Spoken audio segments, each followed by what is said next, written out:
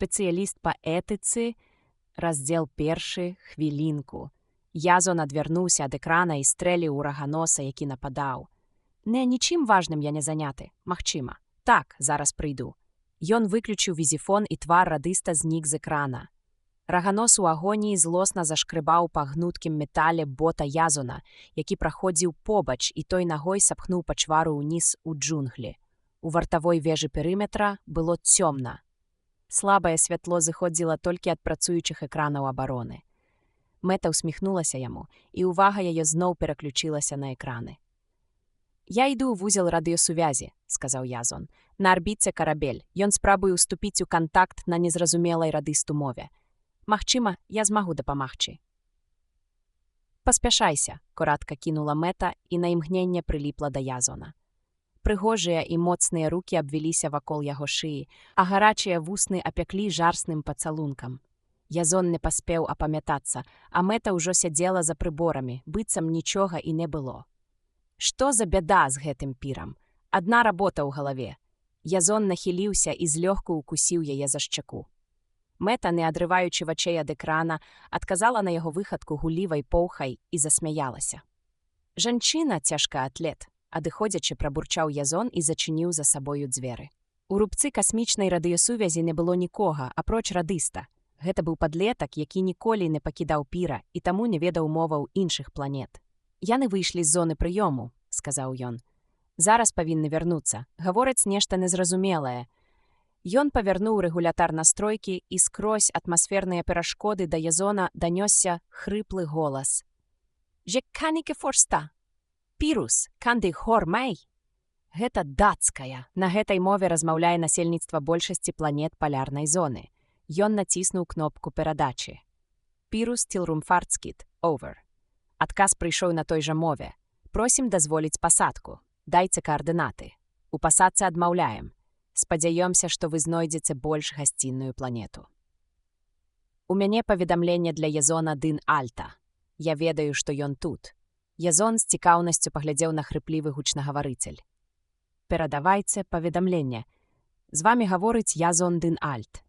Я не магу перадаць адкрытым тэкстам. Вы павінны вывесці мяне на пасадку. Гэта самагубства. Пір найнебяспечнейшая з планет галактыкі. Тут усе формы жыцця, ад найпрасцэйшых бактэрый да гіганцкіх яшчараў, варожыя чалавеку. Цяпер у нас нешта накшталт перамір'я, але для вас абстаноўка ўсё роўна небяспечная. Вы чуеце мяне?» Адказу не было. Язон паціснуў плячыма і зірнуў на радар. Карабель набліжаўся. «Што ж, вы маеце права распараджацца ўласным жыццём. Мая справа папярэдзіць», — сказаў ён. «Але я павяду вас на пасадку толькі ў тым выпадку, калі вы паабяцаеце не пакідаць карабля. Я сам прыйду да вас». «Згодны, я зусім не збіраюся паміраць. Мне трэба толькі перадаць паведамленне». Амартызацыйныя прылады змякчылі ўдар, але тым не менш карабель хіснуўся і стаў пад небяспечным вуглом. «Жахлівая пасадка», — прамовіў радыст і адвярнуўся да сваіх прыбораў, не цікавячыся прышэльцам. Як усе піране, ён быў нецікаўны. Язон у гэтых адносінах быў поўнай процілегласцю. Што, як нецікаўнасць, прывяло яго на пір, укінула ў брыдкую вайну і ледзь не загубіла. Вось і цяпер яго з непераадольнаю сілай цягнула да прыляцэлага карабля. Язон вагаўся ўсяго нейкую хвіліну. Калі з ім штосьці здарыцца, разлічваць на дапамогу няма чаго. «Я і сам магу паклапаціцца пра сябе», — засмяяўся ён, і пісталет, што выскачыў з кабуры, імгненна апынуўся ў ягонай руцэ. Грымнуў стрэл, разносячы ў шматкі куст атрутнай расліны. Язон быў у добрай форме і ведаў пра гэта. Вядома, яму не параўнацца са сапраўдным піранінам, які нарадзіўся і вырас ва ўмовах вынішчальнай вайны і падвойнай сілы цяжару, але ў параўнанні з любым іншапланетнікам перавага Язона неабвержная. Ён гатовы да ўсяго, ён справіцца з любымі цяжкасцямі. Адкуль прыляцеў гэты карабель? Язон памятаў, што свайго часу ў яго было нямала рознагалоссяў з уладамі розных планет, але каб яны маглі даслаць па яго касмічны карабель, здавалася малаверагодным. На борце карабля быў вытраўлены рэгістрацыйны нумар і герб, які здаўся Язону знаёмым.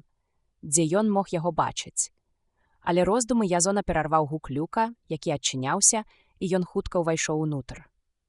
Працэдура абеззаражвання не заняла шмат часу. Язон заплюшчыў вочы, і патокі ультрагукавых і ультрафіялетавых хваль хлынулі на яго, забіваючы ўсе шкодныя мікраарганізмы. Калі з гэтым было скончана, адчыніліся ўнутраныя дзверы, і Язон падрыхтаваўся да скачка.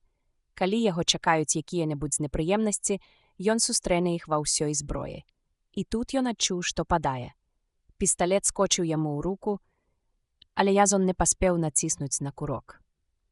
«Газ!» – выдыхнуў ён і паваліўся на металічную падлогу. Вяртанне прытомнасці суправаджалася невыноснаю галаўнёю болем.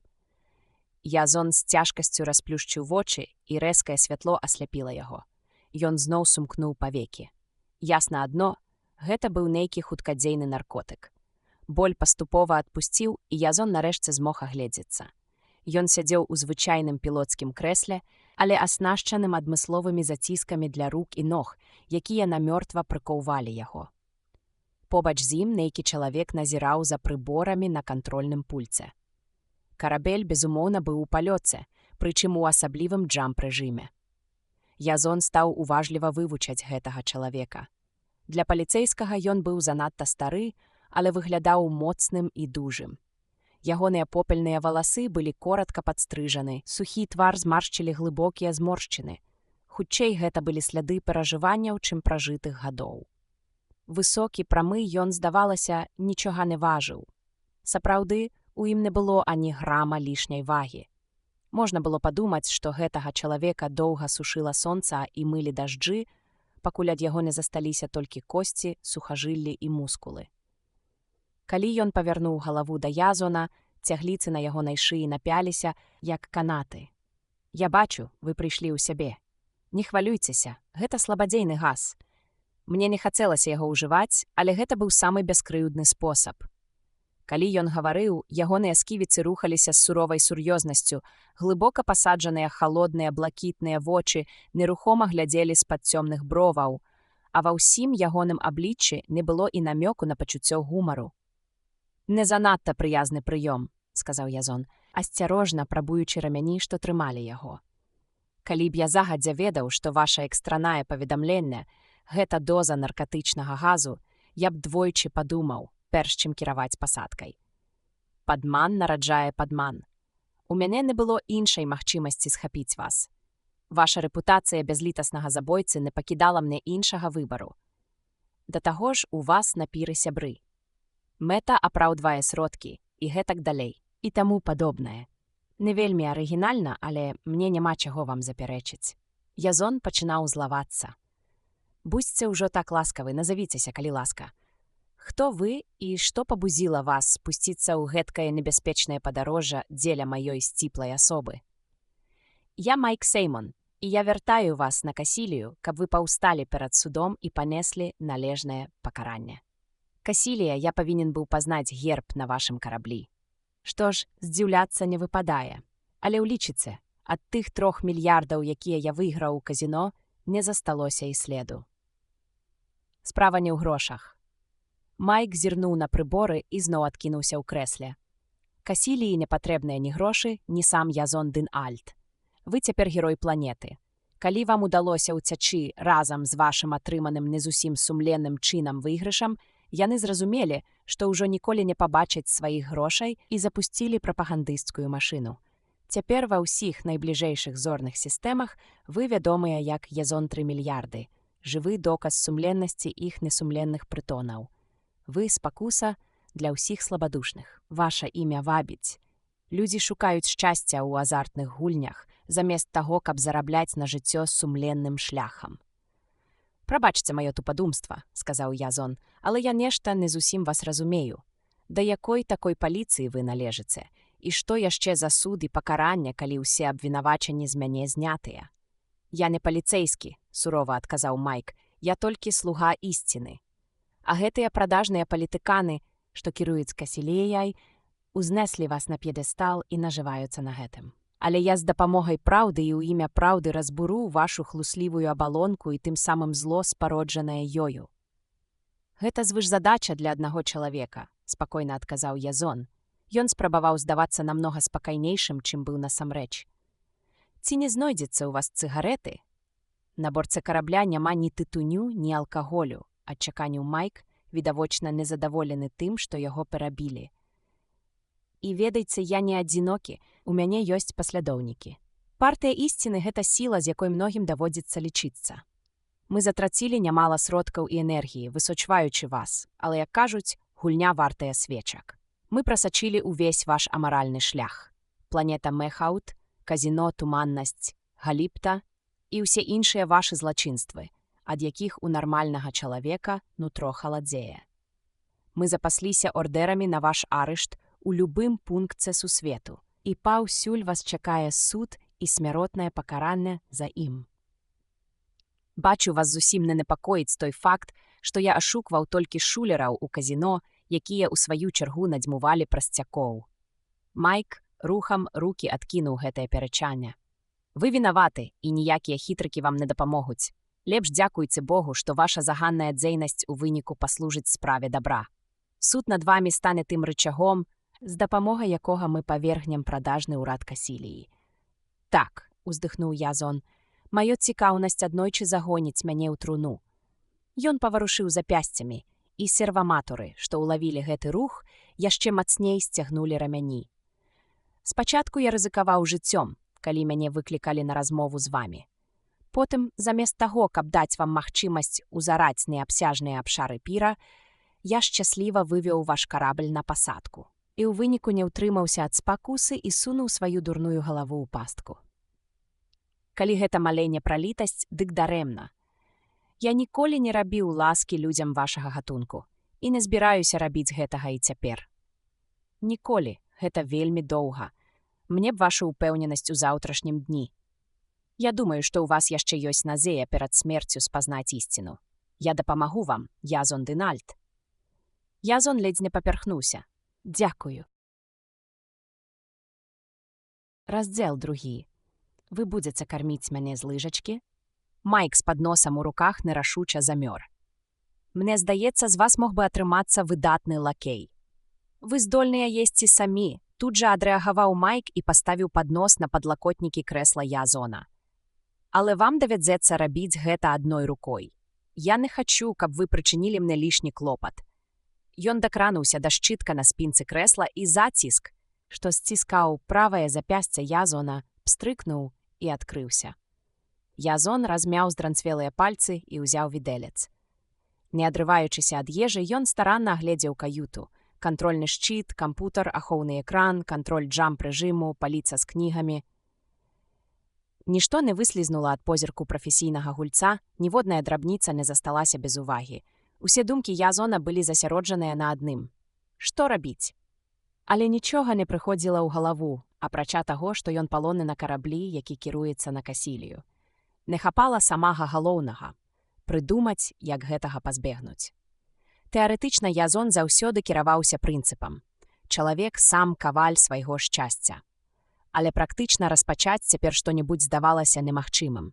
Не ўпусціць моманту. Не ўпусціў – добра. Упусціў – справы твае кепскія. Язон адсунуў пустую талерку, кінуў у кубак кавалак цукру і паглядзеў на Майка. Той займаўся тым, што, не міргаючы, сузіраў неабсяжныя далі і напружана пра нешта думаў. Ён злёгку здрыгнуў, калі Язон звярнуўся да яго з пытаннем. Паколькі вы не паклапаціліся запасціся цыгаретамі, ці не дазволіце вы мне закурыць свае? Толькі дзеля гэтага вам давядзецца залезці ў маю кішэню. Мне самому з вашай ласкі не дацягнуцца. Шкадую, але нічым не магу вам дапамагчы. Тытунь – гэта наркотык і яд. Кропля нікаціну забівае каня. Не будзьце крывадушнікам, выпаліў Язон. Людзі ўжываюць тытунь стагоддзямі, а калі б нават і так, якое гэта мае дачыненне да гэтай сітуацыі. Я, так разумею, лячу паміраць. Дзеля чаго тады такі клопат пра мае лёгкія? Я не падумаў пра гэта, аднак існуюць пэўныя нормы. Няўжо? Нешта не падобна, што вы наогул умееце думаць. Вам, відаць, у сне прыходзяць у галаву нейкія грамадскія нормы, без якіх у рэальным жыцці ўсе цудоўна абыходзяцца. Добра, няхай вы супраць наркотыкаў. Але якіх менавіта? Напрыклад, гарбата. У рацыёне астранаўтаў, колькі не стараецеся, вы не адшукаеце гарбаты, таму што ў ёй утрымліваецца кафеін, стымулятар і наркотык. А вы, тым не менш, дапіваеце ўжо другі кубак. Як, скажыце, пасля гэтага гучыць у вашых вуснах табу на цыгарэты? Майк хацеў быў нешта запярэчыць, але прамаўчаў і задумаўся. «Магчыма, вы і маеце рацыю», – прамовіў ён. «Я проста стаміўся, і ў рэшце рэшт гэта сапраўды не так ужо і важна». Ён асцярожна выцягнуў з кішэні Язона пачак цыгарэт і паклаў на паднос. Пасля чаго з вінаватым выглядам наліў сабе трэцюю кубачак гарбаты. «Вы павінны прабачыць мяне, Язон, за спробу падагнаць вас пад мае стандарты. Наколькі я ведаю, я даволі памяркоўны да людзей. Але здараецца, што ў сваім імкненні да ісціны я часам навязваю ім мае ўласныя крытэрыі, таму не выключаны прыкрыя промахі. Пошук ісціны патрабуе велізарных сіл». «Ісціны няма», – запярэчыў Язон. Ён вырашыў уцягнуць свайго выкрадальніка ў дыскусію. Прычым уцягнуць настолькі, каб той хоць на нейкі час забыўся пра ягоную вольную руку. Язон паднёс кубачак да вуснаў, але не адпіў ані глытка. Пакуль у кубачку застаецца гарбата, ягоная рука не будзе прышпіленая да крэсла. Няма ісціны. Вы хочаце падмануць самога сябе. Ісціна – краевугольны камень сусвету. Менавіта яна дазваляе адрозніць чалавека ад жывёлы. Няма ані ісціны, ані жыцця, ані чалавека. Ва ўсялякім разе, у тым сэнсе, які вы ўкладаеце ў гэтыя паняцці. Ані ісціны, ані жыцця, ані чалавека не існуе ў прыродзе. Туга нацягнутая скура на твары Майка зморшчылася ад такой нечаканай заявы. Некаторы час ён абдумваў гэтую новую для яго думку. «Вы павінны патлумачыць свой пункт гледжання», – сказаў ён, нарэшце прыходзячы да сябе. «Пакуль што мне не зусім зразумела.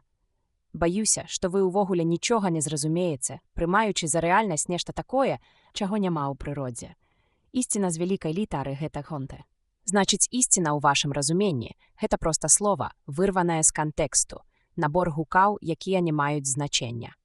Так, як частка мовы – гэта назоўнік, але за ім нічога не стаіць.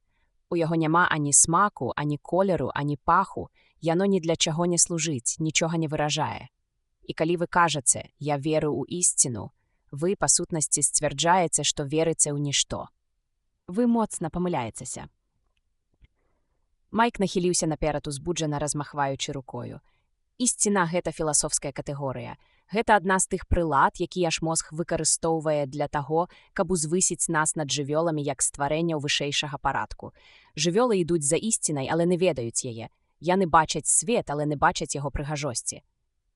«Ох», – застагнаў Язон, – «з вамі немагчыма размаўляць. Мы не разумеем адзін аднаго, мы гаворым на розных мовах.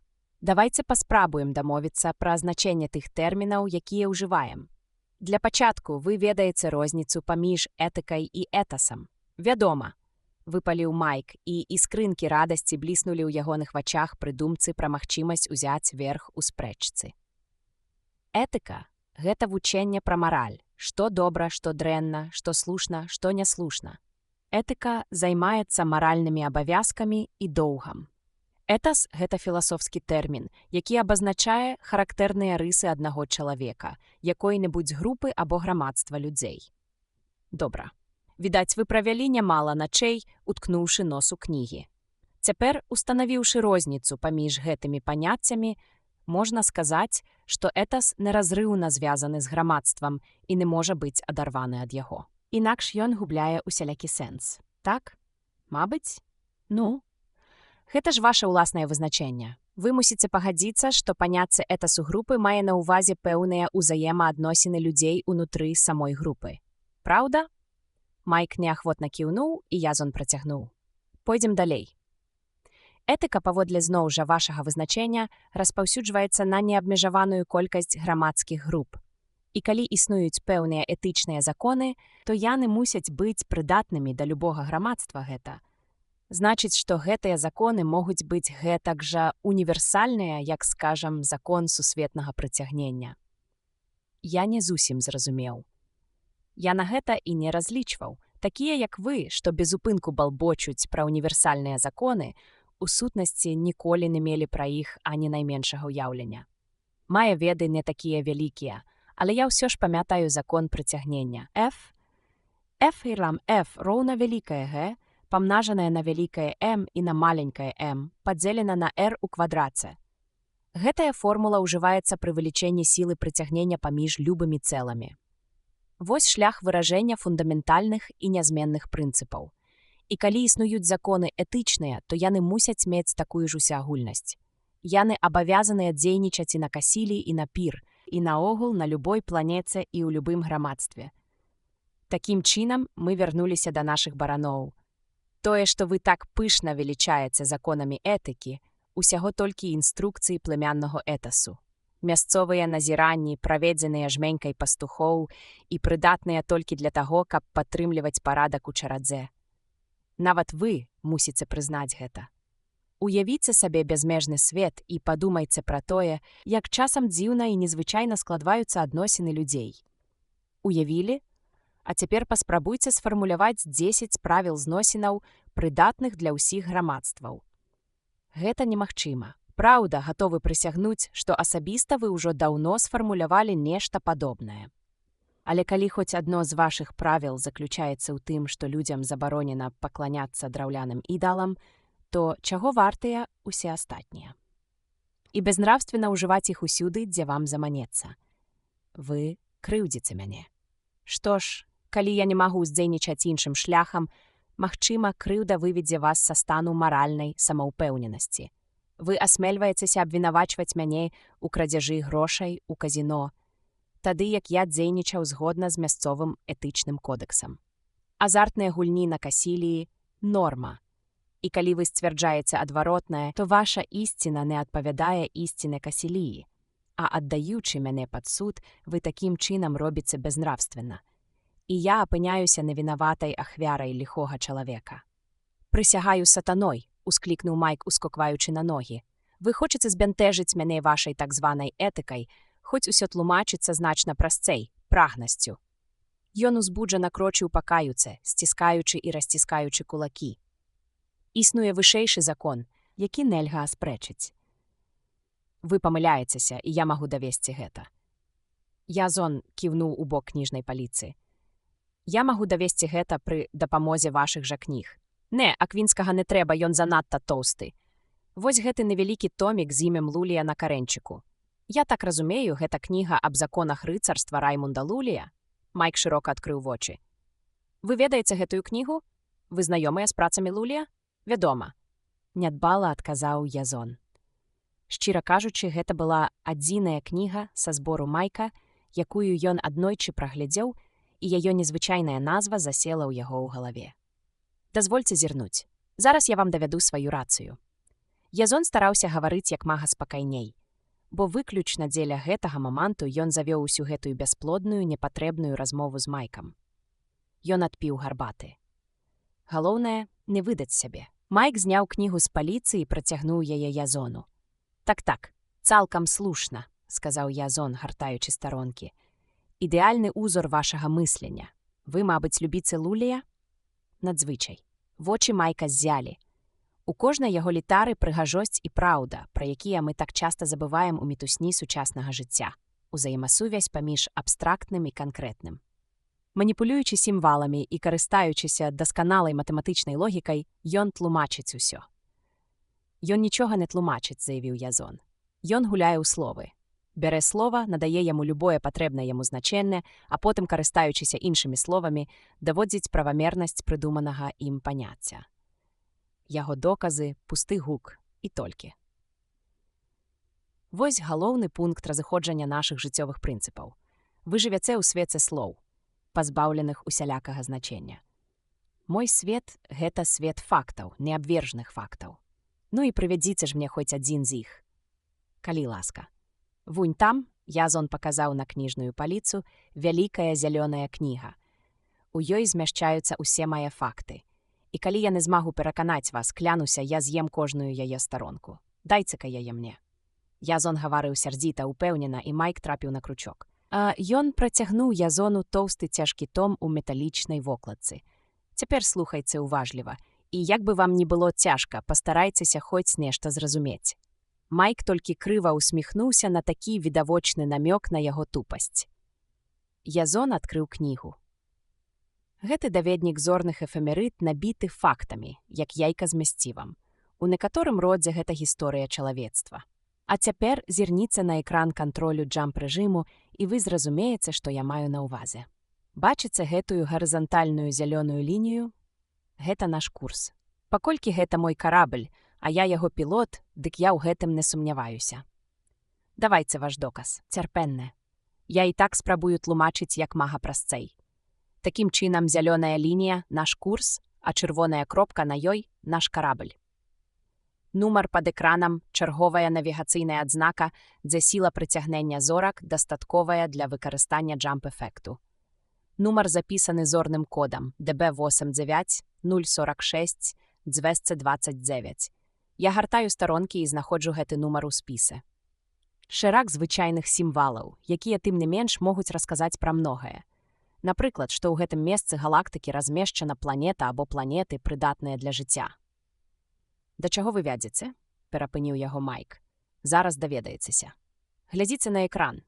Зялёная кропка, што набліжаецца да лініі курсу, гэта ТМБ, гэта место. Значыць, кропка максімальнай блізкасці.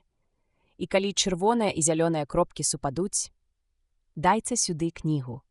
Майк, адчуўшы нядобрае, ступіў да Язона, але было позна. Вось доказ. Язон шпурнуў кнігу ў экран джамп-кантролю, за якім хаваліся тонкія складаныя прыборы. Услед паляцеў Раймунд Лулій. Раздаўся звон разбітага шкла, згасла святло. Карабль здрыгануўся, і яго выкінула ў звычайную прастору. Майк скрывіўся ад болю і паваліўся на падлогу. Прыкуты да крэсла, Язон ледзь стрымліваў млоснасць, у вачах пацямнела, але ён яшчэ здолеў шпурнуць пад нос пустымі талеркамі ў дымныя абломкі прыбораў. «Вось мой доказ», — усклікнуў ён з трыумфам. «Вось ён на срэбраным сподачку з залатой аблямоўкай. Цяпер вы зрэшты, як і я, ніколі не трапіце на Касілію». Раздзел 3. «Вы загубілі нас абодвух», — сказаў Майк параўнальна спакойна.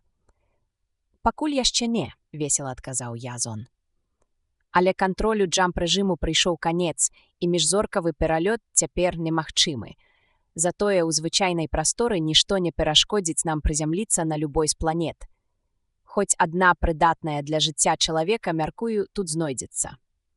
А там я направлю няспраўныя механізмы кантролю, і мы працягнем шлях на Касілію. Так што вы нічога не выйгралі. Магчыма, — ухілліва адказаў Язон. Ён не меў ані найменшага жадання працягваць падарожжа, што б не думаў пра гэта Майк, але яго выкрадальнік несумненна думаў іначай. «Працягніце руку», — сказаў ён і зашчоўкнуў замок. У гэты момант уключыліся рухавікі, і карабель змяніў напрамак. «Што гэта?» — занепакоіўся Майк. «Аварыйны кантроль». Камп'ютар зразумеў, што адбылося, і прыняў меры. Калі хочаце, можаце ўзяць на сябе кіраванне, але, думаю, лепш не турбавацца.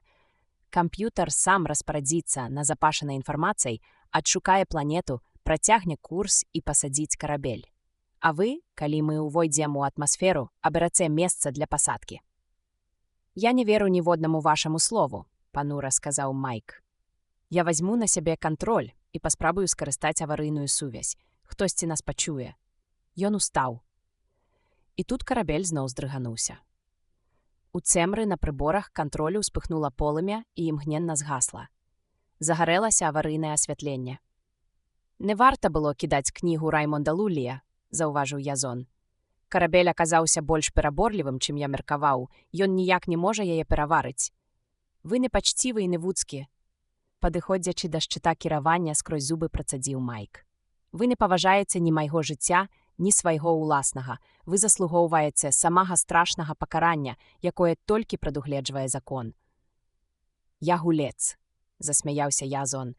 «І не такі ўжо кепскі, смею меркаваць. Калі ёсць хоць найменшая надзея на выйгрыш, я іду ва-банк.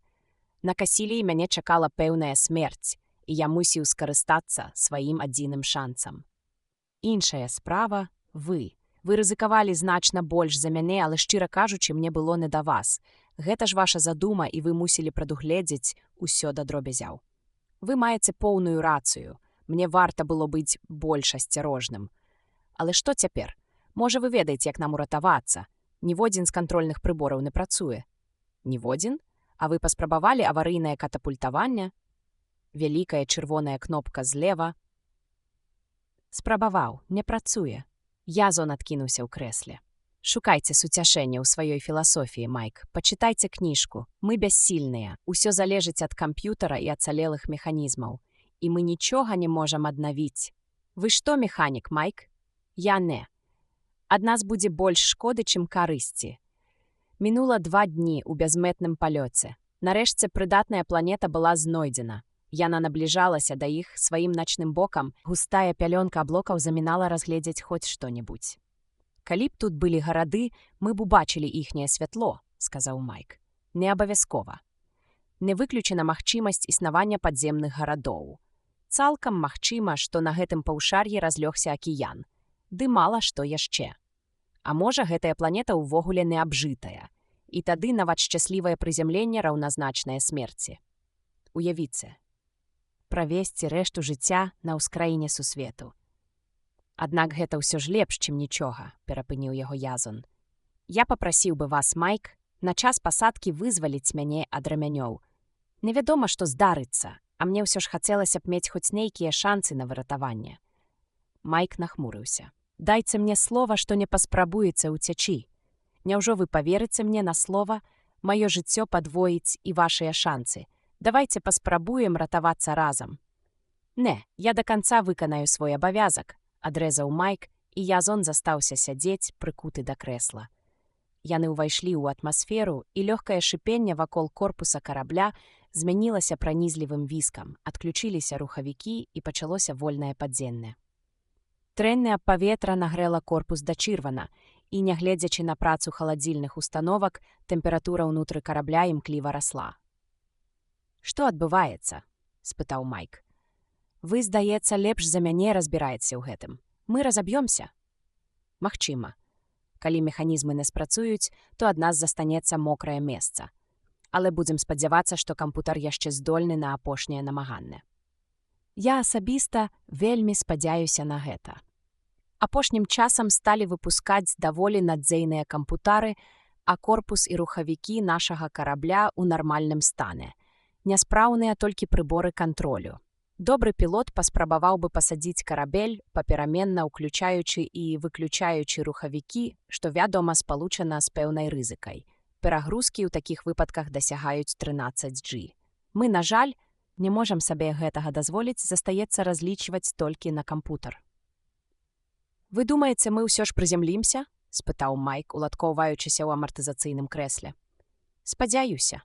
І я хацеў бы, каб вы ўсё-такі вызвалілі мяне ад рамянёў. Пасадка не абяцае быць мяккай. Могуць спатрэбіцца хуткія дзеянні». Майк падумаў і дастаў пісталет. «Добра», – сказаў ён, – «але, калі вы паспрабуеце ўцячы, я буду страляць. Як толькі мы прызямлімся, я зноў прыкую вас». «Дзякуй за клопат», – адгукнуўся Язон, расціраючы запясці. Пачалося тармажэнне. Неверагодная цяжкасць уціснула іх у крэслы, выцесніўшы паветра з лёгкіх. У Майка не было сіл, каб падняць пісталет. Здавалася, ён важыў тону. Язону, праўда, гэта ніякай перавагі не давала. Ён усё роўна не мог устаць. Перад вачыма мільгалі цёмна-чырвоныя кругі. Ён ледзьве утрымліваўся на мяжы прытомнасці. Раптам цяжкасць знікла. Зараўлі бартавыя рухавікі, зашчоўкалі рэле. Майк і Язон, не варушачыся, глядзелі адзін на аднаго. Удар быў страшны. Карабель павярнуўся і захістаўся.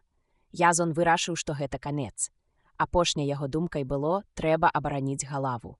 Ён падняў рукі і ударыўся аб сцяну. Холад, здавалася, запаўняў сабою увесь сусвет. Ён разрываў цела на кавалкі, але ў той жа час супакойваў боль. Язон апрытомнеў ад уласнага крыку. Раптам нешта абхапіла яго, і ён не адразу здагадаўся, што гэта рука Майка. Майк падтрымліваў яго галаву над паверхняй вады і плыў. Язон паспеў заўважыць, як схавалася пад вадой велізарная чорная маса карабля. Карабель паміраў са скрыпам, пускаючы бурбалкі. «Устаньце і ідзіце», – хрыпла прашаптаў Майк. «Я не магу трымаць вас. Не магу трымацца сам». Язон з палёгкай адчуў пад нагамі апору. Яны боўталіся ў вадзе поруч адзін з адным на карачках. У галаве Язона стаяў суцэльны туман. Ён з цяжкасцю сціскаў думкі і разумеў толькі адно. Спыняцца нельга, трэба ісці наперад. Раптам у цемры з'явілася свяцістая кропка, яна набліжалася. Усё гэта нагадвала начны кашмар. Майк падняўся на ногі і апынуўся тварам да твару з чалавекападобнай істотай, што сціскала ў руцэ паходню. Гэта было нешта агіднае і ўсё складзенае з вострых вуглоў ды ікол. Нейкім прадметам, падобным да дубінкі, яно стукнула Майка па галаве, і той, не выдаўшы ні гуку, зваліўся, а істота рушыла да Язона. У Язона не было сілы супраціўляцца. Ён усё ж паспрабаваў устаць на ногі, але пальцы яго бездапаможна заскраблі па халодным грунце, і ён паваліўся тварам у пясок. Толькі неверагодным намаганнем волі Язон здолеў рассунуць насоўную цемру. Пачулася цяжкае тупанне. Язон перавярнуўся на спіну і ўбачыў схіленую над сабой істоту, больш агідную, за якую цяжка было сабе ўявіць. Раздзел 4. Пачвара стаяла і глядзела на Язона зверху ўніз. Час ішоў, а ён усё яшчэ заставаўся жывы. «Kie vistas el?» – раптам прахрыпела істота, і Язон зразумеў, што перад ім чалавек. Ён ніколі раней не чуў гэтай мовы, але штосьці ў ёй здалося яму знаёмым. Язон хацеў адказаць, аднак з ягонага горла вырваўся хрып, які мала нагадваў чалавечую мову. У цемры паказалася мноства агнёў, і пачуўся шум цяжкіх крокаў, што набліжаліся да іх. Цяпер Язон мог лепш разгледзець чалавека, які стаяў над ім. Ён зразумеў, чаму памыліўся, прыняўшы яго за пачвару. Рукі і ногі абарыгена былі абгорнутыя кавалкамі фарбаванай скуры, грузі і ўсё астатняе цела таксама пакрывалі размаляваныя крывава-чырвоным узорам шкуры. На галаве ўзвышалася ракавіна нейкага малюска, якая служыла яму ці то маскай, ці то шаломам. У ракавіне былі прароблены адтуліны для вачэй, а краі яе ўпрыгожвалі велізарныя у палец таўшчынёй іклы. Адзінае, што выдавала ў ім чалавека, зблытаная брудная барада, што выбівалася з-пад маскі. Іншыя дэталі ўбору Язон не паспеў разгледзець. Цяжкая дубіна абрынулася на яго. На нейкую хвіліну Язон страціў прытомнасць, а калі расплюшчыў вочы, то ўбачыў, што паходня ўваткнутая ў зямлю, а чалавек з дубінай ужо здымае з яго другі чаравік. Язон варухнуўся, але перашкодзіць рабаўніку нічым не змог. Ён быў не ў стане прымусіць слухацца сваё цела. Пачуццё часу пакінула яго. Секунды цягнуліся павольна, а падзеі разгортваліся з жахлівай хуткасцю. Чаравікі былі зняты, і чалавек прыступіў да адзення Язона. Аднак магнітная зашпілька аказалася яму незнаёмай, і вострыя кіпцюры ўпіліся ў цела Язона. Чалавек зарыкаў, спрабуючы даць рады з зашпількай, і тут выпадкова націснуў на кнопку, што адшпільвала аптэчку. Гэтае іскрыстае дзівоцтва відавочна прыйшлася яму даспадобы, але калі адна з іголак, працяўшы шкуру, упілася яму ў руку, ён закрычаў ад болю, кінуў аптэчку на пясок і ў гневе растаптаў яе. Горыч страты такой неабходнай рэчы дадала Язону сіл, ён паспрабаваў дацягнуцца да аптэчкі, але страціў прытомнасць. Язон ачуняў ад страшнага болю ў галаве.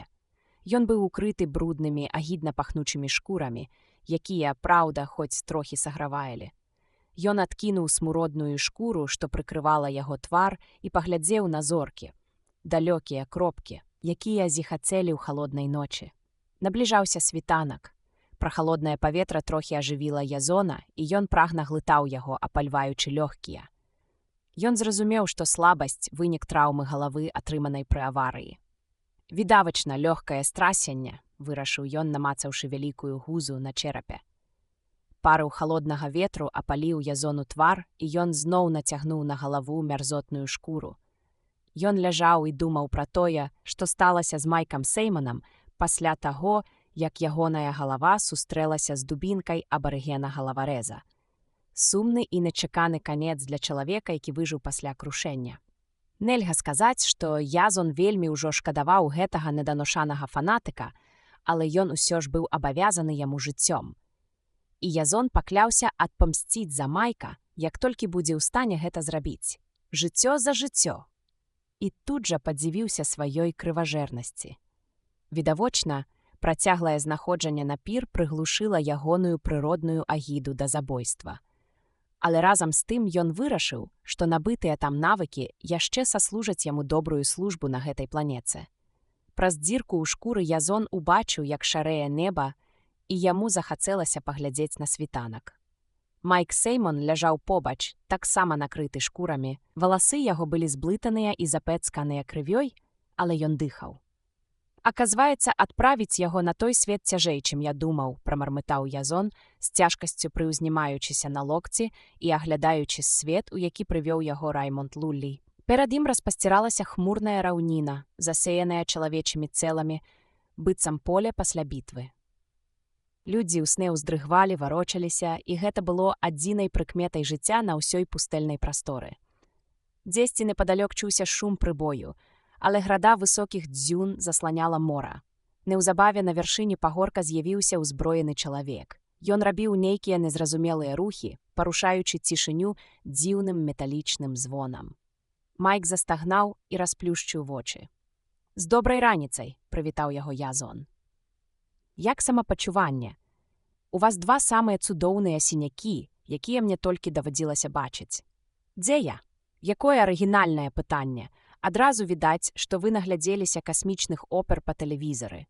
Я не ведаю, дзе мы, але магу нагадаць, як мы сюды трапілі. Мы плылі да берага, потым з цемры паўстала нешта жахлівае, як дэман з пекла. Мы змагаліся.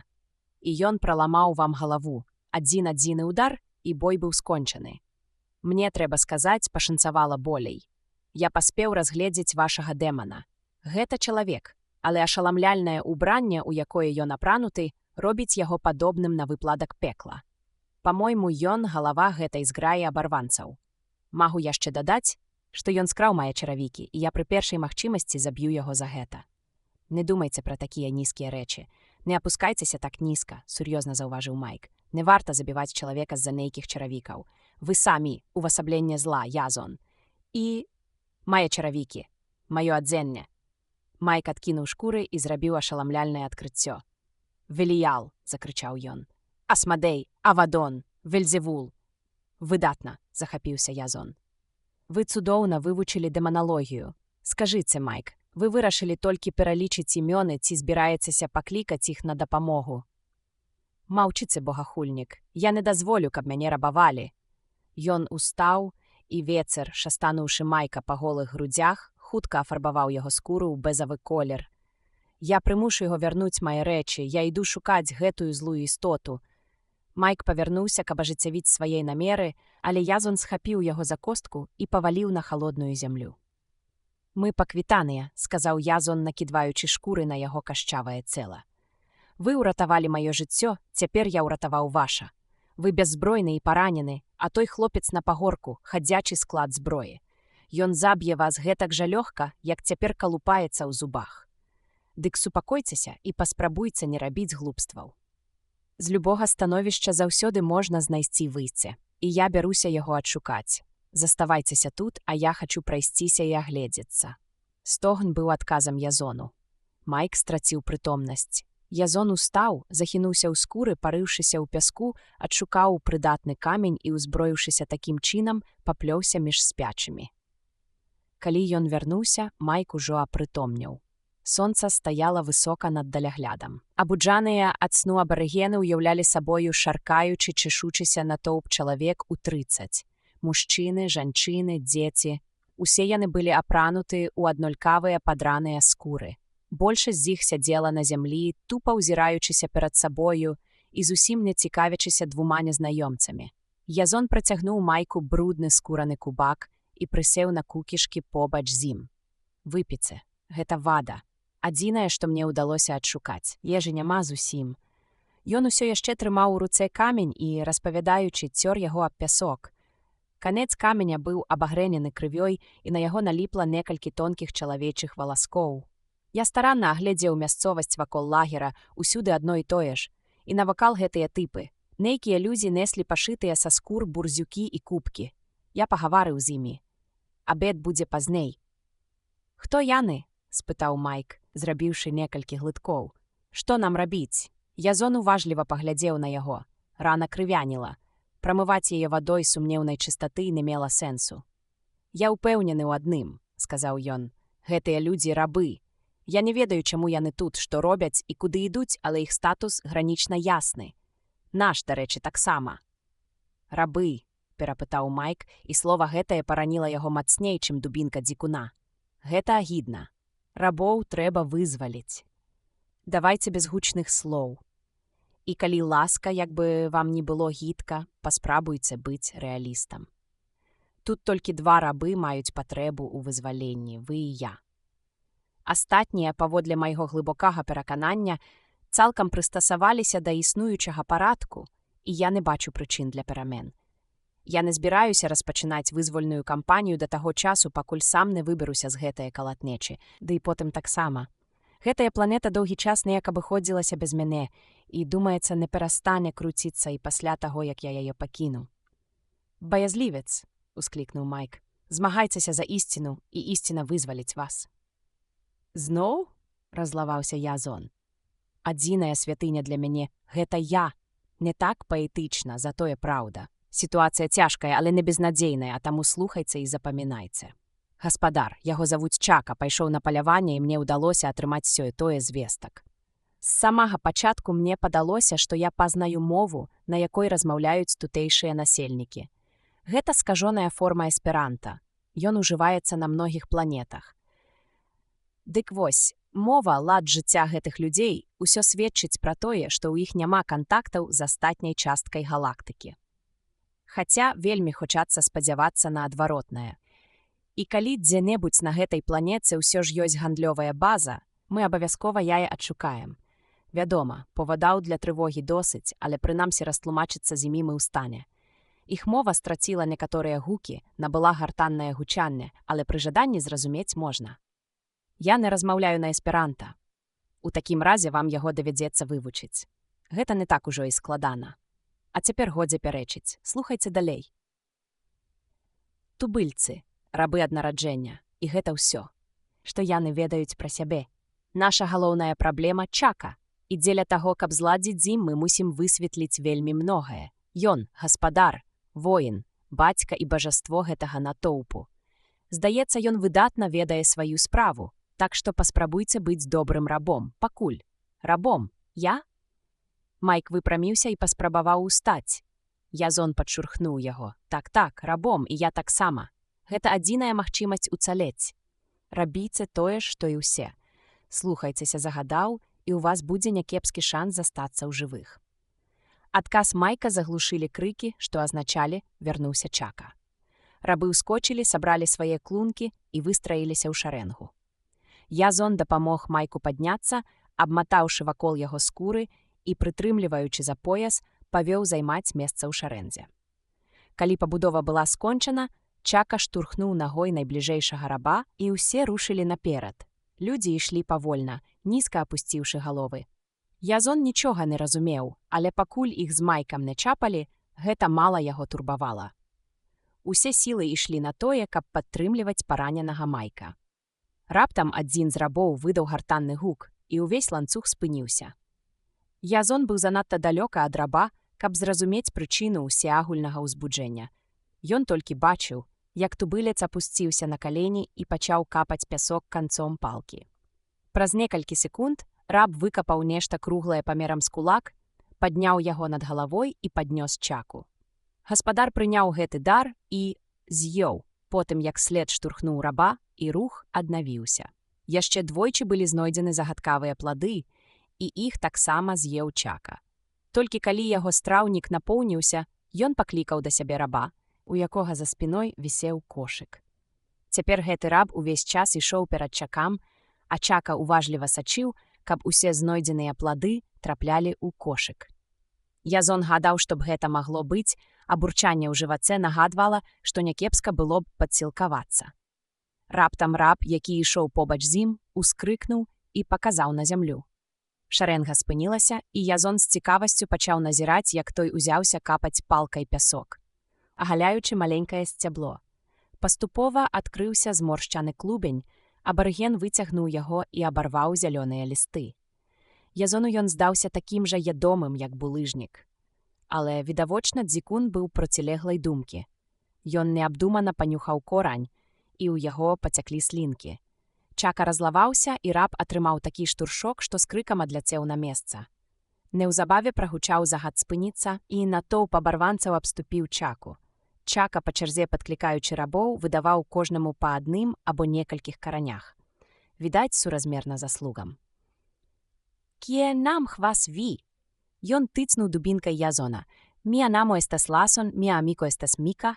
Язон адказаў на правільным эсперанта, і Чака, здаецца, яго зразумеў, бо нешта прабурчаў і стаў поркацца ў кошыку. Язон адчуваў, што з-пад маскі яго вывучаюць уважлівыя вочы. «Адкуль вы прыйшлі? Гэта ваш карабель загарэўся і затануў там». Дубінка зноў кранула грузі Язона. «Так, гэта быў наш карабель. Мы прыляцелі здалёк». «З другога боку акіяна?» – спытаў ён. Відавочна, гэта было самае аддаленае месца, якое мог уявіць сабе рабаўладальнік. Так, у Язона не было настрою чытаць лекцыю па астраноміі. «Калі нам дадуць паесці?» – спытаў ён. «Ты быў багатым чалавекам у сябе на радзіме. Тут ты раб, мой раб, вы абодва мае рабы. Я твой раб, ён твой раб. Але нават рабам трэба час ад часу нешта есці». Чака адшукаў у кошыку маленькі карэнчык, разламаў яго напалам і кінуў на зямлю перад Язонам. «Працуй лепш, атрымаеш болей». Язон падняў абедзве палавінкі і як мог ачысціў з іх бруд. Адну ён працягнуў майку, а ад другой асцярожна адкусіў кавалачак. Пясок скрыпеў на зубах, а смак кораня нагадваў смак парафіну. Язон перамог агіду і праглынуў гэтую гідоту. Пакуль не трапіцца нешта лепшае, давядзецца задавальняцца гэтым, каб не памерці з голаду. «Вы гаварылі пра наша далейшае існаванне?» – спытаў яго Майк, перажоўваючы сваю порцыю. Абмяняліся хлуснёй. Ён лічыць, што мы ягоныя рабы, а я згадзіўся з гэтым. «Але гэта часова», – дадаў Язон, бачачы, як тузануўся Майк і як пачырванеў ад гневу яго твар. «Мы на чужой планеце, вы паранены, у нас няма ні вады, ні ежы. І няма іншага спосабу выжыць, а таму трэба ісці за гэтым вырадкам і рабіць усё, што ён кажа. Калі яму падабаецца называць нас рабамі, хай сабе. Лепш памерці стоячы, чым жыць на каленях. Перастаньце малоць лухту. Лепш жыць у ланцугах, чым здохнуць з голаду. Скончвайце балбатаць і ешце. Мы нічога не зможам зрабіць, пакуль вы не паправіцеся». Усю рэшту дня рабы працягвалі шукаць карэнчыкі, крэноджы, як іх тут называлі. Нават Язон, нягледзячы на тое, што ў асноўным быў заняты Майкам, адшукаў 2 карэнчыкі. Яны спыніліся толькі з надыходам змяркання. Чака зноў раздаў карэнчыкі, але на гэты раз Язон удастоіўся ўдвая большай порцыі. За ахвочванне, за асабліва выдатныя заслугі ў зборы крэноджаў.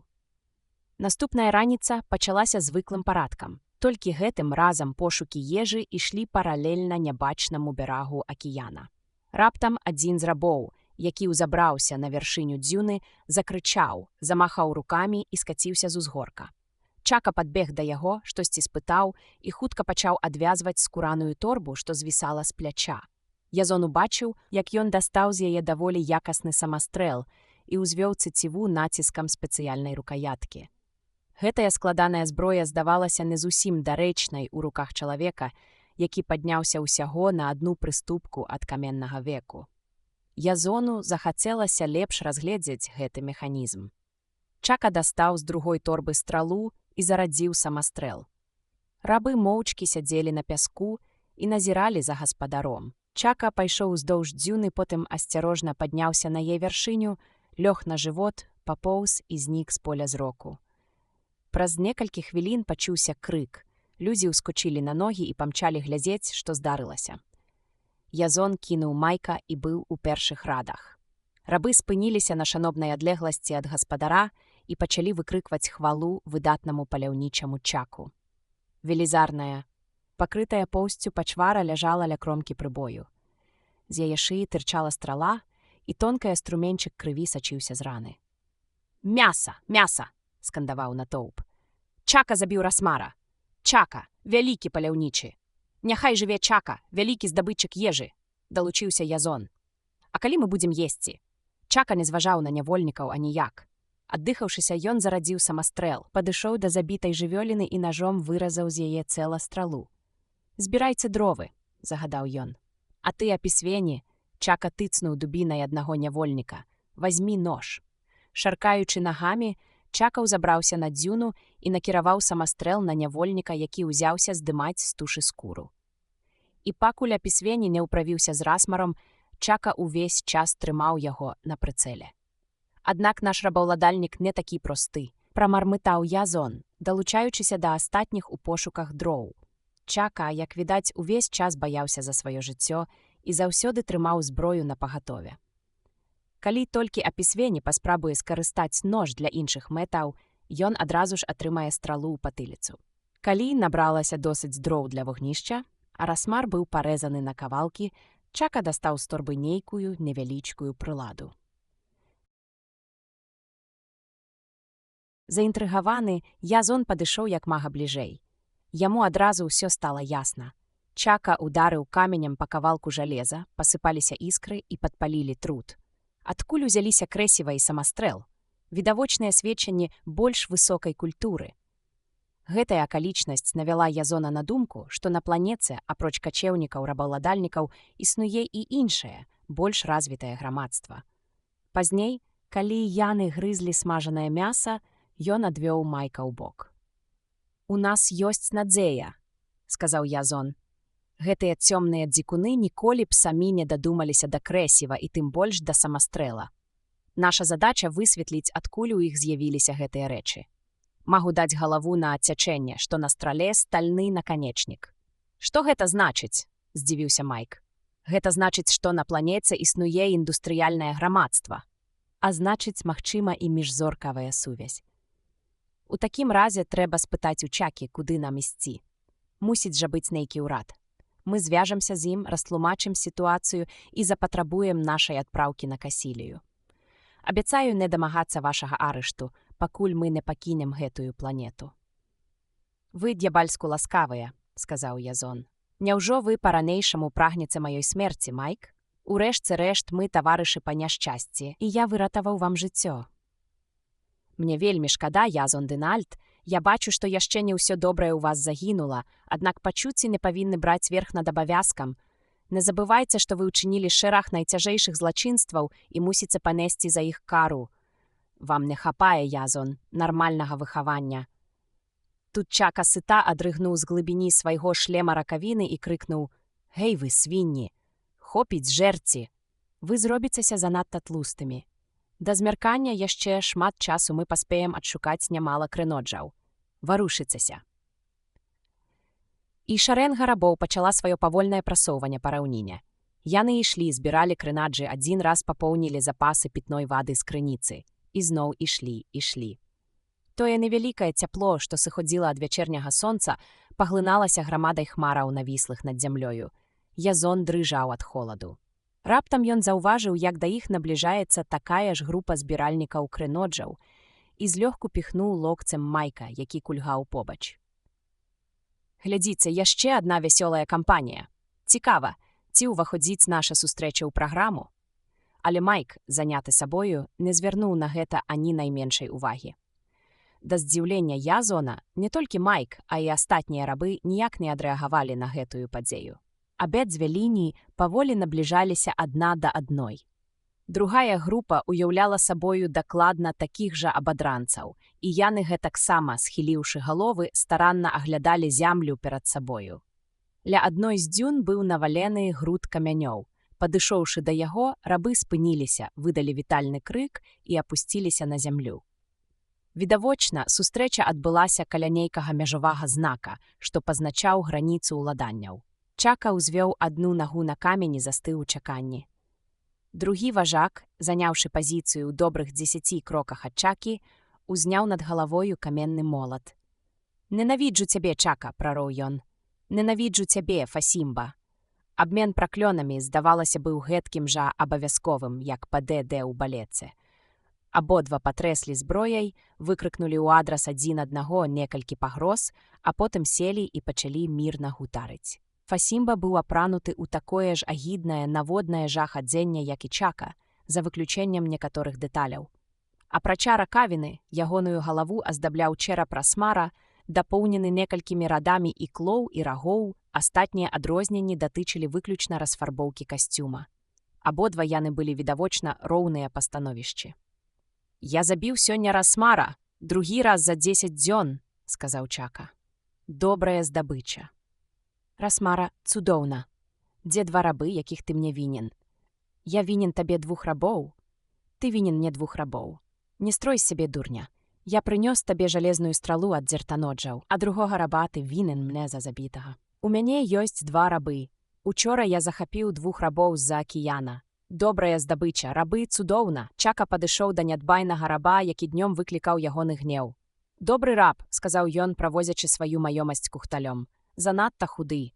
Ты не маеш рацыі, суцэльныя мускулы, добра працуе і мала есць». «Ты хлус. Ненавіджу цябе, Фасімба. Ненавіджу цябе, Чака. А дзе твой другі раб?» «Ёсць чужаземец з-за акіяна. Ён можа расказаць табе шмат пацешных гісторый. Добра працуе і мала есць». Язон паспрабаваў ухіліцца, але удар усё ж збіў яго на зямлю. І перш чым ён паспеў апамятацца, Чака схапіў за руку Майка і перацягнуў яго праз нябачную лінію мяжы. «Кепска выглядае. Вялікая дзірка ў галаве», – сказаў Фасімба, аглядаючы новага раба. «Ён добра працуе, а дзірка ўжо амаль загаілася. Ён вельмі дужы. Ты дасі мне іншага, калі ён памрэ?» «Дам. Ненавіджу цябе, Фасімба. Ненавіджу цябе, Чака». Размова была скончана, і шарэнгі рабоў пацягнуліся назад, кожная ў свой бок. «Пачакай, Чака», – не вытрымаў Язон. «Пачакай, не аддавай майго сябра. Мы разам будзем лепш працаваць. Ты можаш пазбавіцца ад якога-небудзь іншага».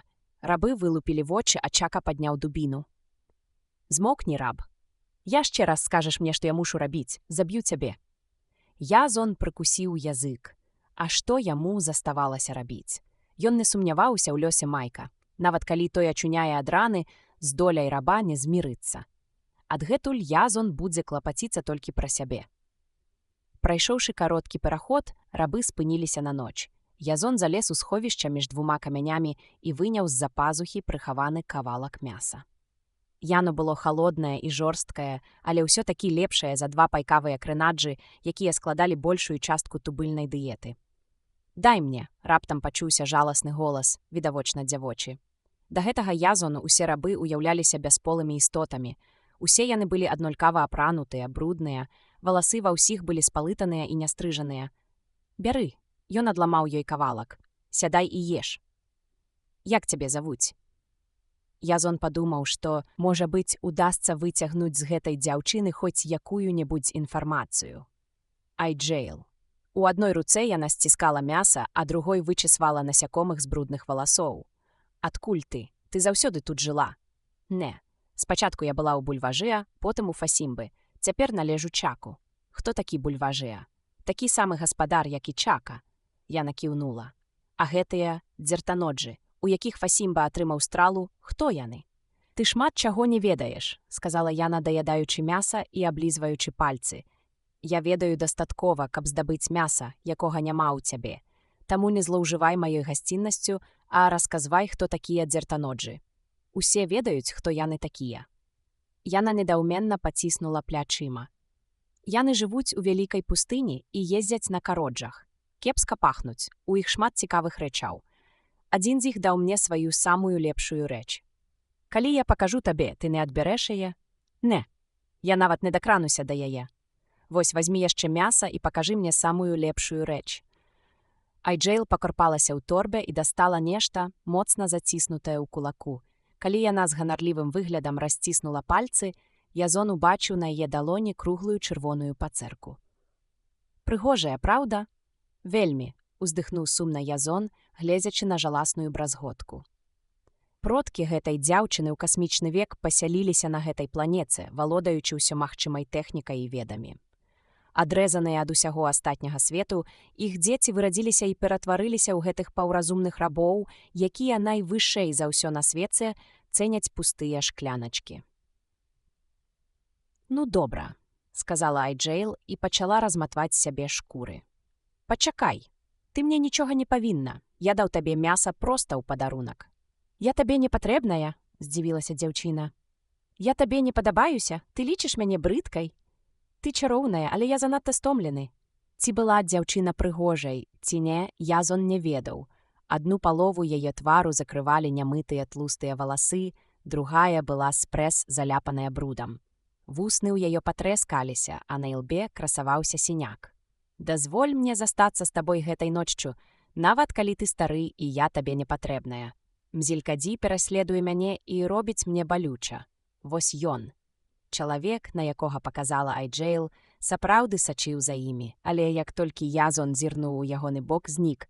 «Наконт Мзелькадзі не турбуйся, мы высветлілі нашы дачыненні ў першы ж дзень». Бачыла гузак у яго на галаве? «Ты мне падабаешся. Я яшчэ раз пакажу табе сваю найлепшую рэч. Не на цяпер. Ты мне таксама падабаешся. Дабранач». Раздзел 5. Увесь наступны дзень Айджэйл не адыходзіла ад Язона ні на крок, і ён час ад часу распытваў дзяўчыну, пакуль не спустошыў убогую скарбніцу яе ведаў. Акіян здаваўся Айджэйл цудам, які дорыць смачную ежу і часам выкідвае на бераг трупы людзей. Зрэдку на гладзі акіяна з'яўляліся караблі, але пра іх ёй нічога не было вядома. З другога боку раўніны, на якой яны цягнулі сваё існаванне, распасціралася вялізная безжыццёвая пустыня, населеная загадкавымі дзертаноджамі з іх дзіўнымі цудакароджамі. З тлумачэнняў Айджэйл цяжка было зразумець, ці былі гэтыя кароджы нейкімі мудрагелістымі жывёламі, ці асаблівымі механізмамі. Акіян, бераг, раўніна – гэта быў увесь яе свет, і яна не магла сабе нават уявіць, што можа існаваць нешта, апрача гэтага. Але нешта ўсё ж існавала, і самастрэл Чакі таму прамое сведчанне. Язон вырашыў, што б там ні было, высветліць гэта і паставіў сабе за мэту змяніць сваё сацыяльнае становішча. Ён навучыўся удала пазбягаць удараў цяжкіх чаравікаў Чакі. Ежы увогуле хапала, а паляванне за ёй не было асабліва цяжкім.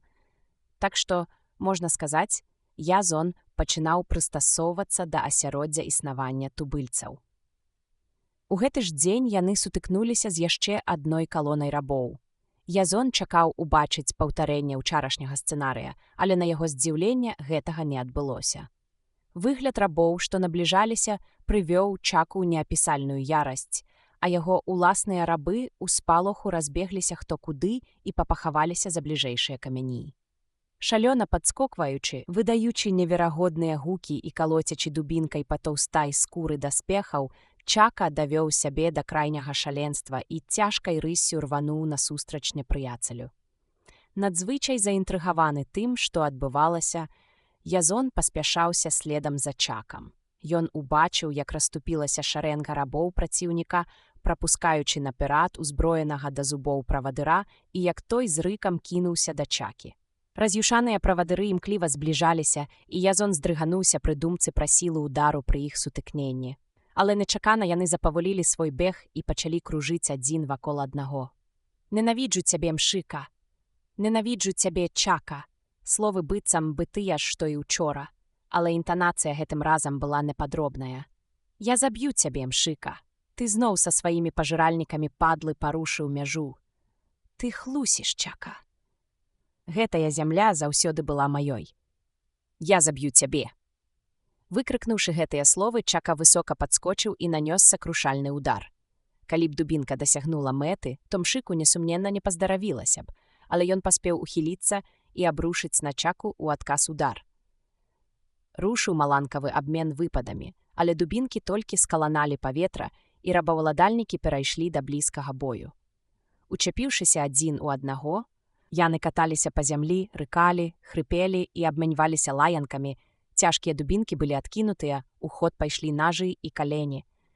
Толькі цяпер Язон зразумеў, для чаго над каленямі Чакі былі прышытыя доўгія вострыя іклы. Сутычка была не на жыццё, а на смерць. Зямля вакол была ўсеяная шматкамі адзення, абломкамі зброі, звярынымі ікламі. Раўніна аглушалася выццём і вытанчанай лаянкай. Нейкі час Язону здавалася, што справа ідзе да нічыёй. Супернікі, пераводзячы дых, было спыніліся, але тут жа з падвойнай энергіяй зноў рынуліся ў бой. Чака ўваткнуў свой нож у зямлю і пры чарговым кулянні схапіў яго дзяржальна зубамі. Утрымліваючы рукі суперніка і круцячы галавой, ён шукаў слабае месца ў даспехах Мшыкі. Мшыка закрычаў і адчайным намаганнем вырваўся з чэпкіх абдымкаў. Кроў сцякала па яго руках і капала з кончыкаў пальцаў, арашаючы пясок. Чака скочыў, спрабуючы яго ўтрымаць, але мшыку ўдалося вывернуцца. Уцякаючы, ён спрабаваў падабраць раскіданую па зямлі зброю. Чака рвануўся быў у пагоню, але спыніўся і пачаў размахваць рукамі, выкрыкваючы праклёны ў адрас баязліўца, не забываючыся тым не менш аддаваць належнае сваёй сіле і спрыту. Язон, карыстаючыся момантам, падняў валяўшыся на зямлі рог нейкай жывёліны. Як толькі мшыка знік з вачэй, Чака пільна агледзеў поле бітвы і сабраў усё, што хоць бы нагадвала зброю. Затым ён паклікаў рабоў і загадаў раздаць вячэрнюю порцыю крыноджаў, хоць да чарговай трапезы заставалася яшчэ некалькі гадзін. Язон сядзеў на камені і машынальна грыз свой корань. Побач з ім рытмічна рухаліся плечы Айджэйл. Яна вычесвала верных спадарожнікаў насякомых. Ад вошай не было ніякага паратунку. Язон займеў сваю долю паразітаў і таксама заўзята скроб пазногцямі. Гэты чарговы прыступ сверблівасці вывеў яго з сябе. «Досыць, я дастаткова паслужыў», — сказаў ён, ускокваючы на ногі. «Пакажы мне найкарацэйшы шлях да дзертаноджаў. Шлях зойме 2 дні. А як ты заб'еш Чаку? Навошта мне яго забіваць?» Язон паціснуў плячыма. «Я і так занадта затрымаўся. Трэба паважаць законы гасціннасці. Калі ты яго не заб'еш, заб'юць цябе. Як ён здолее мяне забіць, калі мяне тут не будзе? Любы здолее цябе забіць. У цэклых рабоў заўсёды забіваюць такі закон». Язон сеў, адкусіў кавалак кранаджа і задумаўся. «Ты кажаш, што мне трэба забіць Чаку, але я не жадаю яго смерці. Хай ён нават зняў з мяне чаравікі. Я не разумею, што дасць гэтае забойства. Ты дурань. Калі ты яго заб'еш, дык сам станеш новым Чакам і зможаш рабіць усё, чаго толькі захочаш». Толькі пасля гэтых слоў структура сацыяльнага ладу гэтага грамадства з поўнай яснасцю паўстала перад Язонам. Дагэтуль ён бачыў толькі рабоў ды рабаўладальнікаў і памылкова падзяліў іх на класы. Насамрэч жа гэта аказаўся адзін клас з варварскім законам. Язон мусіў здагадацца пра гэта раней, бо ж ён і раней звяртаў увагу, як Чака не падпускаў да сябе нікога на дастаткова блізкую адлегласць, як ён кожную ноч знікаў у невядомым кірунку. Так перад Язонам было грамадства, што жыло па законе свабоднай ініцыятывы, даведзеным да крайнасці, да абсурду. Кожны сам за сябе, усе супраць аднаго. Грамадства, дзе тваё становішча вызначаецца сілай мускулаў ды хуткасцю рэакцыі. А хто, застаючыся ў адзіноце, ставіў сябе па-за законам, той рабіўся ворагам і мог быць забіты першым сустрэчным. Так што, калі Язон жадае стаць свабодным, ён мусіць забіць Чаку. І як бы ён гэтаму не працівіўся, неабходнасць вымушала яго пайсці на гэты крок. Увечары Язон прасачыў за Чакам і заўважыў кірунак, у якім той знік. Вядома, гэта мала што дасць. Гаспадар неадменна будзе завіхляць і ўсяляк заблытваць сляды за сабою, перш чым схаваецца на ноч у сваім прытулку. Але Язон настроіўся на тое, што ўсё роўна здолее яго адшукаць. Не, Язон ніколі не меў цягі да начных забойстваў. Ён заўсёды лічыў, што забіць спячага – подласць і баязлівасць. Але асаблівыя сітуацыі патрабуюць асаблівых рашэнняў. Ён не пара ўзброенаму, натрэніраванаму ў адкрытых сутычках чалавеку. Выбару не было. Язон асцярожна выслізнуў з-пад шкур і моўчкі пабрыў сярод спячых абарыгенаў. Ён убачыў, як у зорным святле бліснулі вочы Айджэйл. Яна ўсё зразумела, але не варухнулася і не сказала яму ні слова. Адшукаць Чаку ў змроку ночы было няпроста.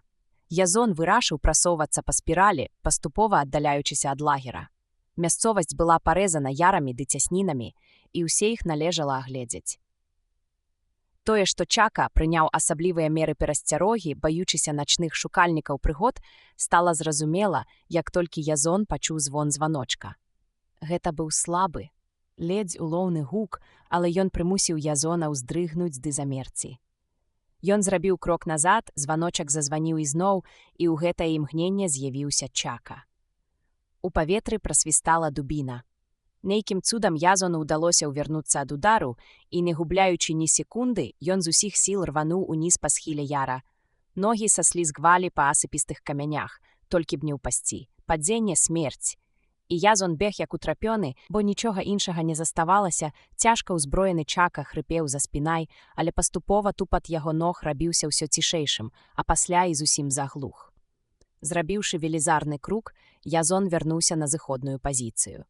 Дрыжучы ад холаду ды перанапружання, ён нырнуў назад пад шкуры, спадзеючыся, што, можа, Чака не пазнаў яго ў цемры. Чака з'явіўся, калі ўзышло сонца. Яго калаціла ад гневу. «Хто гэта быў?» — рыкаў ён. «Хто прыходзіў да мяне ўначы?» Чака падыходзіў усё бліжэй і бліжэй да таго месца, дзе ляжаў Язон, кідаючы направа і налева лютыя позіркі. 5 рабоў моўчкі паказалі на Язона. Айджэйл здрыганулася і паспяшалася адсунуцца ад яго.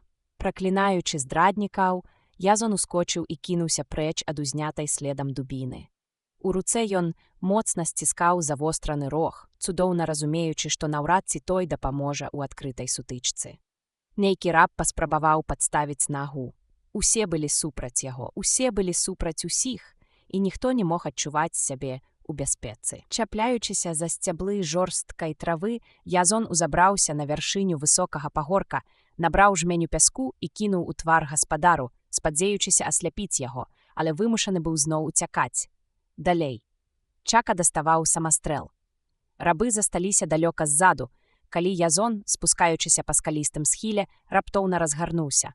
Чака не чакаў гэтага, ён занёс над галавою дубіну, але Язон нырнуў пад удар і, скарыстаўшы інерцыю цела Чакі, перахапіў яго руку і кінуў праціўніка на камяні. Пір не прайшоў для Язона марна.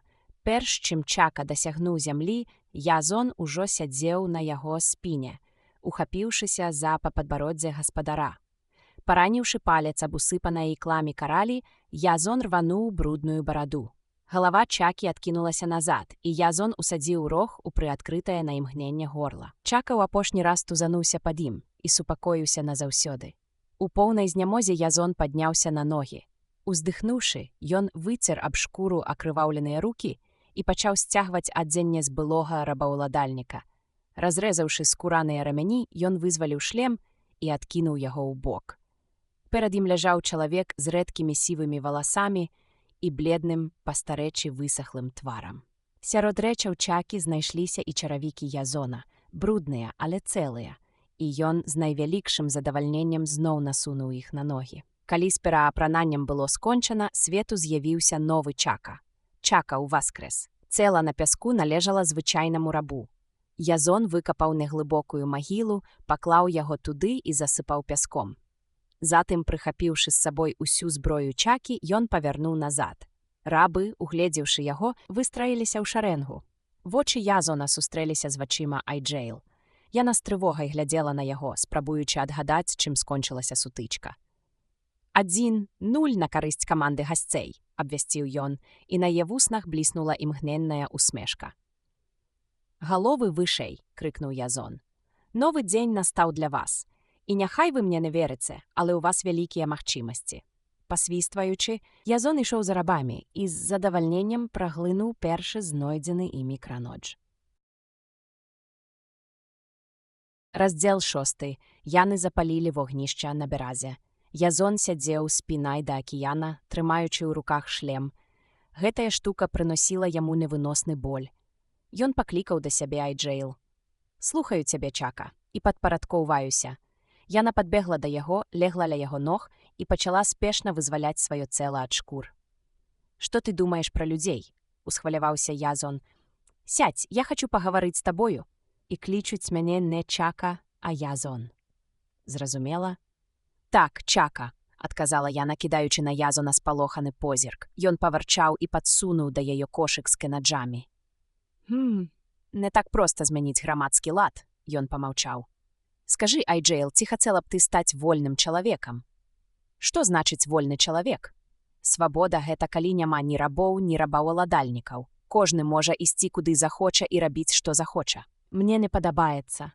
Айджэйл нават задрыжала. «А хто будзе клапаціцца пра мяне? Як я магу шукаць кенаджы адна? Трэба шукаць кенаджы ўсім разам». адзін памрэ з голаду. Калі ўсе будуць вольныя, ты зможаш аб'яднацца з іншымі людзьмі, каб шукаць кенаджы.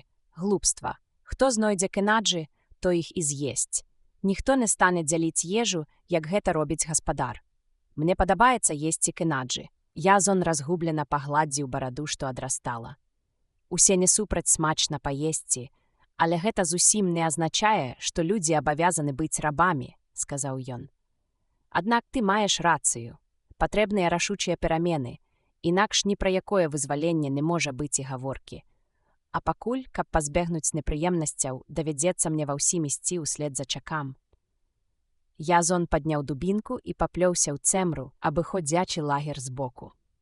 Ён выбраў прыдатны пагорак, навобмацак дастаў з торбы невялікія калочкі, спадчыну, што засталася ад Чакі, і прывязаў да іх шнурок са сталёвымі званочкамі. Абаронены такім чынам, ён уладкаваўся ў самым цэнтры павуціны. Але выспацца Язону не ўдалося. Усю ноч ён ускокваў і ўслухоўваўся ў пустэчу. Усю ноч яму мроіліся крадуцца крокі ды вуглаватыя цені абарыгенаў. На золку яны зноў рушылі ў дарогу, але неўзабаве спыніліся ля межавога знака. Язон загадаў ісці далей, і гэтае рашэнне ўсім прыйшлося даспадобы. Людзі, стомленыя ад тугі паўсядзённага жыцця, чакалі ўбачыць добрую сутычку. І калі на небасхіле з'явіўся атрад чарговых збіральнікаў крыноджаў, на тварах рабоў прамільгнула нешта накшталт радасці. «Ненавіджу цябе, Чака!» — крычаў на бягу Фасімба. «Ты прыйшоў на маю зямлю, я заб'ю цябе. Пастой. Так, я ненавіджу цябе, Фасімба, прабач, ледзь не забыў. Мне не патрэбная твая зямля. Я хачу пагаварыць з табой». «У цябе новы голас, Чака», — сказаў, спыняючыся Фасімба. Ён падняў над галавой каменную сякеру і застыў у чаканні. «Так, я новы Чака. Старога Чакі больш няма, ён памёр. Я хачу забраць у цябе свайго раба. Аддай яго, і мы пойдзем. Чака быў добры воін. Ты, напэўна, лепшы за Чаку. Ён у гневе патрос сякерай, але не лепшы за мяне. Ты змагаешся лепш за ўсіх, Фасімба. 9 з 10 рабоў хацелі б, каб іх гаспадаром быў ты, Фасімба. Але давай пагаворым пра справу. Мне патрэбны раб з дзіркай у галаве. Я дам за яго 2 іншых на твой выбар. Што скажаш?» «Добрая здзелка, Чака. Бяры любога, іх у мяне ўдосталь, я выберу ў цябе 2. Раба з дзіркай у мяне няма, шмат клопату. Увесь час гаварыў, я збіў нагу, пінаючы яго. З радасцю пазбавіўся ад яго. Ты забіў яго? Я не марную рабоў дарэмна. Прадаў дзертаноджам, узяў за яго 2 стралы. Табе патрэбныя стрэлы, Чака?» «Не, зараз не патрэбныя, Фасімба, але ўсё роўна дзякуй за някепскую вестку». Язон парыўся ў кошыку і дастаў кенодж. «Вось, вазьмі». «Дзе ты ўзяў атручаны крынодж?» — здзівіўся Фасімба. «Я карыстаюся ім. Ён не атручаны, Фасімба. Ён ядомы роўна настолькі, наколькі наогул ядомыя ўсе гэтыя садавіны. Ты выдатна хлусіш, Чака. Я дам табе за яго стралу», — засмяяўся Фасімба. «Ён твой», — сказаў Язон, кідаючы Фасімбе плот, «але кажу табе, ён не атручаны. Гэта я скажу таму чалавеку, якога буду частаваць. Я добра скарыстаю твой крэнодж». І Фасімба кінуў Язону стралу. Язон зірнуў на падарунак Фасімбы. Страла была іржавая і з расколінай. «Выдатна», — сказаў ён. «А ты чакай, калі твой сябар з'есць гэты крэнодж». Здзелка адбылася, але падазроны Фасімба не крануўся з месца, пакуль Язон не пакінуў яго ўладанняў. Прайшло каля 3 сутак, перш чым Язону ўдалося наблізіцца да пункту прызначэння. Як толькі адзіны арыенцір акіян знік з поля зроку, ён вымушаны быў весці людзей навобмацак.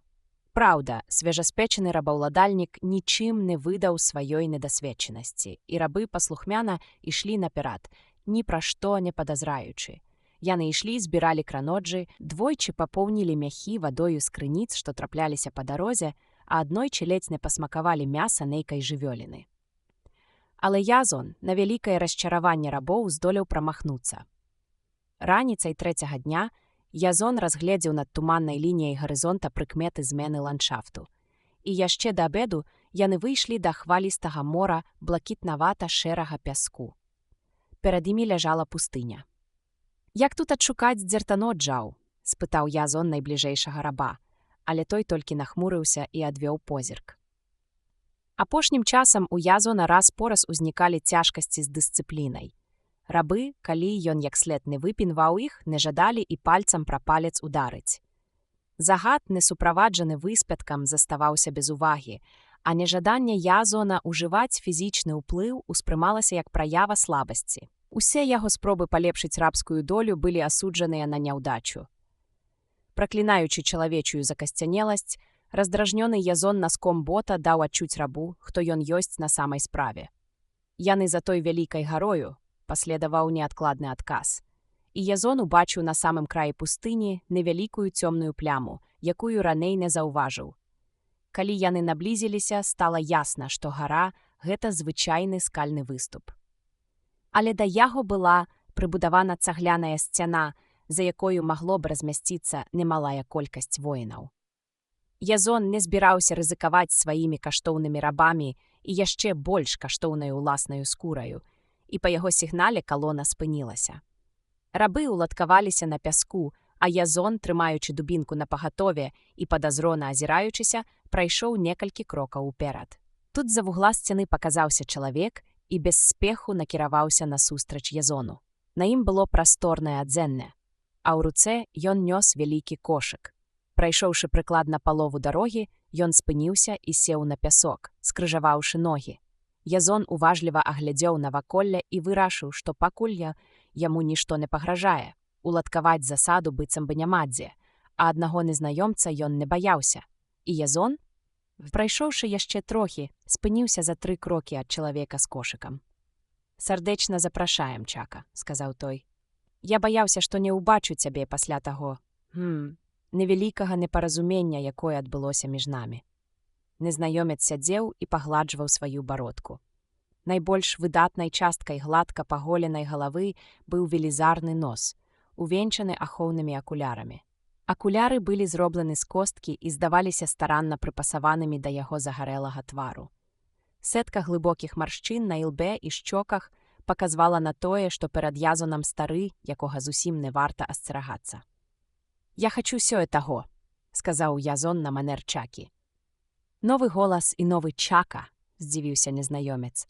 «Сардэчна запрашаем». Стары быў сабакам. Спадзяюся, ён памёр у пакутах. «Сядай, дружа Чака, вып'і са мной».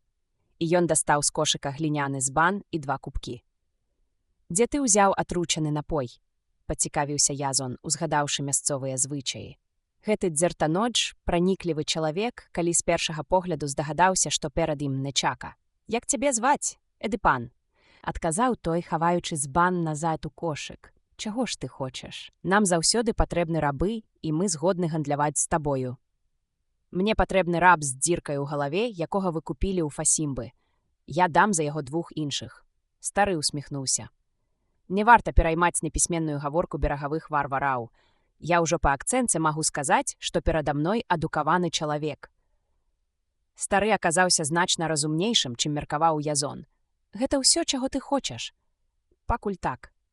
Ты вернеш майго раба, а тады мы пагаворым пра іншыя справы. У мяне на гэты конт сваё меркаванне». Эдыпан засмяяўся насмешліва і грозна. Потым уторкнуў 2 пальцы ў рот і працяжна свіснуў. Пачуўся шоргат пяску, і Язон убачыў, як з-пад зямлі пачалі з'яўляцца людзі. 1, 2. 6 узброеных дубінкамі і шчытамі воінаў імкліва вылазілі з укрыццяў. Язон праклінаў сябе за глупства. Навошта ён згадзіўся на сустрэчу ў месцы прапанаваным Эдыпанам?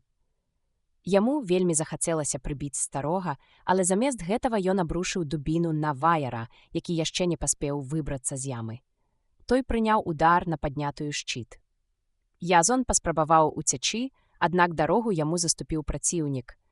Адступаць не было куды. Ён яшчэ спрабаваў супраціўляцца, грымячы рагамі і ікламі, размахваючы дубінай, але сілы былі відавочна няроўныя, і сутычка выйшла кароткай, хоць і лютай. 2 ваяры ляжалі бездыханныя. Адзін стаяў на каленях, абхапіўшы рукамі галаву, але астатнія павалілі Язона на зямлю. Ён паклікаў на дапамогу сваіх рабоў, аднак тыя нават не варухнуліся. Язона звязалі і пацягнулі да скалы. Эдыпан нешта крыкнуў рабам, што сядзелі на зямлі. На гэты раз яны паслухмяна ўсталі і паплялі следам за ўсімі. У сцяне выявіліся схаваныя дзверы, у якія і ўпіхнулі Язона. І тут увесь гнеў яго, як ветрам здзьмуў. Ён убачыў адзін з кароджаў, пра якія яму расказвала Айджэйл. Цяпер ён зразумеў, чаму невукі-дзікуны не маглі адрозніць механізм ад жывёлы. Машына была даўжынёй добрых 30 метраў і формай нагадвала лодку. Яенос упрыгожвала велізарная і відавочна фальшывая звярыная морда з 2 радамі вострых іклаў і парайзі ходкіх крышталёвых вачэй, а ўвесь корпус машыны быў абшыты тоўстымі смуроднымі шкурамі.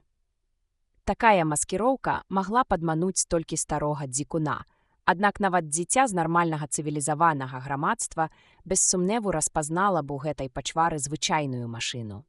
Разгледзеўшы знізу 6 вялікіх колаў. Рухавік быў дзесьці схаваны, Язон у гэтым не сумняваўся. А ўлавіўшы знаёмы пах паліва, ён ледзь не закрычаў ад радасці. Шанцы на паратунак рэзка ўзляцелі ўгору. Дрыжачых ад жаху рабоў закінулі ў сярэдзіну кароджа. Туды ж запіхнулі і Язона, кінуўшы яго як бервяно на палубу незвычайнага карабля. Ён ляжаў і выглядаў месца, дзе можа быць размешчаны рухавік. Спераду знаходзіліся стырно, нейкая ручка і больш нічога. Язон павярнуўся так, каб разгледзець карму, і ўбачыў кабіну шырынёй на ўсю палубу, без адзінага акна, але з цяжкімі металёвымі дзвярыма, забяспечанымі мноствам замкоў і засаў. Ніякіх сумневаў, гэта машыннае аддзяленне, тым больш, што на даху кабіны красаваўся тоўсты дымавы комін. Сэрца Язона гатова было выскачыць з грудзей. «Мы адпраўляемся», — пратрубіў Эдыпан зычным голасам. «Падняць сходні. Нарсісі, ты будзеш паказваць кароджу шлях, а цяпер усім маліцца. Я іду прасіць багоў перанесці нас у путліку». Ён накіраваўся да кабіны. «Эрэба, лянівы сабака», — раптам закрычаў Эдыпан на аднаго ваяра. «Ты забыўся напоўніць бакі вадой. Багі хочуць піць». «Я напоўніў», — прамармытаў Эрэба, ледзь не падавіўшыся крэноджам. Эдыпан падышоў да дзвярэй кабіны і накінуў на іх ахоўную заслону. Пачулася шчоўканне, скрып замкоў, што адчыняліся, і праз некалькі хвілін з коміна вырвалася воблака бурага дыму. Прайшло каля гадзіны, перш чым свяшчэнная машына зашыпела, задрыжала і выпусціла струмень белай пары. Некалькі рабоў закрычалі ад жаху і зваліліся ў непрытомнасць. Астатнія, здаецца, таксама палічылі б смерць вялікім шчасцем. У Язона ж быў пэўны досвед абыходжання з прымітыўнымі механізмамі, таму паравая машына не выклікала ў ім ні здзіўлення, ні тым больш страху. Кародж затросся, як у ліхаманцы, і паволі скрануўся з месца. Двое на смерць перапалоханых дзікуноў паспрабавалі саскочыць за борт, аднак іх своечасова спынілі. Апранутыя ў своеасаблівыя балахоны, дзертаноджы хадзілі паміж рабамі і ўлівалі ім у рот поўныя коўшыкі нейкай вадкасці. Няшчасныя тут жа валіліся на падлогу без прытомнасці. Вядома, іх не збіраліся атруціць. Не было ніякага сэнсу забіваць палонных рабоў, але людзі гэтага не разумелі і адчайна супраціўляліся, думаючы, што змагаюцца за сваё жыццё. Калі падышла чарга Язона, ён паспеў ляснуць нагой у жывот аднаго дзертаножа, а другому ледзь не адкусіў пару пальцаў, перш чым яны навалілі на яго, заціснулі нос і ўлілі ў рот пякучую вадкасць. Ён адразу ж адчуў галавакружэнне і паспрабаваў выплюнуць атруту. Гэта было апошняе, што ён памятаў. Раздзел 7. «Выпіцца яшчэ», — пачуўся чысці голас. Халодная вада апякла горла, і Язон закашляўся. Страшна балелі галава і запясці. Паволі, але няўхільна праяснялася памяць. Сутычка, палон, кародж, атрута. Язон расплюшчыў вочы і ўбачыў перад сабою слаба мігцэлую лямпу. Ён, як загіпнатызаваны, глядзеў на ёй, спрабуючы ўцяміць, дзе ён і што з ім. Раптам знаёмы твар засланіў святло. Язон застагнаў і самкнуў павекі. «Што гэта, Майк? Сон ці не? Ад правасуддзя не сысці, Язон дын Альт. Так, гэта я. І ў мяне ёсць да вас некалькі сур'ёзных пытанняў». Язон зноў застагнаў. «Так, цяпер я бачу, што гэта і праўда вы. Нават у самым кашмарным сне наўрад ці пачуеш нешта падобнае. Але, магчыма, спярша вы хоць у 2 словах абрысуеце мне становішча. Вы, напэўна, ведаеце болей за мяне». Язон нарэшце зразумеў, што боль у запясцях ад цяжкіх жалезных кайданоў. Іржавым ланцугом ён быў прыкаваны да тоўстага бярвяна, на якім спачывала яго галава. Чаму ланцугі? І наогул, чаго вартая тутэйшая гасціннасць? Майк прапусціў пытанні Язона міма вушэй.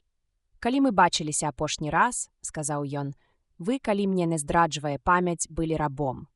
Учора ўвечары, калі вас даставілі сюды і прыкавалі разам з усімі астатнімі, на вас былі шлем і іншыя даспехі чакі. Я паспеў гэта разгледзець, перш чым вас распранулі. Як усё гэта разумець? Што здарылася з чакам?» «Я чака, — прасіпеў Язон. Стары Боўзіла, вы занадта схільныя ўсіх і ўсё абвінавачваць. Але не кажыце мне, што абагаўлялі чалавека, які размажджэрыў вам чэрап і прадаў вас, нібы якую жывёліну. Калі паразважыць над законам справядлівасці, дык вы, па ідэі, павінны быць задаволены. Злоснага чакі больш няма. Ён пахаваны ў бязмежных пясках. А пасля разгляду ўсіх годных кандыдатур я заняў яго месца. Вы забілі яго? Так. І не думайце, што зрабіць гэта было так проста. У яго былі ўсе перавагі, а я быў узброены толькі сваёй прыроднай знаходлівасцю. На шчасце гэтага хапіла. Праўда? Спачатку я збіраўся прыкончыць нягодніка ўночы, пакуль ён спіць. Што? Вы спрабавалі. Майк нават пазелянеў ад абурэння. Ці не думаеце вы, што я адразу асмелюся сысціся з гэтым пачварам сам-насам? Хоць менавіта тым усё і скончылася.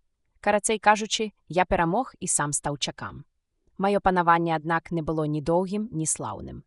Я шукаў вас і натрапіў на хітрага Эдыпана з ягонай дружынаю. Мяне схапілі і даставілі да вас. Вось бадай і ўся гісторыя. Цяпер ваша чарга, давайце выкладвайце ўсё, што ведаеце. Дзе мы і што нас чакае? Забойца, рабаўладальнік. Майк адхіснуўся ад Язона, наколькі дазваляў ланцуг, і патрос указальным пальцам. Яшчэ 2 новыя злачынствы вы дадалі да свайго ганебнага спісу. Я пагарджаю сабою за тое, што ў нейкі момант адчуў да вас сімпатыю. І ўжо паверце, я зраблю ўсё. Так, я зраблю ўсё, каб мы засталіся жывыя. Я знайду спосаб даставіць вас на Касілію і аддаць пад суд. Ці чулі вы калі-небудзь пра прэзумпцыю невінаватасці, Майк? Не? А гэта ж аснова асноў юрыспрудэнцыі. Пакуль віна чалавека недаказаная, ён лічыцца невінаватым. І наогул, як можна судзіць мяне на Касіліі за злачынствы, учыненыя на гэтай планеце, калі там яны не лічацца злачынствамі? Гэта ўсё роўна, што вырваць канібала з ягонага часу і судзіць за людаедства. Правільна, канібалізм – гэта агідна. Я скаланаюся ад адной толькі думкі. І натуральна, што такі чалавек павінен быць сурова пакараны. Калі б ён з'еў кагосьці з вашых сваякоў, я б вас зразумеў, Майк. Але ў тым выпадку, калі ён са сваімі развясялымі супляменнікамі перакусіў паваленым ворагам, да ягоных паводзін, прабачце, не прычапіцца. Зразумейце, чалавека немагчыма судзіць без уліку канкрэтнай сітуацыі. Нормы паводзін адносныя. Канібал у сваім грамадстве такі ж маральны, як прыхаджанін у нашым. Блюзнерца, злачынства. Заўсёды і ўсюды злачынства. Існуюць маральныя законы, абавязковыя для любога грамадства. Такіх законаў няма. І ў гэтым пункце ваш светапогляд застаўся сярэднявечным. Любыя маральныя законы гістарычныя і адносныя, і ні ў якім разе не абсалютныя. Яны звязаныя з часам і месцам і губляюць усялякі сэнс, будучы вырванымі адтуль. У тутэйшым прымітыўным брудным грамадстве забіць свайго гаспадара – адзіная магчымасць для якога-небудзь славалюбівага хлопца выбіцца ў людзі. Не сумняваюся, што ў свой час Чака паступіў менавіта так. У маім выпадку прамога забойства не атрымалася, я перамог у сумленным паядынку. Хоць вынік той самы. Атрымаўшы ўладу, я паспрабаваў палегчыць жыццё маіх рабоў, але яны гэтага не ацанілі і самі з найвялікшай асалодай усадзілі б мне нож у горла. Такі закон планеты. Адзінае, у чым я сябе абвінавачваю, гэта ў тым, што я пацягнуў іх за сабою шукаць Майка Сеймона і тут дзверы са скрыпам расчыніліся і яркае сонечнае святло пранікла ў паўзмрок іхняга каземата. Устаць, рабы! Людзі, звонячы ланцугамі са стогнамі, пачалі паволі падымацца. Чалавек, прыкаваны да самага канца доўгага бярвяна, быў кімсьці накшталт старэйшага. Ён крыкамі падганяў астатніх. Наперад, наперад. Нам дадуць паесці. Не забудзьце кубкі. Калі ў вас не будзе кубка, вы не будзеце есці і піць цэлы дзень. А мы павінны працаваць з усіх сіл. Гэта датычыць усіх, асабліва навічкоў. Такі парадак вы не можаце. Так, цяпер усе разам. Раз нахіліліся, узяліся, і 2 паднімаем бярвяно, 3 усталі пайшлі. І яны ўсталі і выйшлі на сонечнае святло. Халодны вецер, пранікнуўшы праз рэшткі шкурчакі і піранскага касцюма, непрыемна казытаў Язонава цела. Дзертаноджы садралі з яго амаль усё адзенне, але не выявілі ягоных улюбёных чаравікаў, і цяпер Язон дзякаваў лёсу за гэтую светлую плямку ў змрочнай перспектыве рабства. Ён паспрабаваў усміхнуцца, але вусны дрыжалі ад холаду, і усмешка не атрымалася. Як мага хутчэй трэба змяніць сваё становішча. Язон адстажыраваўся ў якасці раба на славу і лічыў, што заслугоўвае лепшай долі. Яны выйшлі на двор, паклалі бярвяно каля сцяны і селі на яго. Працягнуўшы кубкі, падобна пакаяным грэшнікам, рабы атрымалі па корцу цеплаватага пойла. Пакаштаваўшы якое, Язон адразу страціў апетыт. Гэта быў суп з крэножаў. Але выжыць было важней, і ён залпам праглынуў чортава варыва. Паснедаўшы, яны перабраліся на новае месца, дзе ўбачанае прымусіла Язона забыцца пра свае беды. У цэнтры двара тырчаў вялікі кабестан, у які каманда рабоў ужо ўстаўляла канец свайго бярвяна. Група Язона і яшчэ 2 такія самыя групы таксама замацавалі бярвёны ў лябёдцы. Атрымалася 4 спіцы велізарнага кола. Наглядчык падаў каманду, і рабы націснулі на бярвёны. З неверагодным скрыпам кола зрушылася з месца. Язон з галавой заглыбіўся ў вывучэнне гэтага грубага механізму. Вертыкальны слуп, замацаваны ў кабестане, круціў кола, што было звязана з цэлай сістэмай прывадных рамянёў. Самы шырокі з іх прыводзіў у рух нешта падобнае да помпы. Астатнія рамяні знікалі ў вокнах высокага каменнага будынка. Усё гэта нагадвала малаэфектыўнае прыстасаванне для перагонкі вады. Востры пах, які запаўняў двор, быў надзіва знаёмы. І калі з напорнай трубы даляцеў хрыплы гук, а потым хлынула чорная жыжа, адразу ўсё стала зразумела. «Нафта! Вядома ж! Нафта!» – узрадаваўся Язон, але тут жа стрымаў пары ў радасці. Наглядчык злосна зірнуў у яго бок і пагрозліва ўзмахнуў пугай. Вось у чым сакрэт дзертаноджаў і крыніцы іх улады. Тут, у ахоўнай даліне, яны здабываюць нафту, якая і прыводзіць у рух іх нязграбныя машыны. Але няўжо дзертаноджы карыстаюцца сырой нафтай? Што адбываецца ў тым будынку, куды вядуць прывадныя рамяні і куды імкне нафтавы паток? Што за д'ябальшчына тварыцца ў крэпасці, увенчанай тоўстай трубой, якая выпускае ў неба клубы чорнага дыму? У тую хвіліну, калі Язон пра ўсё здагадаўся, адчыніліся дзверы і з'явіўся Эдыпан, на хаду выціраючы свой выдатны нос кавалкам анучы. Скрыпела кола, праца ішла сваім ходам. Але, параўняўшыся з гаспадаром, Язон закрычаў яму проста ў твар. «Гэй, Эдыпан, падыдзі да мяне. Мне трэба нешта табе сказаць». Я былы чака. Але Эдыпан адвярнуўся. Было відавочна, што раб, кім бы ён раней не быў, не выклікаў яго ані найменшай цікавасці. Наглядчык занёс пугу, а кола павяло Язона прэч. «Паслухай, я шмат ведаю. Я магу табе дапамагчы». Праз плячо крыкнуў Язон. Адказам яму быў свіст пугі. «Трэба тэрмінова нешта рабіць», – падумаў Язон і зноў крыкнуў. «Выслухай мяне. Мне вядома, тое, што выходзіць першым, лепшае. Ой!» Апошні воклік вырваўся міжвольна. Пуга ўсё-такі дастала яго. Словы Язона былі пазбаўленыя сэнсу як для рабоў, так і для наглядчыка, але на Эдыпана яны падзейнічалі так, як быццам ён наступіў на распалёныя вуглі. Уздрыгнуўшы, ён павярнуўся, і Язон убачыў, што на яго загарэлым твары праступілі шэрыя плямы. «Спыніце кола!» – гыркнуў ён. Нечаканы загад прыцягнуў да Язона агульную ўвагу, наглядчык разявіў рот і выпусціў пугу. Нявольнікі застылі, як укопаныя. Кола ў апошні раз рыпнула і спынілася. У наступіўшай цішыні гулкім рэхам адгукнуліся крокі Эдыпана. Ён падбег да Язона, ашчэрыўшы зубы, быццам збіраўся ўкусіць яго. «Што ты сказаў?» Спешна вымаўляючы словы і адначасова выцягваючы з-за пазухі нож, спытаў Эдыпан. Язон паспрабаваў усміхнуцца, разумеючы, што атрымаць удар ножом не самы лепшы выхад з падобнай сітуацыі.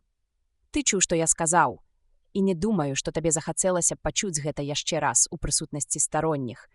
Я ведаю, што тут адбываецца. Я прыбыў адтуль, дзе гэтым займаюцца з даўніх часоў. Я ведаю, як трэба арганізаваць працу, каб дамагчыся лепшай якасці і прымусіць кароч рухацца хутчэй. Але спачатку вы зваліце мяне, сказаў Язон і ў чаканні паклаў рукі на бервяно. Нягледзячы на холад, ручаёк поту сцякаў у яго па спіне. Язон вельмі разлічваў, што цікаўнасць і здаровы сэнс пераможа, бо ў рэшце рэшт нявольніка заўсёды можна забіць, а калі перад гэтым задаць яму пару пытанняў, то нічога страшнага не здарыцца. І цікаўнасць перамагла. Нож слізгануў назад у похвы, і Язон з палёгкай уздыхнуў. Нават для прафесійнага гульца гэта было занадта сур'ёзным выпрабаваннем. Стаўка «жыццё» некалькі перавышала памеры звычайных ставак. «Вызваліць яго і прывесці да мяне», – загадаў Эдыпан і выйшаў. Цяпер Язону было неабходна пераканаць старога ў тым, што ён прыдатны для якой-небудзь больш кваліфікаванай працы, чым круціць кола. Пакой, куды прывялі яго ахоўнікі, быў першым прыдатным для жылля памяшканнем, якое Язон убачыў на гэтай планеце. Дабротная, моцная, да таго ж упрыгожаная разьбой мэбля, стол, крэслы, ложак, накрыты тканым дываном. Эдыпан нервова барабаніў пальцамі па паліраванай паверхні стала. «Прыкаваць яго», – прахрыпеў ён, і ланцуг, які звісаў з кайданоў Язона, прымацавалі замком да тоўстага кальца, убудаванага ў сцяну. Як толькі ахоўнікі зачынілі за сабой дзверы, Эдыпан падышоў да Язона і выцягнуў нож. «Гавары, што ведаеш, або я заб'ю цябе на месцы». «Маё мінулае – адкрытая кніга для цябе, Эдыпан. Я прыйшоў з зямлі, дзе ўжо даўно не існуе сакрэтаў прыроды. Як называецца твая зямля? Ты шпіён Апсалы? Я ніколі не чуў пра такое месца. Я не шпіён». Язон гарачкава разважаў, наколькі можна быць адкрытым і наколькі разумны і цвярозы Эдыпан, каб зразумець яго. Цяпер не самы прыдатны час распавядаць вычварныя казкі пра космас, хоць лепш сказаць праўду, але ў малых дозах. Калі я скажу, што прыляцеў з іншай планеты, з іншага свету, ты паверыш? Магчыма. Існуе безліч легендаў, быццам нашы продкі спусціліся з неба, але я заўсёды лічыў гэта рэлігійнымі выдумкамі, прыдатнымі толькі для слабых жанчын і дзяцей. Гэта не легенды і не выдумкі. Ваша планета сапраўды заселена людзьмі, якія шмат вякаў таму перасеклі прастору, як вы перасякаеце пустыню на сваіх кароджах, і вы іх нашчадкі забыліся пра гэта. Забыліся навуку, веды, якімі валодалі калісьці, але ў іншых сусветах глупства. Зусім не. І я гатовы даказаць сваю рацыю. Я ніколі не быў унутры будынка, дзе вы перапрацоўваеце нафту, ты ведаеш пра гэта, але магу пабажыцца, што падрабязна апішу ўвесь працэс перапрацоўкі. І не таму, што бачу, а таму, што ведаю, як гэта робіцца. Хочаш паслухаць? Працягвай, сказаў Эдыпан, прысаджваючыся на ражок стала. Не скажу, як вы называеце самую прыладу, але ў нас яна называецца перагонным кубам і выкарыстоўваецца для падзелу вадкасцяў. Сырая нафта спачатку падаецца ў рэзервуар, а адтуль перакачваецца ў рэторту. Асаблівы герметычны посуд. Вы распальваеце пад ім агонь і даводзіце нагрэў да патрэбнай тэмпературы. З нафты вылучаецца газ, і вы прапускаеце яго праз сістэму гнутых труб з пастаянным ахаладжэннем. Ахаладжаеце хутчэй за ўсё вадой. Свабодны канец трубы падводзіцца да якой-небудзь ёмістасці, куды і паступае канчатковы прадукт перагонкі. Бензін, гэткі неабходны вам для таго, каб зрушыць з месца велізарны кароч. Па меры таго, як Язон гаварыў, вочы Эдыпана расплюшчваліся ўсё шырэй і шырэй. «Д'ябал!» – закрычаў ён, падступаючы да Язона. «Ты не можаш бачыць скрозь сцэны. Толькі мая сям'я. Супакойся, Эдыпан. Я ж сказаў, што ў мяне на радзіме даўным-даўно навучыліся атрымліваць бензін». Язон выдатна разумеў, што нервы старога могуць не вытрымаць у любы момант і быў гатовы да ўсяго. «Я не краў тваіх сакрэтаў. У нас кожны фермер мае падобную устаноўку. Прысягаю, я нават не гледзячы магу прапанаваць некаторыя ўдасканаленні. Як, напрыклад, вы вымяраеце тэмпературу нафты? У вас ёсць тэрмометр. Што такое тэрмометр? Я так і думаў, усміхнуўся Язон. Калі хочаш, я зраблю ваш бензін больш якасным, больш чыстым. Пакуль вы не кантралюеце тэмпературу, на выхадзе у вас атрымліваецца сумесь розных рэчываў. А газалін і бензін, якія вы выкарыстоўваеце для кароджаў, гэта найбольш лятучыя вадкасці. Неабходна павысіць тэмпературу, і ў вас у дадатак будзе газа, прыдатная для асвятлення памяшканняў і шмат чаго іншага. Апрача таго, вызваліцца густая маса гудрону, якім можна пакрываць дарогі. Як гэта падабаецца табе? Тузаючыся, лицевы мускул шчакі выдаваў стан Эдыпана. «Ты памыліўся ў некаторых дэталях», — сказаў ён, «хоць у асноўным усё дакладна. Але мяне не цікавяць вашы тэрмометры і іншыя ўдасканаленні. Тое, што было добра для многіх пакаленняў маёй сям'і, добра і для мяне. Тваё рашэнне не надта арыгінальнае. Але калі ты зробіш сёе-тое іншае, дык паверыш, я здолею табе аддзячыць, мы ўмеем быць шчодрымі. Ты бачыў нашы кароджы і нават ехаў на адным з іх. Ці можаш сказаць, якая сіла прыводзіць у рух гэтыя машыны? Спадзяюся, гэта апошняе пытанне, Эдыпан. І дамовімся так, калі я ў чым-небудзь памылюся, ніякіх пакаранняў. А цяпер, адкінуўшы ўсялякія святыя сілы і свяцілішчы, магу сказаць, што зайшоўшы ў машыннае аддзяленне, ты ўзяўся за працу, якой найменш дапамагаюць малітвы. Ёсць некалькі спосабаў завесці машыну. Прынцып унутранага згарання забыты, і я сумняваюся, што вы маглі б яго аднавіць. Той факт, што на падрыхтоўку кароджа пайшла цэлая гадзіна, кажа пра тое, што вы карыстаецеся з усіх спосабаў самым простым. Бакі з вадой, свіст пары з клапанаў могуць азначаць толькі адно – паравы рухавік. Зачыніўшы за сабой дзверы кабіны, ты адкрыў вентылі для падачы паліва ў топку, а потым падпаліў гаручае. Аднак занадта высокі ціск можа прывесці да выбуху, і ты сачыў за тым, каб узровень вады ў катле не падаў, а ціск пары ў цыліндрах не перавышаў норму. І нарэшце, Эдыпан усадзіў свой нож у стол, падбег да Язона, схапіў яго за плечы і затрос так, што забразгалі ланцугі. Ты ведаеш, што ты сказаў? Так, ведаю. Ці азначае гэта, што я вытрымаў экзамен, і цяпер ты выслухаеш мяне? Не ведаю. Не ведаю, маеш ты рацыю ці не. Я ніколі не зазіраў усярэдзіну гэтых д'ябальскіх апсальскіх скрыняў. Эдыпан хуткімі цяжкімі крокамі закружыў па пакоі. Ты ведаеш пра гэта больш, чым я. Я пражыў жыццё, толькі даглядаючы кароджы ды праклінаючы людзей за псалы, якія ўтаілі ад нас свае сакрэты. Але ты адкрыеш нам іх таямніцу. Мы збудуем свае ўласныя машыны. А калі апсальцы захочуць купіць іх, дык ім давядзецца заплаціць вельмі дорага. Ці не мог бы ты выкладаць думкі больш выразна, Эдыпан? Я ніколі ў жыцці не чуў нічога больш заблытанага. Я пакажу табе ўсё, чалавеча з далёкага свету. Я бачу, як світанне новага дня ўзыходзіць над путлікам. Ён адчыніў дзверы і паклікаў вартаўнікоў і Нарсісі, свайго сына. Нарсісі з'явіўся, калі ланцуг з кальца ўжо быў зняты. Язон пазнаў у ім заспанага дзертаноджа, які дапамагаў Эдыпану кіраваць машынай. Бяры гэты ланцуг, сыне мой, і трымай зброю напагатове. Калі гэты раб паспрабуе ўцячы, забі яго. Але ён вельмі каштоўны, ніхто не павінен зрабіць яму шкоды. Нарсісі пацягнуў ланцуг, але Язон не зрушыўся з месца. Усе здзіўлена пераглянуліся. Чалавек, які прынясе ў путліка новы свет, не раб. Гэта мусіць быць вядома ўсім.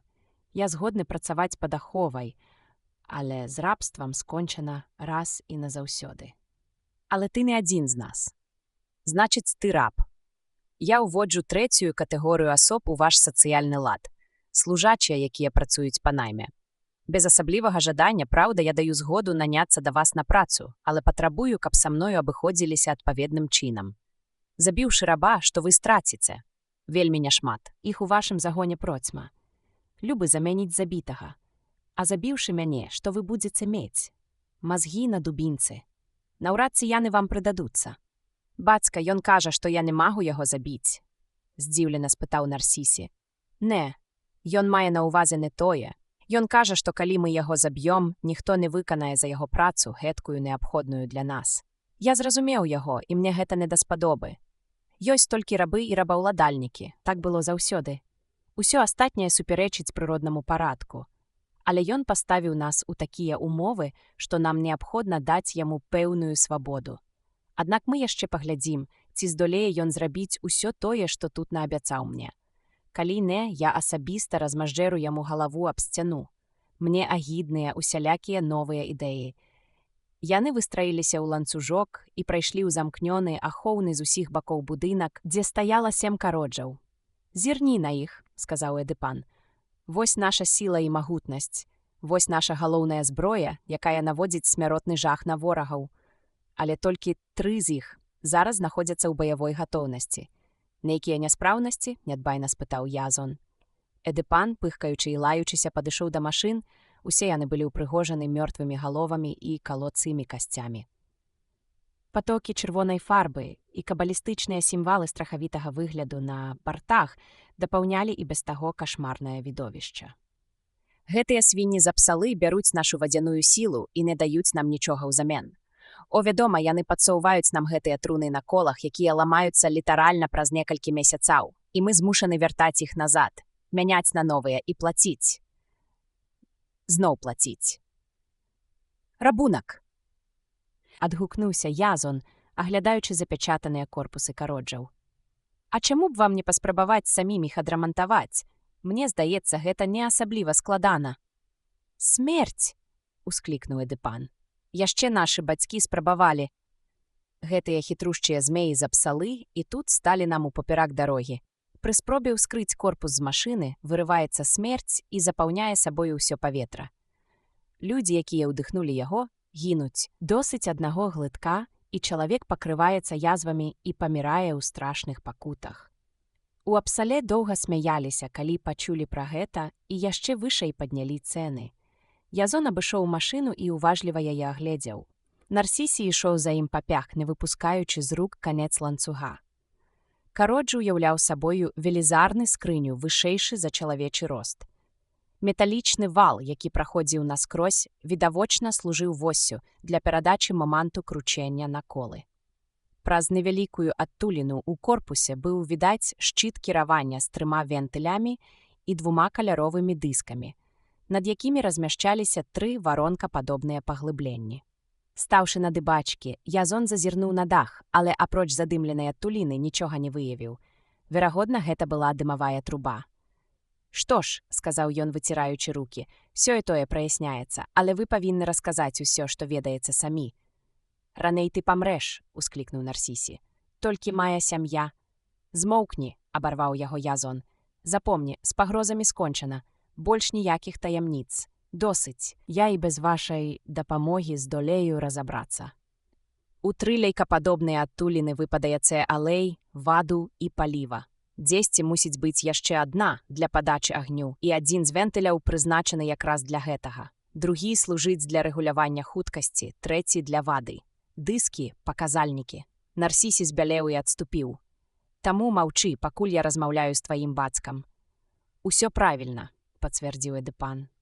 Раты лейкі заўсёды мусяць быць поўныя. Гора спасцігне нас, калі падчас руху яны апусцеюць. Агонь падносіцца вось сюды. Эдыпан паказаў на маленькую закопчаную адтуліну. І калі зялёная стрэлка адхіліцца, трэба адцягнуць гэтую рукаятку і трымаць яе да таго часу, пакуль стрэлка не вернецца назад. Белае дыханне выходзіць з адтуліны ззаду машыны. Гэта ўсё. «Так я і думаў», — прамармытаў Язон, працягваючы аглядаць чорную скрыню. «Яны абсталявалі кародж мінімумам прыбораў, каб вы ніколі не здагадаліся пра прынцып дзеяння машыны. Без ведання тэорыі вы бяссільныя. Зялёная стрэлка на дыску рэагуе на павышэнне ціску. Чырвоная рыска на ім — гранічны ўзровень. І калі стрэлка запаўзе за яе, значыць уся вада ў катле выпарылася. А пры спробе пранікнуць у сярэдзіну машыны вас чакаюць буйныя непрыемнасці. Няблага зроблена». «Гук такі», — сказаў Язон, прастукваючы пальцамі корпус, быццам абалонка двайная, і, мяркуючы па ўсім, там знаходзіцца атрутнае рэчыва тыпу гарчычнага газу. Цяпер яно ў вадкім стане, але пры судакрананні з паветрам утвараецца газ, і кожны, хто паспрабуе ўскрыць абалонку, атрымае сваю порцыю атруты. Аднак усё ж мусіць існаваць доступ для рамонту і абслугоўвання рухавіка. З улікам узроўню тэхналогіі я думаю, што здолею абысці ўсе пасткі і пранікнуць у сярэдзіну машыны. Я бяруся за гэтую працу. Добра, пачынай. 1 хвіліну. Перш чым наймаць работніка, выслухайце яго умовы. Я буду шчаслівы пералічыць іх вам. Раздзел 8. Я не разумею, навошта табе патрэбны яшчэ адзін раб, сказаў Нарсісі. Жанчына, асобнае памяшканне гэта зразумела. Я і мае браты будзем табе дапамагаць. Навошта яшчэ хтосьці? Наша таямніца не павінна раскрыцца. Ідзі да бацькі, няхай ён дасць дазвол, каб мне дапамагаў раб Майк. Скажы яму, што Майк прыйшоў з той жа краіны, што і я, і вашыя сакрэты для яго ўсё роўна, што дзіцячыя цацкі. Калі гэта яго не пераканае, скажы, што мне патрэбны кваліфікаваны памочнік, які дакладна будзе выконваць мае ўказанні. Ты і твае браты залішне самаўпэўненыя і не будзеце звяртаць увагі на дэталі. Апрача таго, калі што-небудзь не будзе атрымлівацца, вы хутчэй пусціце ў ход молат, чым саблагаволіце паварушыць звілінамі. Нарсісі выйшаў, кіпячы ад злосці, а Язон прысеў ля печы, плануючы далейшыя дзеянні. Больш за палову дня пайшло на тое, каб на катках перацягнуць кароджы ў пясчаную даліну далей ад людзей. Любая памылка магла каштаваць многіх чалавечых жыццяў. Нават Эдыпан урэшце зразумеў разумнасць гэтага мерапрыемства, хоць ён хацеў бы правесці эксперымент за 7 замкамі і ў найглыбейшай таямніцы. Але даўшы згоду, ён усё ж загадаў збудаваць вакол машыны высокую шырму са скур і ўзмоцнена ахоўваць пляцоўку. На шчасце, заслоны паслужылі някепскім засланам ад халодных вятроў. Пасля доўгіх спрэчак і перапалак з Язона ўсё-такі знялі ланцугі і замянілі цяжкія кайданкі лёгкімі путамі. Праўда, ён цяпер накульгваў пры хадзе, але затое рукі былі свабодныя. Заставалася абзавесціся неабходнымі інструментамі і займець усе звесткі пра тэхналагічныя магчымасці дзертаноджаў. А гэта, несумненна, было звязана з яшчэ адной стамляльнай бітвай за іх каштоўныя сакрэты. «Пойдзем», — сказаў ён ахоўніку, — «трэба знайсці Эдыпана». Першая ўспышка радасці мінула, і гаспадар Путлікі не выказаў ані найменшага энтузіязму пасля новых патрабаванняў Язона. «Ты атрымаў памяшканне», — прабурчаў ён, — «рабыню, якая будзе гатаваць табе ежу. Я даў дазвол яшчэ на аднаго раба. Чаго ты хочаш цяпер? Ты, напэўна, вырашыў выпіць з мяне ўсю кроў. Не трэба драматызаваць падзеі. Мне патрэбны інструменты для працы. Ты не можаш гэтага не разумець. Я мушу хоць адным вокам агледзець інструментальны склад, каб ведаць, на што я магу разлічваць. Перш чым узяцца за працу над гэтай чорнай скрыняй з сюрпрызамі, мне неабходна мець уяўленне пра вашую тэхнічную аснашчанасць. Уваход забаронены? Даволі. Твае забароны становяцца для мяне непераадольнай перашкодай. На карысць справы час ад часу іх проста неабходна адмяняць. Ты сам правядзеш мяне? Спатрэбілася адчыніць мноства замкоў і засаваў, перш чым ахоўнік увёў Язона ў памяшканне, дзе перапрацоўвалася нафта.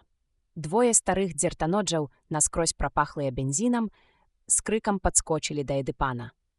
Але апошняе слова ўсё роўна засталося за ім, і Язона, зноў закаванага ў ланцугі і ахаванага, як забойцу, прапусцілі ў скарбніцу гэтага своеасаблівага храма. «Які хлам!» — фыркнуў ён, штурхнуўшы нагой скрыню з інструментамі. У асноўным гэта былі кавальскія абцугі і молаты, зробленыя надзвычай груба, крыху лепш за каменныя сякеры дзікуноў. Дыстыляцыйная рэторта ўяўляла сабою выгнуты медны ліст, зварны ўстык. Зварны шво ў некалькіх месцах працякаў. Адзінымі рэчамі, якія ўзрадавалі сэрца Язона, аказаліся масіўная дрыль ды такарны станок, што працавалі ад прыводных рамянёў, а тыя, у сваю чаргу, прывадзіліся ў рух запрэшкай рабоў. У бабцы станка тырчаў асколак цвёрдага металу. Знайшоў язон і прыстасаванне для нарэзкі разьбы. Так магло быць і горш. Ён адабраў самыя лёгкія і самыя зручныя інструменты і адклаў іх у бок. Што ж, заўтра на яго чакаюць вялікія здзяйсненні. Узброеная працэсія выйшла ў тым самым парадку, у якім і прыйшла. Язона завялі ў малюпасенькі, падобны да сабачай будкі пакойчык. Яго асвятляла цьмяная газавая лямпа, і ён закашляўся ад дыму і чаду, што ішоў ад яе. Замок за спінай пстрыкнуў, першы працоўны дзень скончыўся. Айджэйл, схіліўшыся над печкай, нешта варыла ў гліняным гаршчку. Язон падышоў, панюхаў варыва і скалануўся. Які ўдар! Суп з крыноджаў! А на закуску відаць салата з таго ж дзярма. Трэба будзе разнастаіць наша меню. Вялікі Чака, не гледзячы на яго, прашаптала Айджэйл. Магутны Чака, мяне завуць Язон. Імя Чакі я пакінуў разам з яго вопраткай. Вялікі Язон. Ён можа зачараваць дзертаноджаў і прымусіць іх скарыцца сваёй волі. Рабыня дзякуе яму. Язон паглядзеў на яе, выраз бессловеснай пакоры застылы ў вачах Джэйл прымусіў яго скалануцца. Ты можаш хоць на хвіліну забыць пра сваё рабства. Мы разам трапілі сюды і разам выберамся адсюль. Так, мы ўратуемся. Я ведаю. Ты заб'еш усіх дзертаноджаў, вызваліш рабоў і адвядзеш нас дадому. І мы зноў будзем блукаць па беразе і есці крыноджы. Як проста дагадзіць некаторым дзяўчатам. Толькі вырваўшыся адсюль, я пайду ў іншы бок, як мага. Далей ад тваіх крыноджаў. Айджэйл слухала яго, адной рукой мяшаючы суп, а другой чухаючыся пад сваімі шкурамі. Тут Язон выявіў, што і сам займаецца тым самым. І, мяркуючы па балючых расчосах на скуры, аддае гэтаму нямала часу. «Досыць!» — крыкнуў ён і застукаў у дзверы. Хай як далёка адсюль да нармальнай цывілізацыі, але чаму б не паспрабаваць стварыць сабе больш-менш камфартабельныя ўмовы. Загрымелі замкі, і ў дзвярной прасторы паказалася галава Нарсісі. «Чаго крычыш? Што здарылася?» «Мне патрэбна вада, многа вады». «Хіба ў цябе няма вады?» Здзівіўся Нарсісі і паказаў на гліняны збан на падлозе. «Гэтага хопіць на многа дзён». «Па вашых мерках, стары Нарсісі, але не па маіх. Мне трэба ў 10 разоў болей і неадкладна. І мыла, калі яно вядзецца ў гэтай глушы». Пасля доўгай спрэчкі Язон усё ж дамогся свайго, заявіўшы, што вада патрэбна яму для адпраўлення рэлігійных абрадаў. Іначай ён не ручаецца за поспех заўтрашняй працы. Ваду прынеслі. Сярод шматлікіх пасудзін Язон знайшоў чашу, поўную цудоўнага вадкага мыла. «Вось гэта іншая справа», — радасна ўсклікнуў ён. «Распранайся, Айджэйл, у мяне ёсць для цябе сюрпрыз».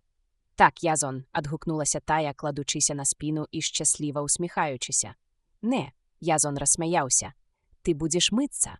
Ведаеш, што гэта такое?» «Не ведаю», — здрыгануўшыся, адказала Айджэйл. «Але гучыць гэта нядобра. Вопратку прэч, станавіся сюды», — загадаў ён, паказваючы на адтуліну ў падлозе. «Гэта будзе засцёк». Ён сам нагрэў ваду ў печы. Айджэйл стаяла, прыхіліўшыся да сцяны, і яе трэсла ад страху. Яна задрыжала яшчэ мацней, калі Язон выліў на яе збан цёплай вады. А калі ён узяўся намыльваць ёй галаву, яна залямантавала ад жаху. Язону давялося заціснуць ёй рот і пачакаць, пакуль Айджэйл супакоіцца. Потым ён узяўся за сябе, намыліў валасы і адчуў чароўнае паколванне ў галаве. Да рэчаіснасці яго вярнуў хрыплы крык. Ён працёр вочы і ўбачыў Майка Сеймана, які стаяў у дзвярах. З-за яго пляча выглядваў Нарсісі, уражаны такім дзіўным абрадам. «Выраджэнне!» — грымеў Майк. «Вы прымусілі няшчасную істоту скарыцца вашай волі. Вы прынізілі яе. Як вы асмяліліся агаліць дзяўчыну, калі не звязаны з ёй святым шлюбам?» Ён прыкрыў вочы рукой. «Вы зло, Язон. Вы дэман зла. Я аддам вас на суд». «Я прэч!» — гаркнуў Язон, выпіхваючы Майка за дзверы прыёмам, перанятым у Чакі. «Адзінае зло ў вашым мозгу. Назойлівы фанатык. Дзяўчына мыецца ўпершыню ў жыцці. Мяне трэба прадставіць да ўзнагароды за прапаганду гігіены сярод дзікуноў. Нарсісі, мне патрэбны гэты раб, але не зараз, не зараз. Замкніце яго, а раніцай прывядзіце да мяне». Язон зачыніў дзверы і вырашыў, што з гэтага часу будзе замыкаць іх знутры. Айджэйл калацілася ад дрыжыкаў. Язон абліў яе вадой, спаласнуў валасы і працягнуў кавалак шкуры, што быў чысцейшы.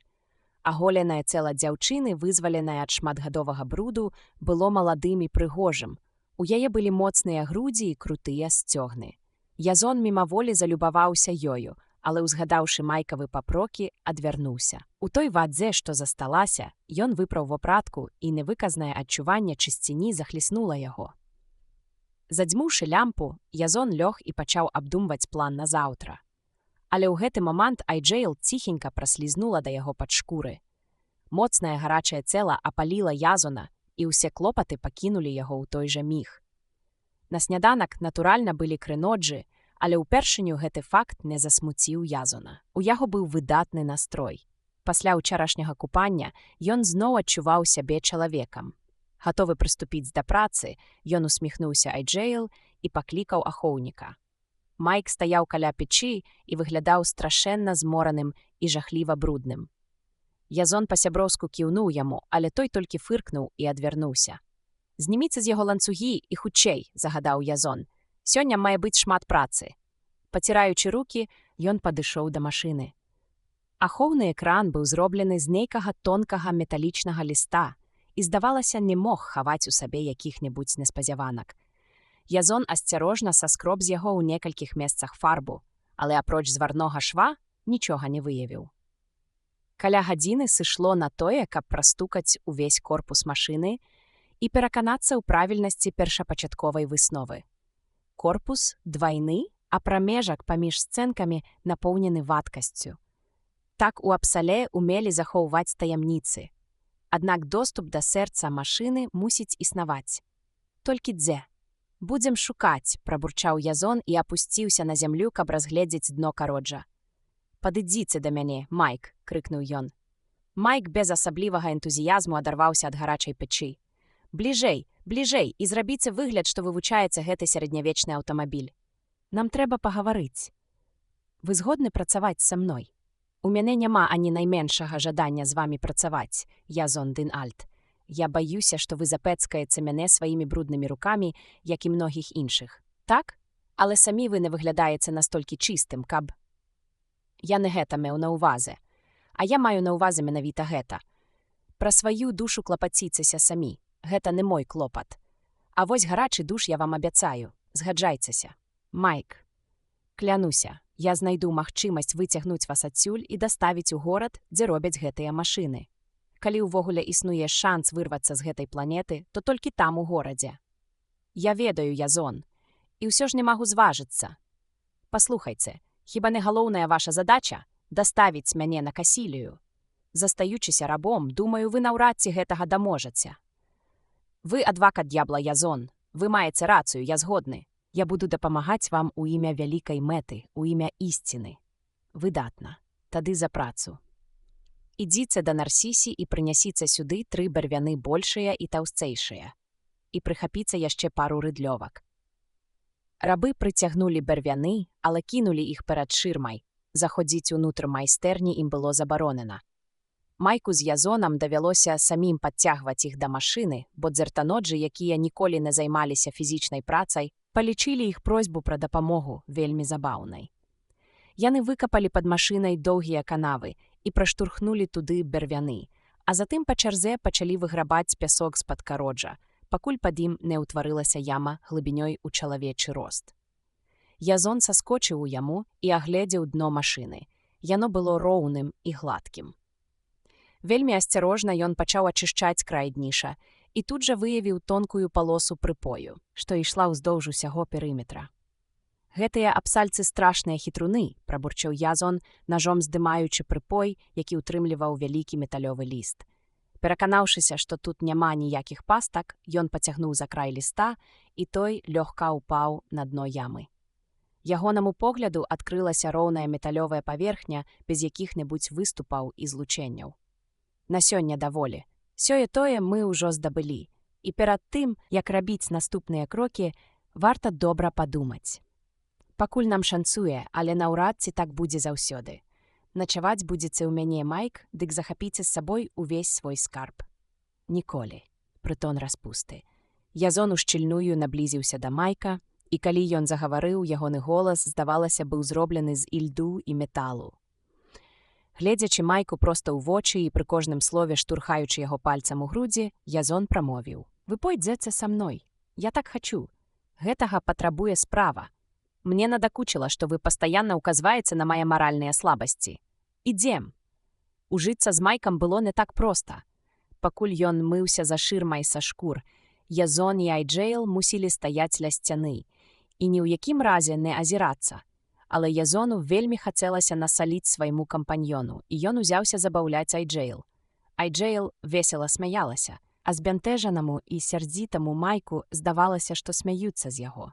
Памыўшыся, ён, не прамовіўшы ні слова, лепш умацаваў шырму і лёг за ёй спаць. На наступную раніцу Язон энергічна ўзяўся за справу. Усю ноч ён разважаў над загадкамі карожа і цяпер вырашыў праверыць свае здагадкі на практыцы. Моцна націснуўшы на дзяржальна нажа, Язон зрабіў у метале канаўку. Метал днішча аказаўся не такім падатлівым, як прыпой, але ўсё ж такі гэта быў сплаў, які змяшчаў значную колькасць мяккага свінцу. Што б гэта значыла?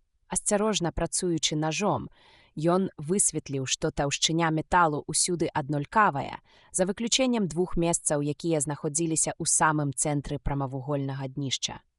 Язон абвёў іх вастрыём нажа, атрымаўшы ў выніку 2 кругі памерам з чалавечую галаву. «Майк, ідзіце сюды, зірніце на гэтыя штукі. Што вы думаеце?» Майк паскроб бараду і памацаў пальцам акружыны. «Яны пакрытыя металам, і я не ўпэўнены. Я не пытаюся, ці ўпэўненыя вы. Што вы пра гэта думаеце? Падобна на велізарныя гайкі, але яны такія вялікія. Такімі яны і павінны быць. На іх трымаецца ўся гэтая машына. Мяркую, мы блізкія да разгадкі сакрэту карожа. І цяпер трэба быць асабліва асцярожнымі. Не надта верыцца, што ўсё так проста. Трэба зняць метал, які закрывае гайкі. Гэта работа не аднае гадзіны, але рана ці позна мы зробім сваю справу. І ўсё ж такі нельга забываць пра атрутны газ. Калі першая гайка была вызвалена, Язон даручыў далейшую ачыстку Майку, а сам заняўся вырабам драўлянага шаблону для гаечнага ключа. Але шаблон шаблонам, а вось выраб самога ключа аказаўся звышскладанай задачай. Найлепшыя майстры дзертаноджы доўга абмяркоўвалі на радзе, як правільна падысці да рашэння гэтай няпростай праблемы. І нарэшце, пасля працяглых дыскусій, яны выбралі каваля, якому і даручылі гэтую важную справу. Каваль перш-наперш узяўся за тое, што прачытаў вялікае мноства малітваў і толькі пасля рытуальнага ахвярапрынашэння прыступіў да працы. Ключ быў выкаваны і загартаваны ў масле. Цяпер у Язона меўся неабходны інструмент, і ён паспяшаўся ў майстэрню. Там яго чакаў Эдыпан. «Я агледзеў гайкі», — сказаў ён. «Гэтыя д'ябальскія абсальцы залілі іх маслам». «Гэта не масла, а метал», — адказаў Язон. «Але ж гэта неверагодна. Навошта хаваць адзін метал пад другім? І як яны гэта зрабілі?» «Элементарна. Аснову гатовай машыны апусцілі ў форму з расплаўленым металам, у якога тэмпература плаўлення ніжэйшая, чым у сталі. Таму машыне гэта не зашкодзіла, а яе спод пакрыўся ахоўным чахлом. У горадзе някепска ведаюць тэхналогію металаў. Яны разлічвалі на ваша няведанне». «Няведанне?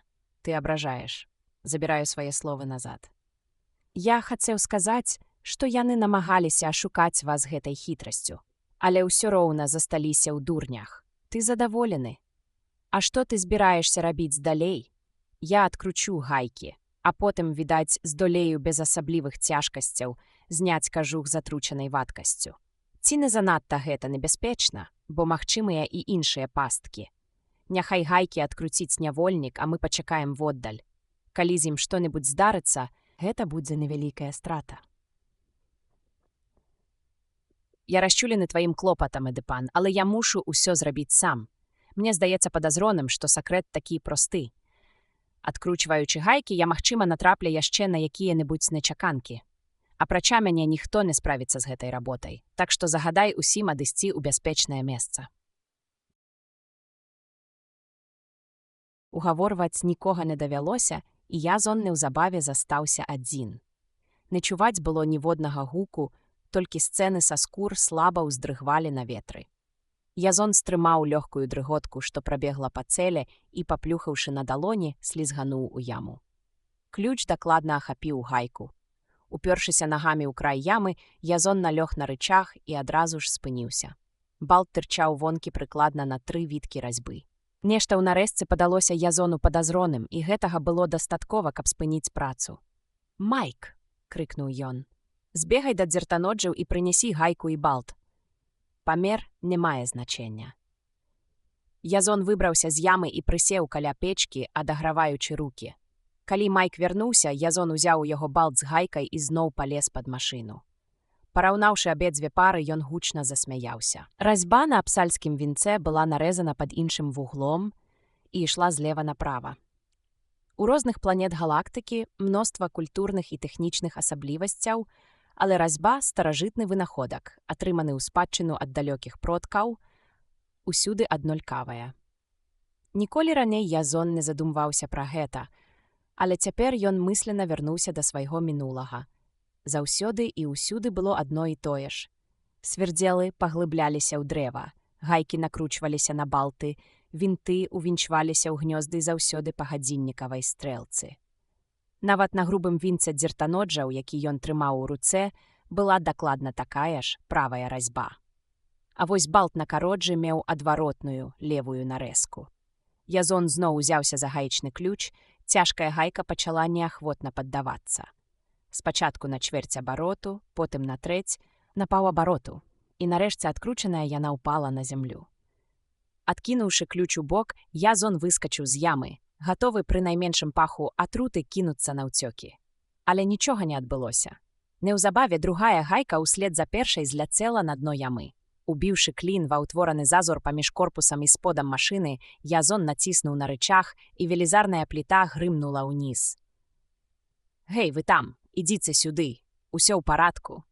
Паклікаў Язон, і дзертаноджы па чарзе спусціліся ў яму, каб разгледзець адкрытае дно кароджа. «Думаю, асцярожнасць не пашкодзіць і надалей. Упэўнены, што для тых, хто пачаў бы адкручваць гайкі ў процілеглым кірунку, тым самым наадварот зацягваючы іх, быў падрыхтаваны чарговы сюрпрыз. Пакуль мы канчаткова не разабраліся ў гэтай штуковіне, мы абавязаныя быць надзвычай асцярожныя. У вас можна здабыць вялікія кавалкі лёду. Эдыпан? Бо цяпер зіма. Лёд? Зіма. Эдыпан яўна быў збіты з панталыку раптоўнай зменай тэмы. Ён пачухаў кончык свайго выдатнага носа. Вядома, цяпер зіма. Лёд ёсць на высакагорных азёрах, шмат лёду. Яны заўсёды замярзаюць у гэтую пару года. Але навошта табе лёд? Здабуць лёд, тады пабачыш. І загадай, каб яго нарубілі прамавугольнымі кавалкамі. Пакуль рабы выконвалі заказ, Язон пры дапамозе драўлянага каркаса і металёвых клінаў умацаваў кажух машыны. Цяпер, калі машыну апусціць у яму, кажух застанецца на паверхні, а зрабіць усё гэта ён збіраўся вельмі арыгінальным спосабам. Язон запоўніў яму ледзянымі брыкетамі і выцягнуў з-пад машыны бярвёны, якія трымалі яе дагэтуль. Цяпер заставалася чакаць, пакуль растане лёд. Але пад вечар пахаладала, і Язон вымушаны быў абкружыць яму кольцам вугальных печаў. У задачу Майка ўваходзіла бесперапынна вычерпваць ваду, якая збіралася. Яны працавалі ўсю ноч. І калі на світанні вярнуліся дзертаноджы, машына ўжо стаяла ў гразі на дне ямы. Кажух быў зняты. Хітрыя д'яблы ў апсале, але і Язон дын Альт не ўчора нарадзіўся на свет. Усклікнуў стомлены, але задаволены сабой Язон. Зірніце на гэты збан наверсе машыны. Ён паказаў на пасудзіну з тонкага шкла, памерам з невялікую бочачку, напоўненую алеістай зеленаватай вадкасцю. Вось ён, сюрпрыз. Чортавы гайкі былі злучаны з кажухом планкай, што праходзіць над гэтай пасудзінай. І калі іх не паслабляць, а зацягваць, то планка разбівае пасудзіну. Што адбываецца далей? Спадзяюся, зразумела. Атручаная вадкасць. Вось менавіта. І чахол з падвойнымі сцэнкамі таксама напоўнены ёю. Не думаю, каб нас чакалі яшчэ якія-небудзь неспадзяванкі, але ўсё роўна асцярожнасць не пашкодзіць. І ты можаш паправіць кародж, ты ведаеш няспраўнасць. Голас Эдыпана проста вібраваў ад радасці. Пакуль не. Я толькі мімаходдзя гледзеў гэтую скрыню. Але і гэтага дастаткова. праца з'яўляецца мне такой жа лёгкай, як выкраданне кранаджа ў сляпога. Гэтая машына настолькі ж недасканалая, як і ваша нафтавая ўстаноўка. Калі хоць бы 10% частку энергіі, якую вы марнуеце на захаванне сваіх сакрэтаў, накіраваць на развіццё вытворчасці, дык вы ўжо даўно лёталі б на рэактыўных самалётах. Я дарую табе гэтую знявагу, ты саслужыў мне добрую службу, і калі ты паправіш нашы кароджы, для ўсіх нас пачнецца новая эра. Можа быць, але пакуль мяне чакае яшчэ адна бяссонная ноч. Язон пазяхнуў. Я адпраўляюся спаць і прашу да вечара мяне не будзіць. А каб машына не заржавела, прымусі сыноў вычарпаць ваду. Калі высплюся, я працягну працу. Раздзел 9. Эдыпан па-ранейшаму быў у добрым настроі, і Язон выкарыстаў гэта, каб дамагчыся як мага больш саступак. Спасылаючыся на тое, што ў машыне могуць адкрыцца іншыя нечаканыя сюрпрызы, ён атрымаў дазвол і надалей працаваць на тым самым абгароджаным шкурамі месцы. Гэта была вялікая перавага.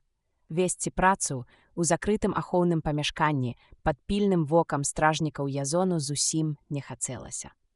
Пад яго кіраўніцтвам быў збудаваны унікальны выпрабавальны стэнд, які падтрымліваў машыну, пакуль Язон пад ёй працаваў. Ніхто, у тым ліку Майк, ніколі ў жыцці не сутыкаўся з падобнымі стэндамі, і гэта было на руку Язону, і ён вырашыў выкарыстаць гэтую акалічнасць у сваіх мэтах. У першай машыны, за якую ўзяўся Язон, аказаўся сарваны падшипнік. Апрача таго, калі ён адкруціў вечка вялікага цыліндра, дык нават прысвіснуў ад здзіўлення, убачыўшы паміж сцэнкамі цыліндра і поршнем такі зазор, што ў яго запраста можна было прасунуць палец. Язон выгатаваў новы падшипнік і ўшчыльняльныя кольцы на поршань, павялічыўшы ўдвая магутнасць рухавіка. Эдыпан, убачыўшы, як узрасла хуткасць адрамантаванай машыны, прыціснуў Язона да грудзей і рассыпаўся ў кампліментах, абяцаючы шчодрую ўзнагароду. Гэтая ўзнагарода выявілася ў невялікім кавалку мяса, прыдатку да штодзённага меню скрыноджаў, і ў падвоенай ахове. Эдыпан вырашыў на ўсялякі выпадак паклапаціцца, каб яго каштоўная ўласнасць не ўздумала ўцячы.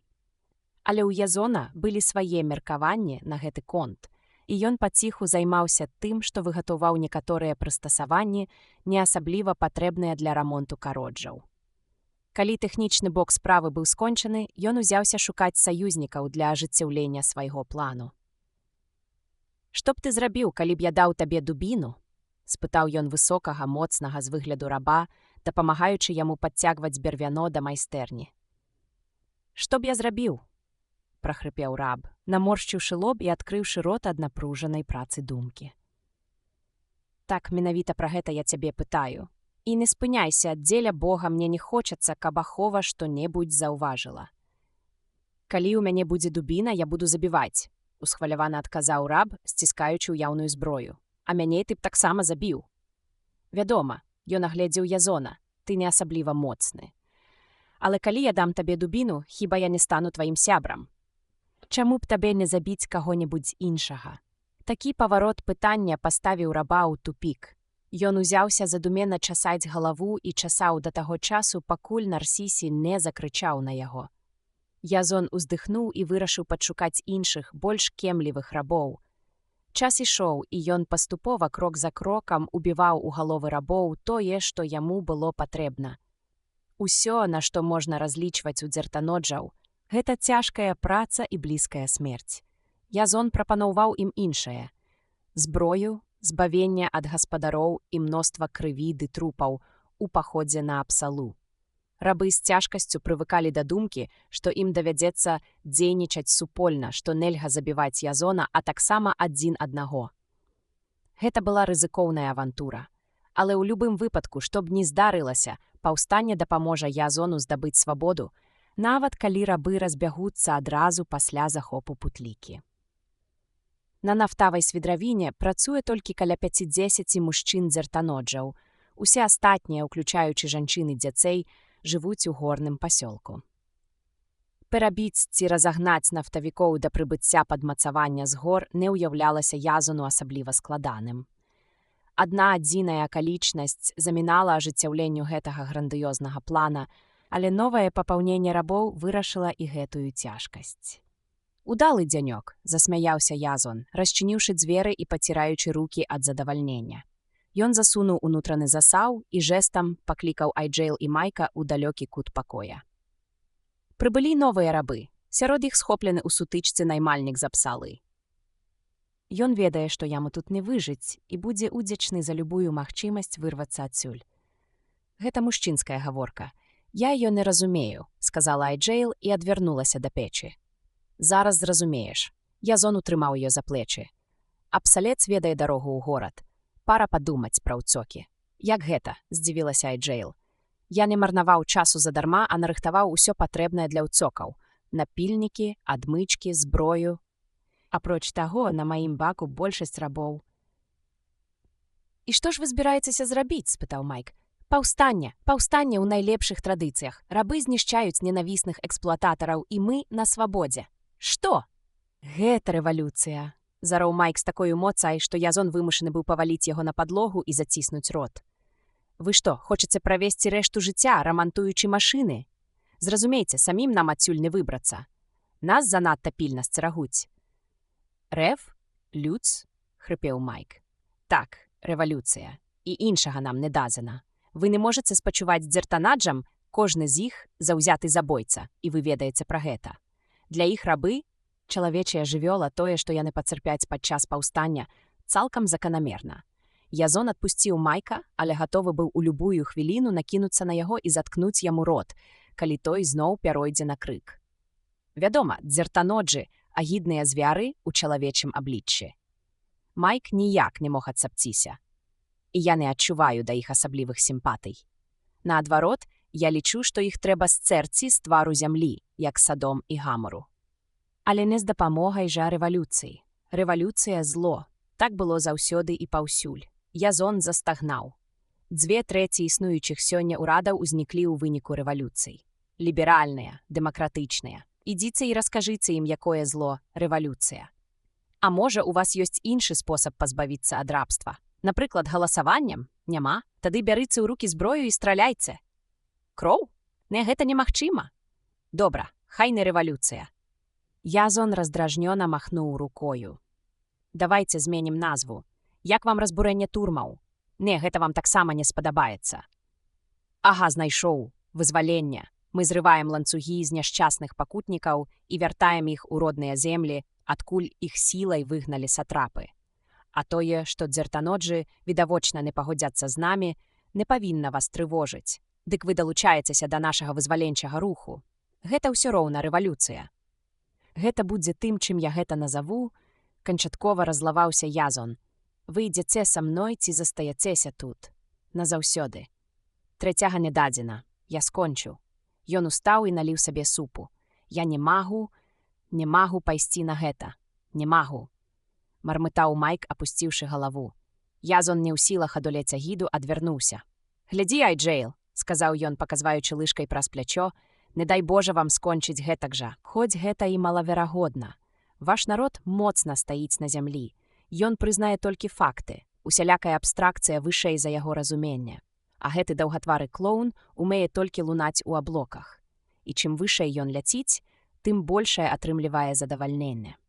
Гатовы паклясціся, што зараз яго займае пытанне, колькі анёлаў могуць змясціцца на вастрыі шпількі. «Няпраўда», – умяшаўся Майк. «Але ў свой час я абавязкова паразважаю над гэтым. Гэтая праблема не можа быць лёгка вырашана». «Бачыш», – Айджэйл кіўнула. «Калі не ведае ён і не ведаю я, значыць, маеш рацыю ты», – сказала яна і была відавочна задаволеная сваім адказам. «Вельмі прыемна, што ты так лічыш», – усміхнуўся Язон. «І галоўнае, што гэта праўда. Я не святы, канечне, але каб я быў пракляты, калі не лепш за вас бачу розніцу паміж канкрэтным і абстрактным, калі я не больш мастацкі ўвасабляю тэорыю ў жыццё, калі я...» «Добра, годзе», – перапыніў ён сам сябе, сход клуба прыхільнікаў Язона дын Альта пераносіцца на больш светлыя часы. «Пачвара! Якая пыха! Заткніся, Майк. Гардыня папярэднічае падзенню. Вы пракляты ідалапаклоннік? Цудоўна. І я шкадую, што дапамагаў вам. вам увасабленню граху. Я не здолеў перамагчы спакусу. Гэта засмучае мяне. Але цяпер я выканаю свой абавязак. Майк кінуўся да дзвярэй. Варта, Язон рвануўся да яго, але паслізнуўся і ўпаў. Ляснулі замкі, дзверы адчыніліся, і на парозе паказаўся Нарсісі. Усё было скончана. Калі б Язон схапіў гэтага ідыёта раней, чым той паспеў разявіць рот, ён прымусіў бы яго змоўкнуць. Урэшце ён мог проста аглушыць яго. Нарсісі прасунуў галаву ў дзверы і агледзеў пакой. Майк прыняў драматычную паставу і паказаў на Язона. «Схапіце і арыштуйце гэтага чалавека», – прадэкламаваў ён. «Я абвінавачваю яго ў спробе дзяржаўнага перавароту, наладжванні рэвалюцыі і крывавага тэрору». Раз'юшаны Язон выхапіў з мяшка велізарны свінцовы молат і занёс над галавой. «Здраднік», – закрычаў ён і абрушыў молат на Нарсісі, але Нарсісі паспеў засланіцца шчытом і адвесці молат. А маланкавы удар дубінкі прыйшоўся якраз па запясці Язона. Яго пальцы расціснуліся, і молат упаў на падлогу. «Вам абодвум трэба ісці за мной. Бацька сам ва ўсім разбярэцца», – сказаў Нарсісі і выштурхнуў іх за дзверы. Грымячы кайданамі, яны брылі па калідоры. Майк ішоў як пакутнік, горда закінуўшы галаву, за ім следам кульгаў Язон, скрыгочучы зубамі ад злосці. Эдыпан быў далёка не дурны. Ён зразумеў сітуацыю раней, чым Нарсісі скончыў сваю аповесць. Я не здзіўлены. Менавіта гэтага я і чакаў. Ён на імгненне затрымаў позірк на Язоне, і вочы яго бліснулі. «Так, я ведаў, што прыйдзе час, і ты паспрабуеш мяне перахітрыць, таму я дазволіў даць табе ў дапамогу раба, каб ён пераняў тваё майстэрства. Я не сумняваўся, што ён здрадзіць табе, і ўзнагароджваю яго тваім месцам». «Здрадзіў? Але я не шукаў асабістай выгады», – запратэставаў Майк. «Не, вамі кіравалі выключна бескарыслівыя матывы», – халодна з'едліва заўважыў Язон. «Не вер ніводнаму яго слову, Эдыпан. Я не рыхтаваў ніякага паўстання. Гэты хлус проста хоча заняць маё месца. Вы паклёпнічаеце на мяне, Язон. Я ніколі не хлушу. Вы рыхтавалі паўстанне. Вы самі казалі мне. Маўчыце вы абодва, або я загадаю забіць вас да смерці. Ясна? А цяпер слухайце, што скажу я. Раб Майк здрадзіў рабу Язону, прычым абсалютна няважна, рыхтаваў раб Язон паўстання ці не. Галоўнае, што раб Майк выконваў указанні раба Язона да таго часу, пакуль не пераканаўся, што зможа сам справіцца з гэтай працай. Пасля чаго і здрадзіў яму. І гэта адзінае, што мяне цікавіць. А твае ідэі пра сацыяльны лад, раб Язон, заўсёды непакоілі мяне. І мне пастаянна хацелася пахаваць іх разам з табой. І вось нарэшце прыйшоў гэты час. Эдыпан павярнуўся да ахоўнікаў. Адвесці яго да астатніх рабоў і прыкаваць. А цябе, Майк, я ўзнагароджваю пакоем і жанчынай раба Язона. Пакуль ты будзеш спраўляцца з даручанай табе справай, я не крану цябе. Працуй і пражывеш доўга.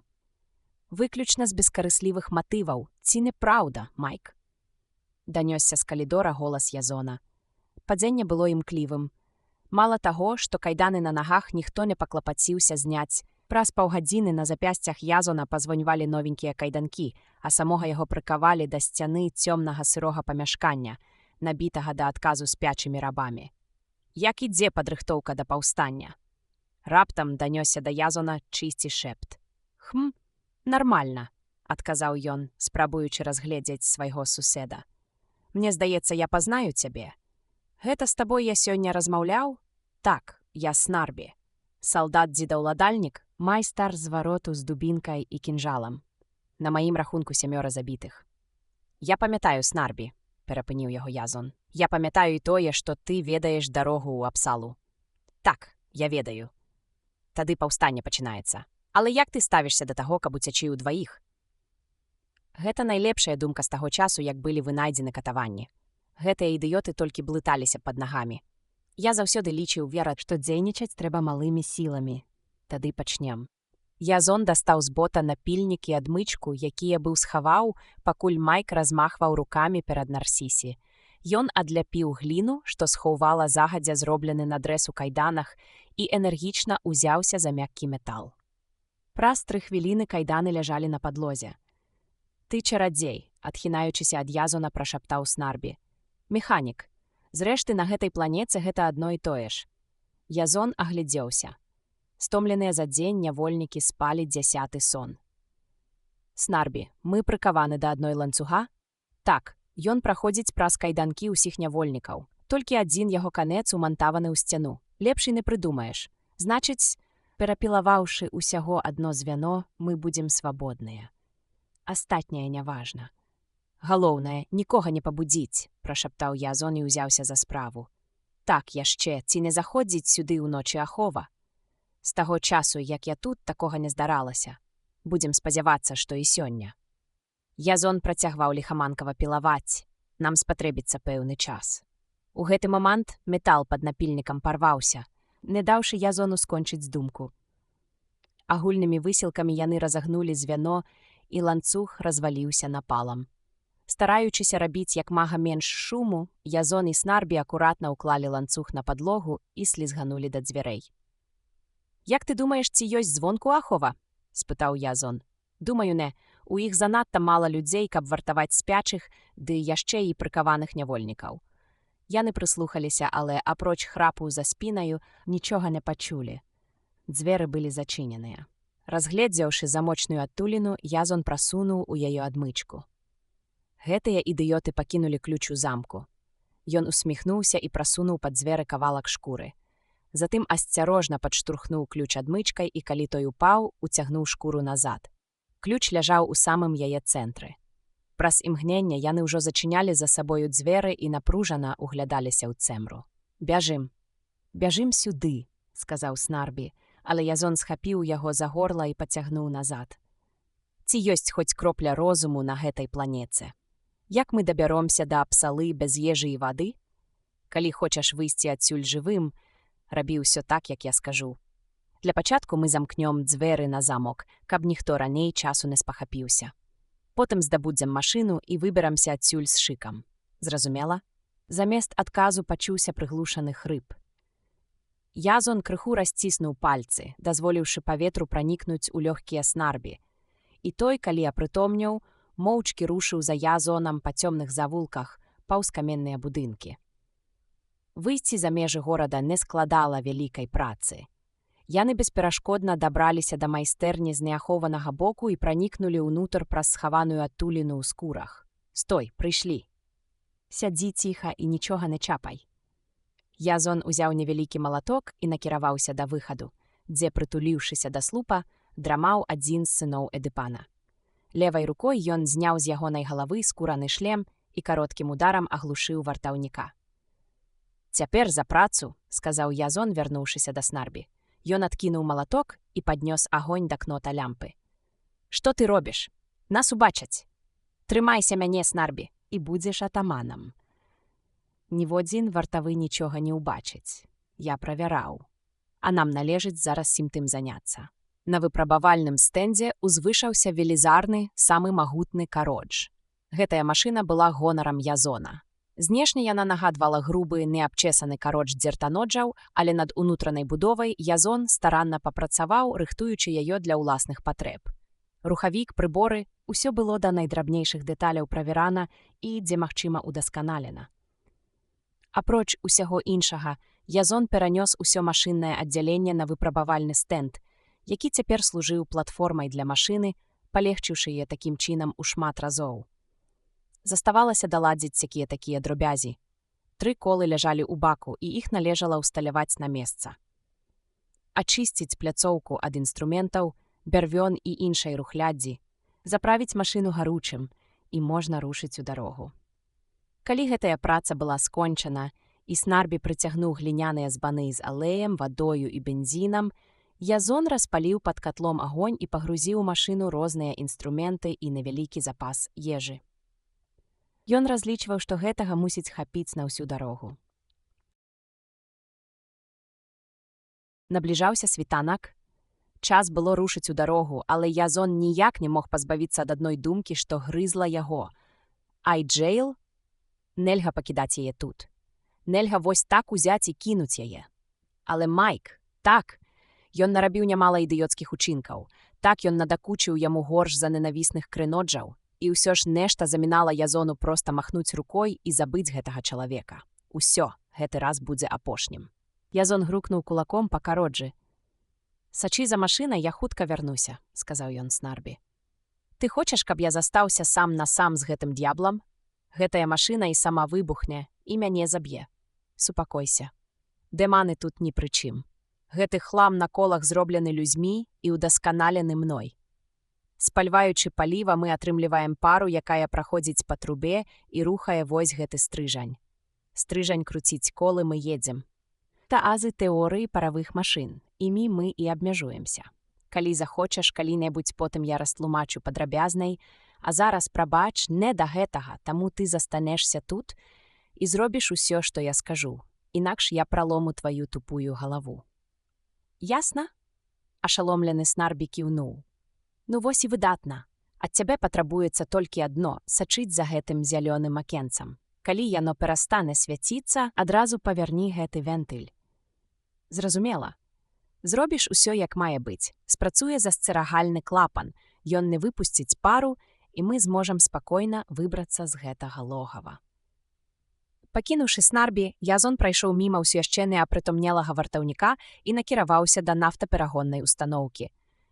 Ён прыхапіў з сабой доўгі меч, які здолеў выгатаваць пад самым носам сваіх ахоўнікаў. Вартаўнікі звычайна дасканала правяралі ўсё, што ён выносіў з майстэрні, але не звярталі ўвагі на тое, чым ён займаўся ўнутры. Ім нават не магло прыйсці ў галаву, што раб можа быць заняты чым-небудзь іншым, апрача працы. Такі першабытны ўзровень мыслення быў Язону якраз на руку. Ён паспеў выгатаваць цэлы мяшок запальных снарадаў і цяпер нёс яго за плячыма. Гэта былі невялікія гліняныя пасудзіны, напоўненыя гаручай сумессю і абгорнутыя скурай, прасякнутай бензінам, вострая пахкасць якога ўжо пачала кружыць яму галаву. Але Язон спадзяваўся, што гэтыя штуковіны не падвядуць, калі прыйдзе час. Калі падпаліць абалонку і кінуць снарад, то гліняная пасудзіна разаб'ецца і бензін загарыцца. Але гэта была тэорыя, а як атрымаецца на самай справе? Бо ні пра якія выпрабаванні не магло быць і размовы. Шлях назад аказаўся такім жа бяспечным, як і ў майстэрню. Але недзе ў глыбіні душы Язон толькі чакаў повада, каб кінуць усё, памчацца назад да машыны і рвануць адсюль на поўную моц. І бывайце, дзяўчына-рабыня і немезіда ў абліччы Майка. Тым больш, што дзеля іх даводзіцца рызыкаваць уласным жыццём. Аднак Язон усё ішоў і ішоў, пакуль не апынуўся за 5 крокаў ад свайго былога пакоя. Ахоўнік быў на месцы. Здавалася, ён драмаў, але тут нешта прыцягнула яго ўвагу, ён засмаркаў носам і пачаў прынюхвацца. Да яго данёсся пах бензіну. Ахоўнік насцярожыўся, агледзеўся і ўбачыў Язона раней, чым той паспеў схавацца. «Хто тут?» — закрычаў ён і кінуўся да Язона. Выйсця не было. Язон выдаў у адказ крык, і вострае лязо ўзляцела над ахоўнікам. З хрыплым стогнам той паваліўся на падлогу, з яго горла фантанам біла кроў. Будынак напоўніўся галасамі і тупатам ног. Язон дастаў з мяшка збан з запальнай сумессю, пераскочыў праз бездыханнае цела ахоўніка і кінуўся адчыняць дзверы. На шчасце, замок хутка паддаўся. «Хутчэй, выходзьце, бяжым!» — закрычаў ён і падштурхнуў перапалоханую Айджэйл да выхаду. Майка ён піхнуў так, што той літаральна вылецеў у дзверы, дзе і сутыкнуўся з Эдыпанам. Ніхто і апамятацца не паспеў, як Язон скочыў і ударыў Эдыпана ў вуха тронкам меча. «Хутка ў майстэрню!» — скамандаваў ён. «Там нас чакае машына». Калі нарэшце да Айджэйл і Майка дайшло, чаго ад іх хоча Язон, у калідоры з'явіўся натоўп узброеных дзертаноджаў. «Да машыны!» — залямантаваў Язон і, сарваўшы са сцяны лампу, падпаліў збан.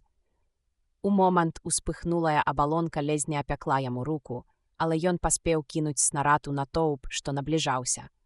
Бутэлька ўдарылася аб сцяну і разбілася. Кроплі бензіну пырснулі ва ўсе бакі. Аднак нічога не здарылася, агонь патух. Язон вылаяўся і схапіў другі снарад. Калі і ён не выбухне, гэта канец. Дзертаноджы на нейкае імгненне замерлі ў нерашучасці перад лужынай бензіну, і ў гэты момант Язон шпурнуў другі збан. Полымя ахапіла калідор, і праход зачыніла вогненная заслона. Прытрымліваючы лампу так, каб яна не патухла, Язон пабег услед за Майкам і Айджейл. На вуліцы было ціха і спакойна. Язон звонку замкнуў дзверы на ўсе засаўкі і выкінуў лампу. Патрэбы ў ёй болей не было. Пакуль дзертаноджы ўзломяць дзверы, ён будзе ўжо далёка. І раптам разлёгся працяглы пранізлівы свіст. «Снарбі!» – застагнаў Язон, ён не закруціў вентыль. Злуючыся на ўсё чалавецтва, ён па дарозе натрапіў на Айджейл і Майка, што заблукалі ў цэмбры, і ударам нагі задаў Майку патрэбны кірунак. Паднялася мітусня, захопленага агнём будынка вынеслі непрытомнага Эдыпана. Дзертаноджы, відаць, ніколі не падвяргаліся начному нападу і цяпер бегалі, мітусіліся, крычалі, вырашыўшы, што на іх напалі ворагі. Усеагульны верхал узмацняўся душараздзіральным свістам пары, што выходзіла з машыны. У гэтым хаосе спачатку ніхто не звярнуў на ўцекачоў ніякай увагі. Іх заўважылі толькі тады, калі яны перасякалі адкрытую прастору перад майстэрняй. Але Язон ужо не думаў пра тое, каб застацца незаўважаным. Калі ўся пара выйдзе, кароч ператворыцца ў бескарысную груду металалому, і яны апынуцца ў пастцы. Снарбі сядзеў, схаваўшыся за колам, і дрыжаў. Язон нават не паглядзеў у яго бок, ён рынуўся да машыны, але тут пачуўся пстрычок засцерагальнага клапана, і раптоўна настала мёртвая цішыня. Язон у шаленстве закруціў вентыль і паглядзеў на індыкатар. Ціск быў на нулі. І ў гэты час у майстэрню ўварваліся раз'юшаныя дзертаноджы. Язон выхапіў чарговы збан з бензінам, падпаліў яго ў печы і шпурнуў проста на галовы праследавацелям. Снарад выбухнуў, і гнёўныя крыкі змяніліся дзікімі енкамі жаху і болю, дзертаноджы кінуліся ў раскідную. Язон шпурнуў ім услед яшчэ адзін снарад, чым значна паскорыў адступленне непрыяцеля. Вярнуўшыся да машыны, ён, а раптам, пастукаў па паказальніку ціску. Стрэлка не варухнулася. Што ж давядзецца чакаць, пакуль ціск пары ў катле зноў не падымецца. Язон адкрыў клапан падачы паліва і ўзяўся грызці брудныя пазногці. Дзертаноджы, безумоўна, вернуцца і будуць штурмаваць майстэрню. Калі да таго часу ціск хоць крыху падымецца. «Гей вы!» – крыкнуў ён. «Майк і ты, паршывы слюнцяй Снарбі! Ідзіце сюды і падшурхніце машыну!» «А што ўвогуле адбываецца?» – спытаў Майк, падыходзячы да яго. «Вы ўжо распачалі рэвалюцыю. У такім разе на мяне можаце не разлічваць. Мы ўцякаем. Хочаце, заставайцеся». «Уцякаем? Тады я далучаюся. Ва ўцёках ад гэтых варвараў я не бачу нічога заганнага. Я рады за вас, а цяпер штурхайце. Я хачу паставіць машыну ў самы цэнтр пляцоўкі, далей ад сцэны і разгарнуць яе ў бок пустыні. Адцягніце гэтыя бярвёны, каб не зачапіліся, і штурхайце». Час цягнуўся павольна. Іх твары асвятляў водбліск полымя з печы. Уцекачы сядзелі ў кароджы і чакалі, калі нарэшце ціск пары ў катле падымецца настолькі, што можна будзе крануць машыну з месца. Цяпер ад іх нічога не залежала, кожная праміналая секунда здавалася ім вечнасцю. Сцэны хавалі ад іх непрыяцеля, а ўяўленне малявала жудасныя карціны. Першым не вытрымаў Снарбі. «Уцякаем адсюль!» выпаліў ён і паспрабаваў саскочыць з машыны. Язон маланкавым кідком схапіў яго за нагу, паваліў на падлогу і трымаў да таго часу, пакуль няшчасны кап'янос не апрытомнеў. «Вы звер, Язон!» Ад страху і нянавісці ў Майка выцягнуўся твар. «Вы топчаце натуральныя пачуцці гэтага маладога чалавека. Зараз жа кіньце свае садысцкія практыкаванні і далучыцеся да маёй малітвы. Калі б гэты крэтын, пра якога вы так дбаеце, зрабіў тое, што яму было загадана, і прыгледзеў за катлом, мы б ужо даўно былі ў бяспецы, а не сядзелі б цяпер на гэтай бочцы з порахам. Вы лічыце, што наш ратунак залежыць ад волі Божай. Смею вас запэўніць, вы глыбока памыляецеся, ён залежыць толькі ад ціску пары». У гэты момант загучаў ваяўнічы кліч, падхоплены мноствам галасоў, і атрад дзертаноджаў уварваўся ў майстэрню. Адначасова абрынулася супрацьлеглая сцяна, і ўцекачы апынуліся паміж двума групамі нападнікаў. Язон вылаяўся і кінуў па 2 снарады ў кожны бок. Не паспелі тыя даляцець да мэты, як ён ужо адчыніў клапан, кародж задрыжаў і крануўся з месца. Аглушаныя дзертаноджы кінуліся да машыны, страсаючы паветра крыкамі і пускаючы стрэлы. Але з кожнай секундай рухавік набіраў абароты. З трэскам разарваўшы сцяну, яны апынуліся на волі. Машына, свісцячы і грымячы, імчала ўніз па даліне з забойнай хуткасцю.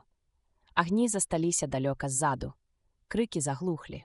Прайшло каля паўгадзіны, перш чым яны запаволілі ход і спыніліся. Айджэйл гучна стагнала. Язон адчуваў сябе так, нібы па кожным квадратным цалі яго цэла малацілі адначасова сотні тысяч малаткоў. Праследавацеляў не было ні відаць, ні чуваць, ды і наўрад ці маглі дзертаноджы спаборнічаць з імі ў хуткасці. «Уставай, Снарбі». Язон трасянуў дзедашчытніка за плячо. «Я сваю справу зрабіў. Цяпер твая чарга». Ён дастаў аднекуль лямпу ўласнага вырабу і працягнуў яе Снарбі. «Ідзі паперадзе машыны і паказвай нам дарогу». Снарбі саскочыў з кароджа і ўпэўнена закрочыў наперад па даліне. Майк стаяў ля стырна, а Язон рэгуляваў хуткасць руху. Дрыжучы ад холаду і страху, Айджэйл прытулілася да яго. «Усё вельмі добра. Супакойся. Нас чакае цудоўная прагулка», — сказаў Язон і моцна абняў дзяўчыну. Раздзел 10. 6 дзён яны ўжо былі ў дарозе. І чым далей яны аддаляліся ад путлікі, тым больш мяняўся навакольны краявід. Горы змянілі ўрадлівыя раўніны, раз-пораз трапляліся сляды жывёл і ручаі з празрыстай халоднай вадой. І хоць харчовыя запасы іхнія вычарпаліся, смерць ад голаду ім не пагражала. Праблема была ў паліве. Пасля поўдня Язон заліў у бак апошні збан бензіну. Ці надоўга яго хопіць? За некалькі гадзін да надыходу цемры яны спыніліся на прывал, і Снарбі, прыхапіўшы самастрэл, выправіўся на паляванне. Сярод усіх ён быў найбольш умелы ў абыходжанні з гэтай зброяй, ды і мясцовасць ды звычкі тутэйшых жывёл ведаў добра. Перакінуўшы самастрэл праз плячо, ён, пасвістваючы, знік у высокай траве, а Язон, гледзячы яму ўслед, адчуў, як расце трывога. Па меры набліжэння да Апсалы са Снарбі здарыліся перамены. Ягоны страх перад кароджам моцна апаў. Сам ён з кожным днём рабіўся ўсё больш важным і самаўпэўненым. «Я не давяраю гэтаму наёмніку. Не веру ніводнаму ягонаму слову», — прабурчаў Язон. «Вы штосьці сказалі?» — азваўся Майк. Скажыце, Майк, вы не заўважылі за апошні час нічога незвычайнага? Нічога дзіўнага ў ваколіцы не прыцягнула вашай увагі? Ды не дзічына, край свету, дзе не ступала нага чалавека. Вы, відаць, аслеплі, Майк. Я следапыт не лепшы за вас, і то за апошнія 2 дні мне сёе-тое кінулася ў вочы. Айджэйл, паклікаў дзяўчыну Язон, пакінь гэтыя крыноджы, як іх не гатуй, лепшымі яны не стануць.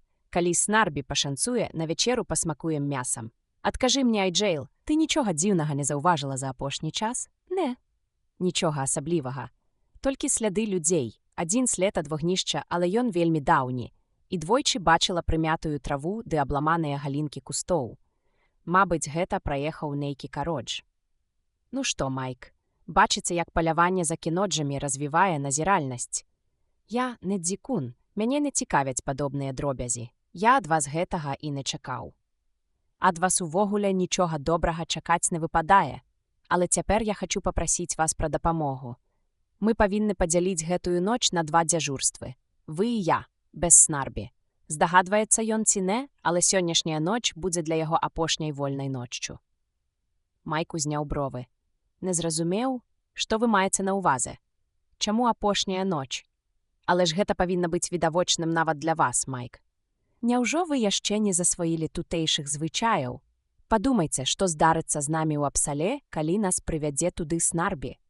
Я не ведаю, што менавіта ён замышляе, але тое, што ў яго ёсць на наш конт пэўныя планы, гэта несумненна. На ўсе мае роспыты ён адказвае агульнымі фразамі. Вядома, Снарбі наймальнік, але ўсё роўна ён павінен ведаць значна больш, чым кажа. Напрыклад, ён сцвярджае, нібыта мы яшчэ за 4 дні шляху ад горада, але ж гэта відавочная хлусня. Я лічу, што нам засталося не больш за 2 дні. Уранку я маю намер звязаць яго, перабрацца ў бок вунь тых пагоркаў і схавацца там. У нас ёсць ланцугі, якія мы і выкарыстаем. Снарбі будзе нашым закладнікам да таго часу, пакуль я не правяду дбайную выведку горада. Вы збіраецеся зноў зрабіць рабом няшчаснага дзікуна, не маючы на тое ніякіх падстаў. Вы памыляецеся. Я проста на час пазбаўлю яго магчымасці ўчыніць якую-небудзь брыдоту нам з вамі. Мой удасканалены кародж – велізарная спакуса для любога тубыльца. І калі ён здолее прадаць мяне чарговаму прайдзісвету кшталту Эдыпана, то тым самым забяспечыць сваю будучыню да глыбокай старасці. Я не жадаю вас слухаць, разбушаваўся Майк. Вы самі казалі мне пра прэзумпцыю невінаватасці. А чым цяпер займаецца? Крывадушнік. Калі хочацца, Снарбі вінаваты. Ён вінаваты ў тым, што з'яўляецца членам сваёй варварскай грамады і дзейнічае паводле законаў гэтай грамады. Айджэйл, як ты лічыш, мы хутка дабяромся да Апсалы? Дзяўчына паціснула плячыма. Айджэйл, у Снарбі ў Апсале шмат сяброў і знаёмых. Як думаеш, што ён стане рабіць? Прывітаецца з імі. Можа, яны дадуць яму крыноджаў, адказала Айджэйл і, задаволеная сваім адказам, усміхнулася. Я меў на ўвазе іншае. Што будзе, калі яго прыяцелі ўбачаць нас і наш кародж? Айджэйл выпрасталася, і ў яе вачах бліснула іскрынка неспакою. Мы не павінны ісці з ім. Нас схопяць, адбяруць кародж і ператвораць у рабоў. Забі Снарбі. Крыважэрныя язычнікі. Майк устаў у сваю улюбёную позу. Ну, вы зразумелі нарэшце? Перапыніў яго Язон. Дык вось, звязваючы Снарбі, я дзейнічаю паводле мясцовага этычнага правіла, прычым самага гуманнага з іх. Гэта прыкладна тое ж самае, што аддача гонару ў войску. Скажу больш. Я нават парушаю тутэйшы кодэкс. Паводле закону я мушу забіць здрадніка. Як вы можаце? Як вы асмельваецеся асуджаць і тым больш прыгаворваць чалавека да смерці на падставе цалкам беспадстаўных абвінавачванняў? Я нікога не прыгаворваю да смерці. Язон пачаў губляць цярпенне. Уціхамірцеся. Я толькі хачу, каб Снарбі ў найбліжэйшай будучыні не зрабіў нам вялікіх клопатаў. І калі вы адмаўляецеся мне дапамагчы, то малю, хаця б не перашкаджайце. Няхай усё застанецца выключна на маім сумленні. Вас гэта не тычыцца. Снарбі вяртаецца, прашаптала Айджэйл. Вось, горда абвясціў дзедавік і кінуў ім пад ногі забітую жывёлу. Абазярыце і засмажце. Цяпер у нас ёсць ежа. Снарбі здаваўся цалкам нявінным і прастадушным. Язон нават на секунду засумняваўся ў сваіх высновах, але прыгадаў, дзе знаходзіцца, і адкінуў прэч сумневы. Снарбі – нармальны сябра нармальнага рабаўладальніцкага грамадства. Ніхто з ягоных субратаў не абвінаваціць і не папракне Снарбі ў тым, што ён некага там забіў ці прадаў у рабства. Яго не грызуць пакуты сумлення і надушыў яго спакойна, бо ён не збіраецца ўчыняць нічога злачыннага, вырашыў Язон і ўзяўся абдумваць план ранішняй аперацыі. Стомленыя ад доўгага падарожжа і ацяжэлыя ад багатай ежы, усе хутка заснулі. Язон з цяжкасцю змагаўся са сном. Як толькі ён адчуваў, што супраціўляцца ўжо няма сілы і павекі змыкаюцца міма ягонай волі, ён уставаў і хадзіў вакол вогнішча, пакуль холад ночы не гнаў яго назад да цяпла вогнішча. А поўначы Язон разбудзіў Майка. Ваша чарга і не змыкайце вачэй. Калі што, будзіце мяне. Язон расплюшчыў вочы з першымі промнямі сонца. Над раўнінай стаяў густы белаваты туман. Усе яшчэ спалі.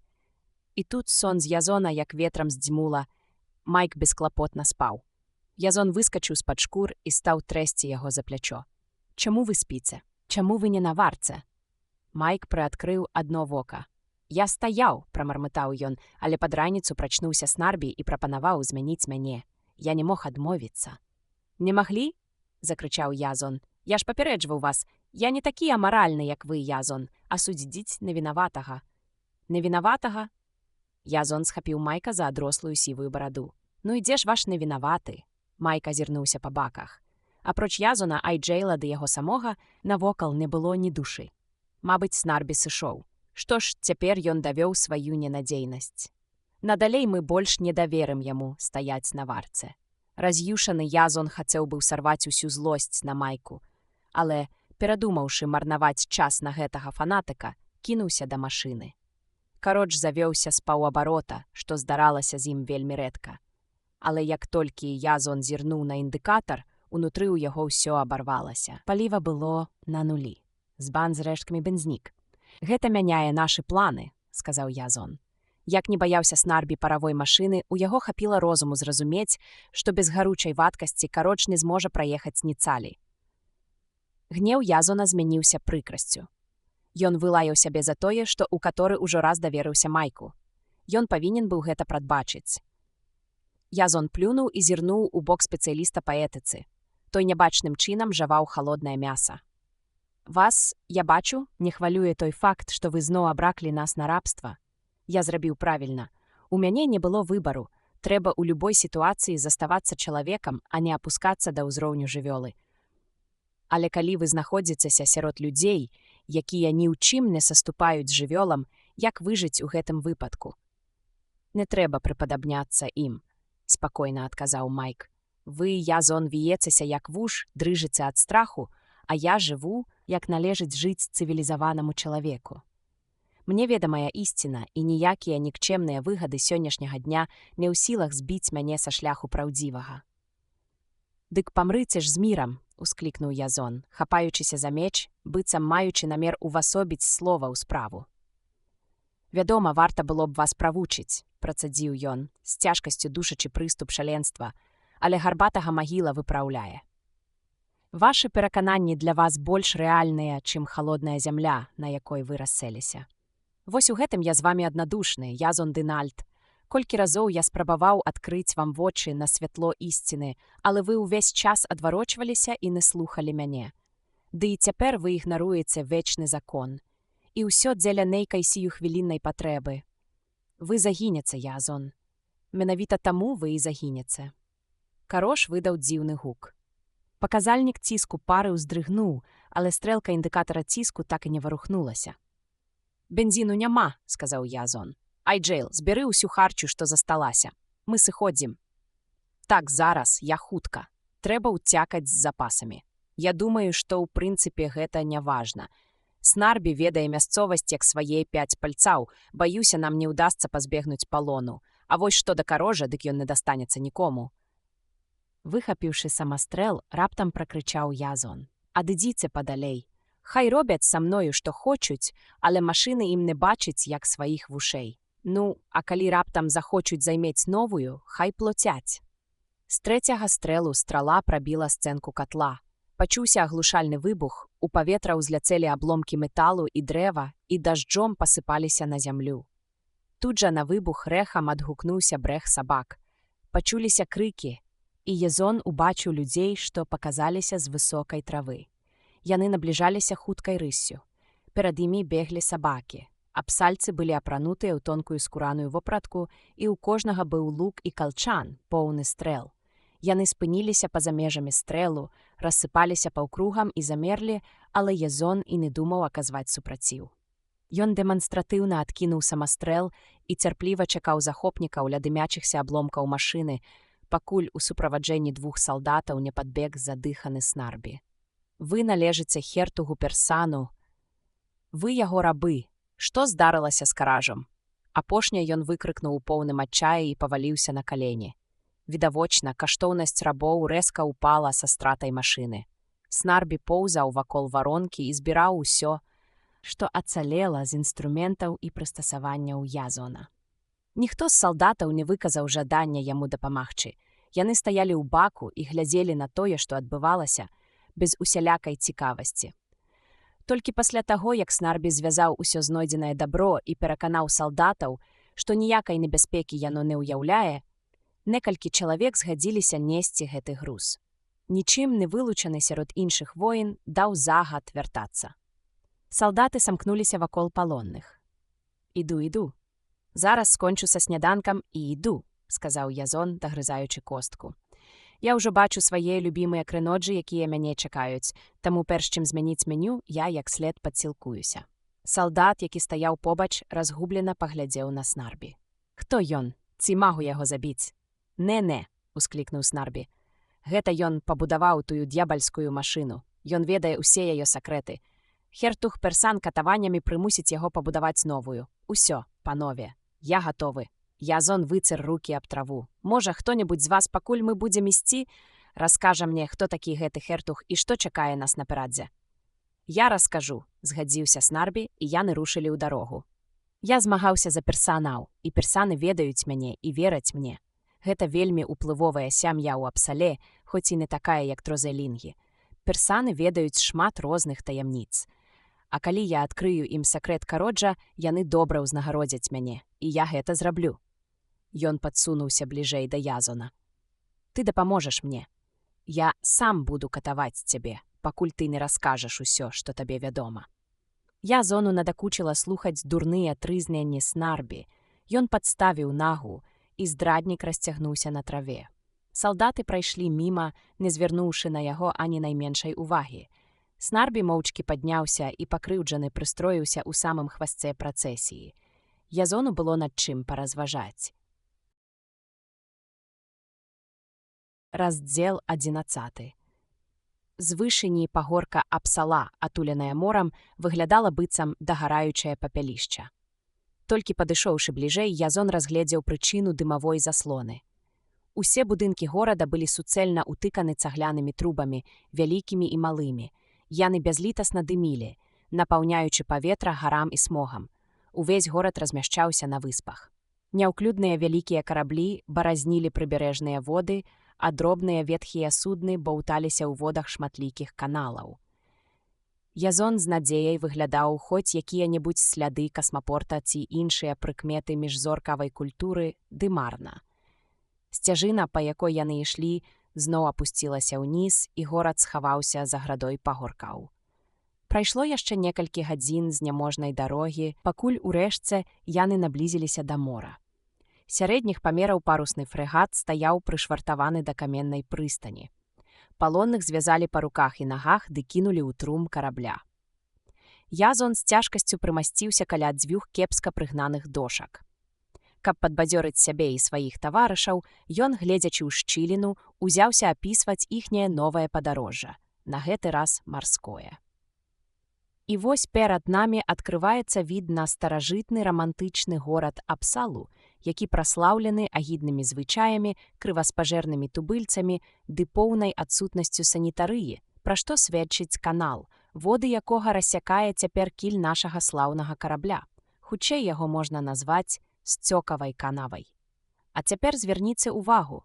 З левага борта побач з намі праплываюць густа заселеныя выспы. Тыя, што меншыя, пакрытыя халупамі, ды такімі бруднымі і струхлелымі, што пацучыныя норы ў параўнанні з імі палацы нябесныя. На вялікіх выспах за высокімі мурамі хаваюцца начыненыя усемагчымымі відамі смерці каменныя крэпасці, гатовыя ў любы момант явіць свой звярыны твар усяму свету. Як вы самі разумееце, засяроджанне ў адным горадзе такой велізарнай колькасці крэпасцяў гаворыць пра тое, што кожная з іх – гэта недатыкальная асабістая ўласнасць аднаго племені, групы ці клана, пра якія нам павядаў наш незабыўны сябар Юда. Углядзіцеся ў гэтыя помнікі чалавечай прагнасці. Гэта канчатковы прадукт сістэмы, якая бярэ пачатак ад рабаўладальнікаў кшталту Чакі, працягваецца ў сямейнай дынастыі дзертаноджаў і дасягае апагея заганнасці за гэтымі непрыступнымі мурамі. Усё той жа закон. Кожны сам за сябе, адзіная дарога да ўлады, дарога па трупах суайчыннікаў. Усе тэхнічныя адкрыцці і вынаходствы строга засакрэчаныя і выкарыстоўваюцца выключна ў карыслівых мэтах. Ніколі я не бачу, каб чалавечая прагнасць і эгаізм дасягалі падобных памераў. Я захоплены. У гэты момант карабель рэзка змяніў курс, і Язон скаціўся ў смуродную трумную ваду. Незрынутасць чалавека? Прамармытаў ён, з цяжкасцю ўзбіраючыся назад. Карабель страсянула яшчэ раз. Ён ударыўся аб палі прыстані. Дзесьці наверсе пачуліся ліхая лаянка, крыкі, і паруснік замёр. Са страшным скрыпам зачыніліся марскія вароты.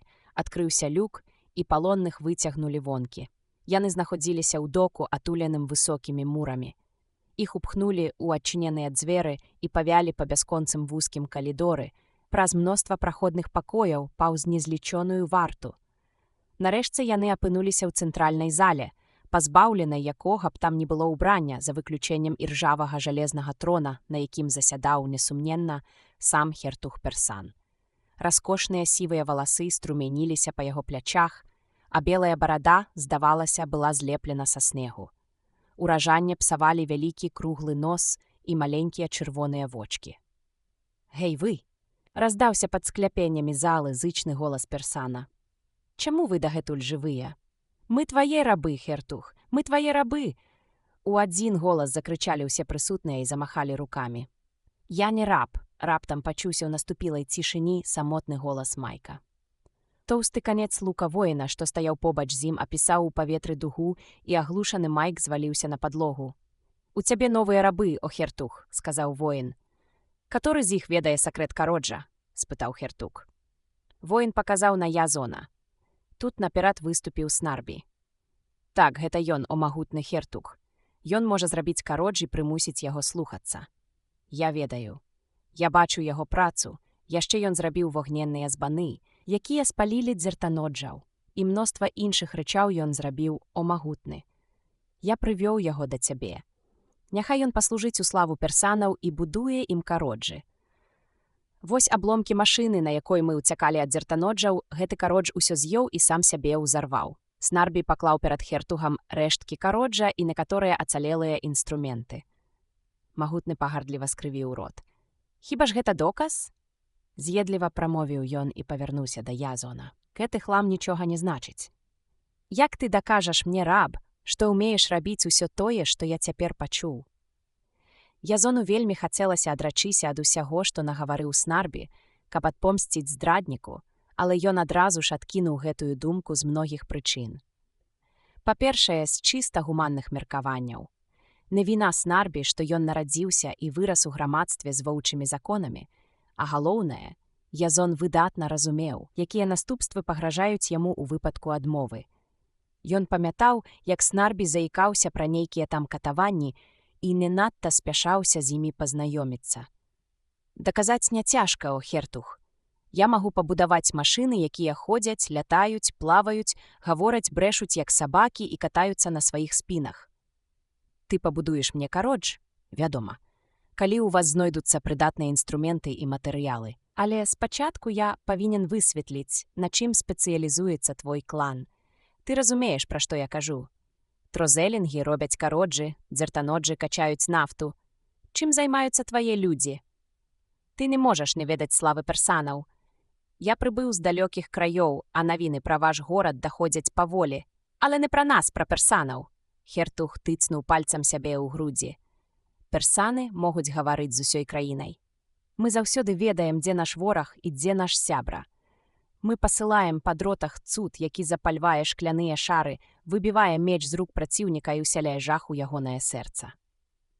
Падобна, персаны манапалізавалі права на электрычнасць. Рады чуць гэта. «Што ж, калі ў вас знойдуцца?»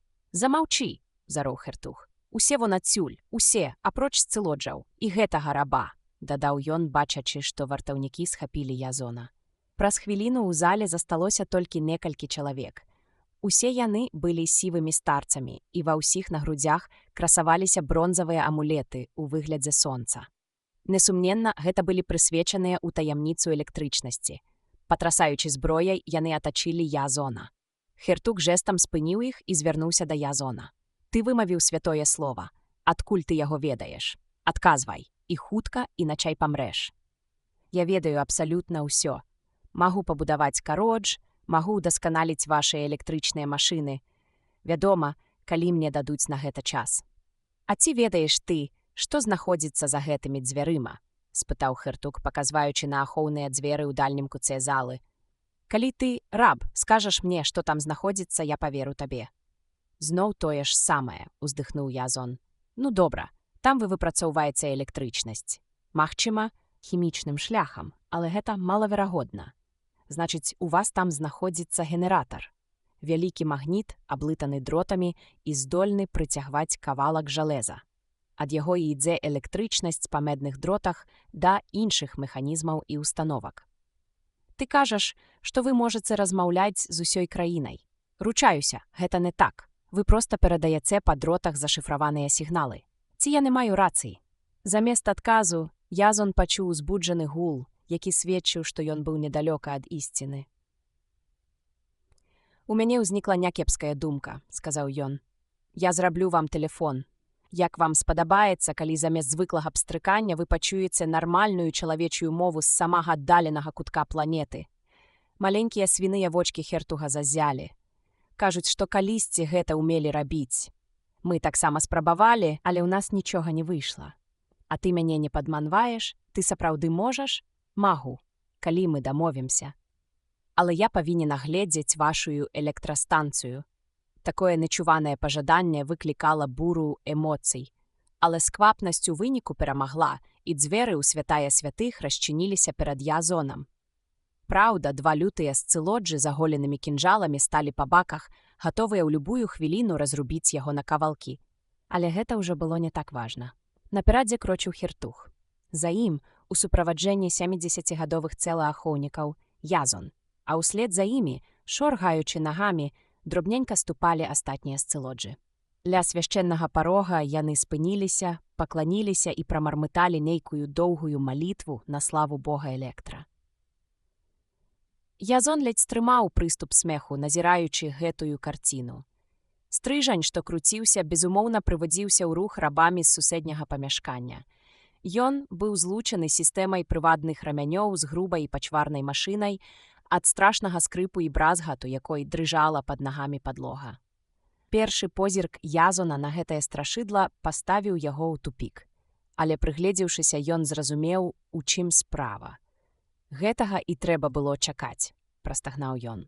З двух ліхаў людзі заўсёды выбіраюць горшае. Шкіў, прымацаваны да канца машыны і падобны на кола ад калёс, быў злучаны рамянёвай перадачай з велізарным бервяном, што круцілася з падазрона вялікай хуткасцю. Праўда, рамяні раз-пораз саскоквалі з абадоў і хуткасць кручэння падала, што дазваляла Язону разгледзець, што ўсё бервяно ўтыркана жалезнымі кольцамі, на якіх пабразгвалі падковападобныя кавалкі металу. Жахлівае відовішча дапаўняла прымацаваная да столі клетка з мноства заблытаных правадоў. Усё гэта нагадвала ілюстрацыю з кнігі «Першыя крокі электрычнасці». «Хіба твая душа не трапеча ад страху перад гэтымі цудамі?» – спытаў Хертуг, звярнуўшы ўвагу на адвіслую сківіцу і шкляныя вочы Язона. «О так, яна трапеча, ды яшчэ як! Трапеча ад болю, гледзячы на гэткую цудоўную калекцыю механічных дурноцтваў і недарэчнасцяў». «Блюзнерства!» – залямантаваў Хертуг. «Забіцца яго! Хвілінку!» – сказаў Язон, схапіўшы за рукі цэлаахоўнікаў і засланяючыся іх цэламі ад бліскучых клінкоў астатніх сцылоджаў, што спяшаліся да яго.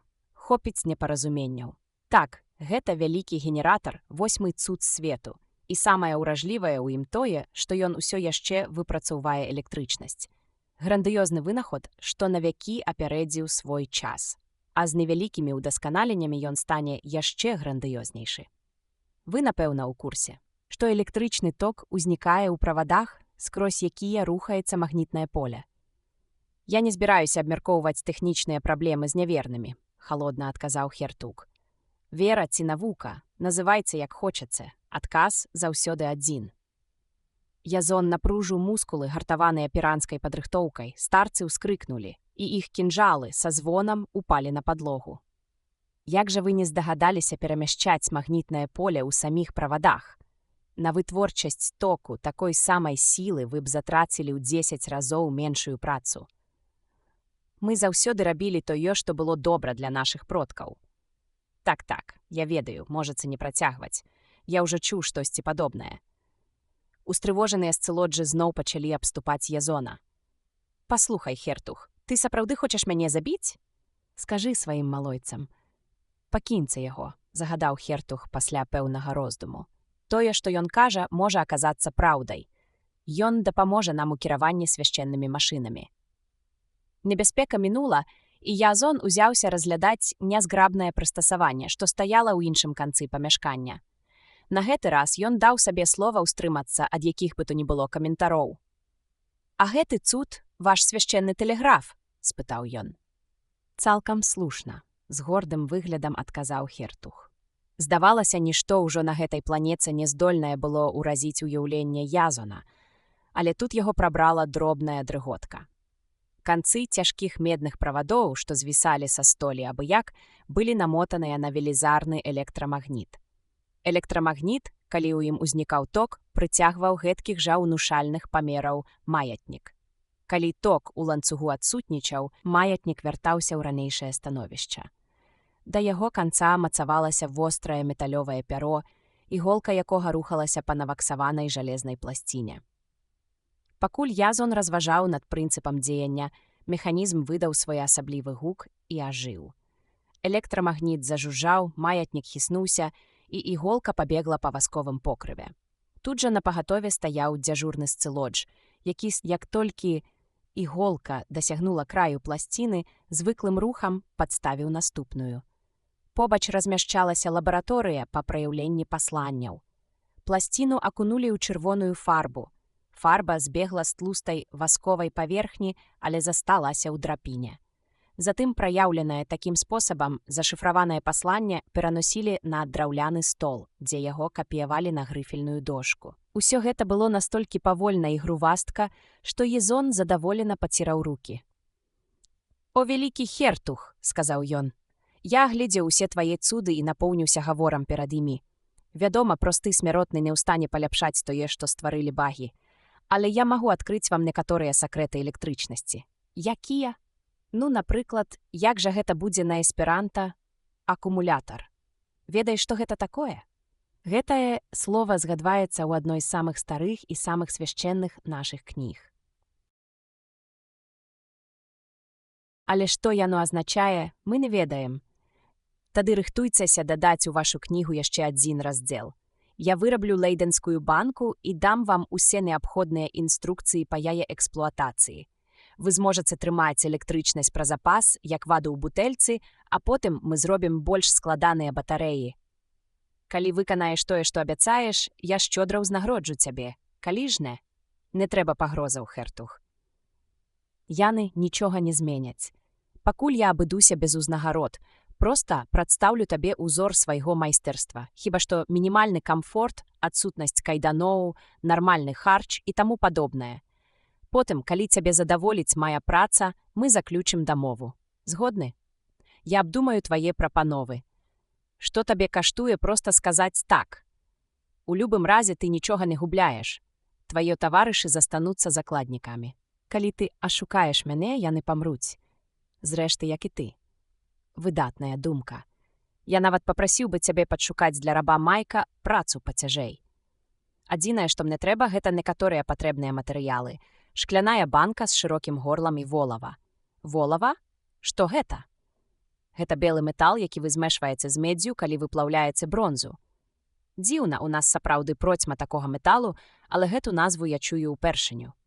Тэарэтычна, калі пад рукой ёсць усе патрэбныя матэрыялы, лейденскую банку зрабіць параўнальна нескладана, але персаны не выдзімалі шкла, а манаполія на яго вытворчасць належала нейкім вітрыстам, у якіх персаны і куплялі гатовыя вырабы. Бутэлькі некалькіх відаў, шкляныя гузікі, шклянкі, талеркі і з паўтузіна іншых прадметаў. Ніводная з бутэлек для лейденскай банкі не падыходзіла, а прапанова Язона зрабіць новую пасудзіну прывяла вітрыста ў жах.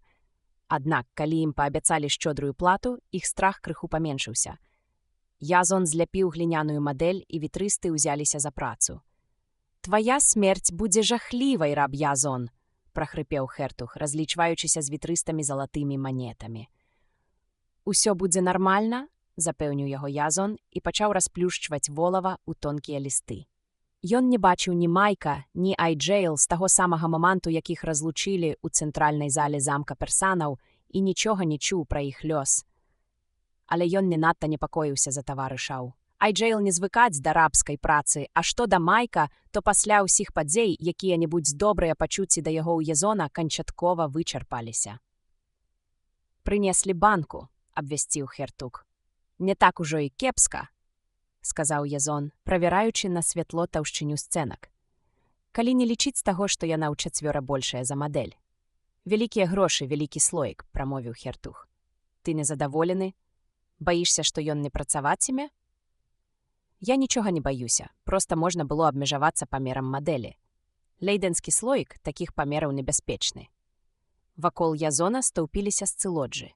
Яны падазрона пераглядваліся і перашэптваліся.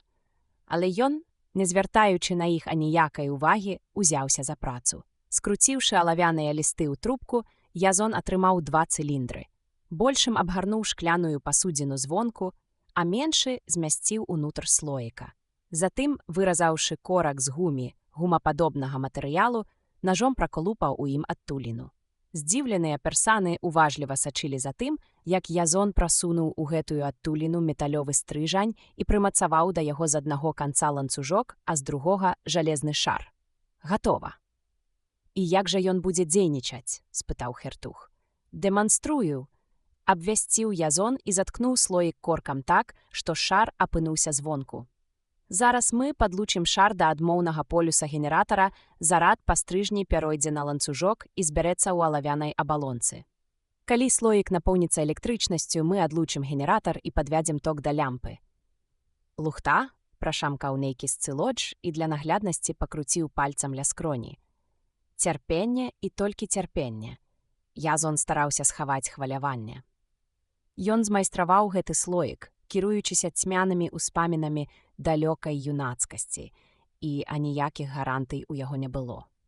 Язон зазямліў дадатныя полюсы генератара і лейдэнскага слоіка, скрыжаваў рукі на грудзях і адышоў на некалькі крокаў ад пасудзіны. «Заводзь!» Генератар загудзеў, затрашчаў, але нічога бачнага не адбывалася. Язон не меў уяўлення, колькі часу неабходна для зарадкі слоіка. Прайшло хвілін 5, і зала напоўнілася незадаволенымі галасамі сцилоджаў. Марудзіць рабілася небяспечна. Язон выступіў наперад і ударам палкі адлучыў генератар. «Усё», – сказаў ён. «Акумулятар напоўнены да берагоў боскай сілай электрычнасці». Язон падсунуў дэманстрацыйны прыбор, некалькі грубых лямпаў напальвання, злучаных паралельна. Зараду ў слоіку мусіла хапіць, каб пераадолець супраціў у вугальных нітках і распаліць іх да чырвана. «Блюзнерства!» – усклікнуў адзін са старых.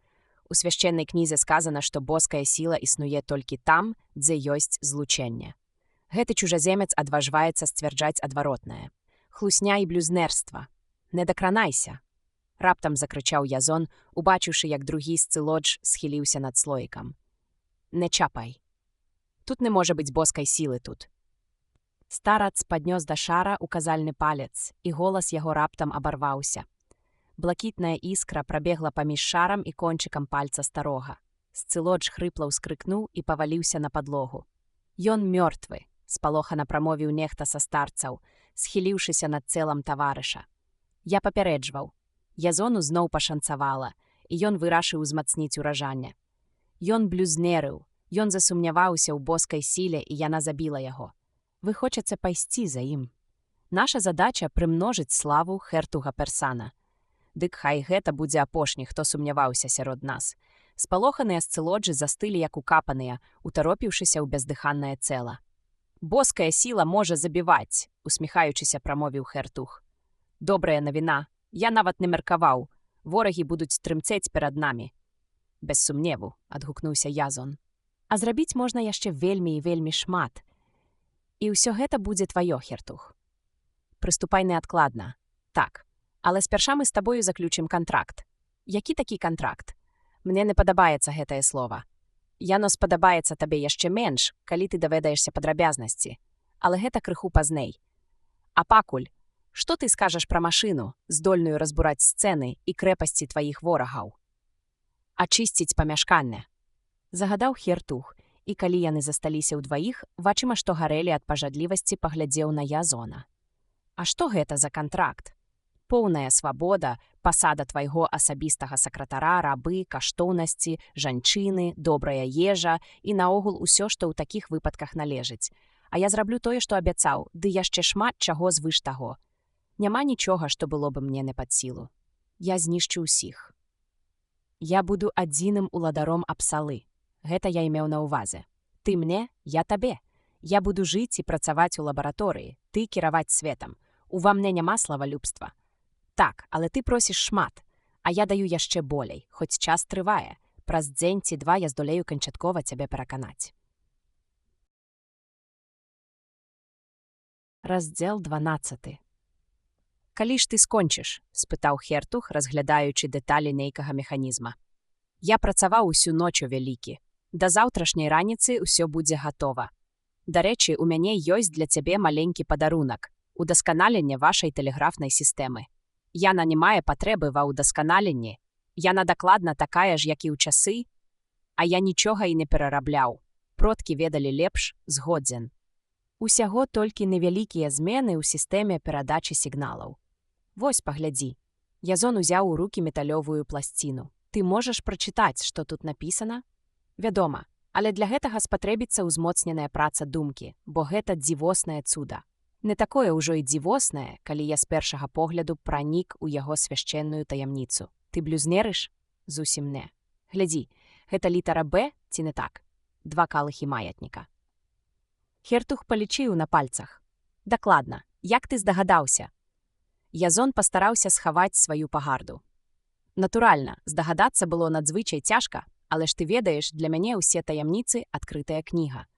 В – другая літара алфавіта, і яна пазначаецца на пласціне 2 драпінамі.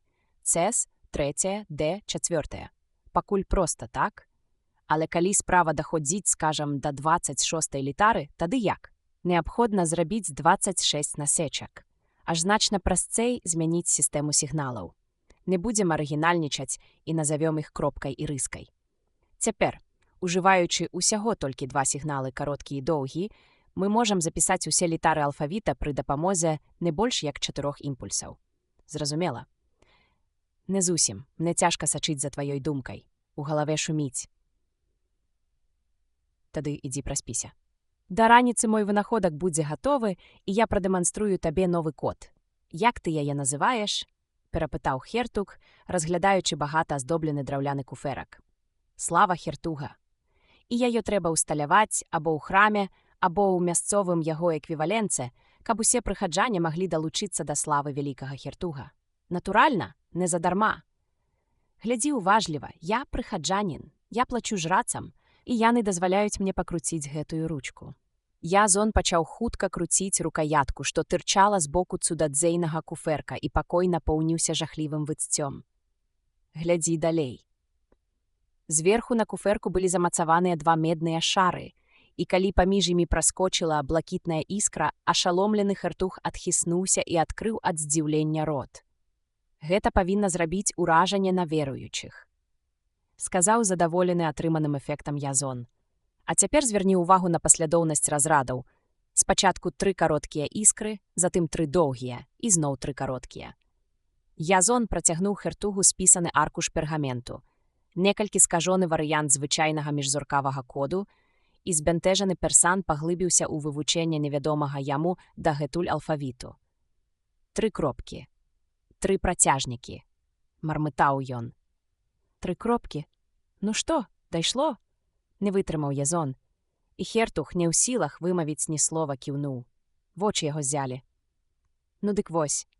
Пакуль ручка круціцца, днём і ноччу, зноў і зноў машына электрычным голасам будзе аддаваць табе хвалу. Слава Хертугу! Слава Хертугу! Слава!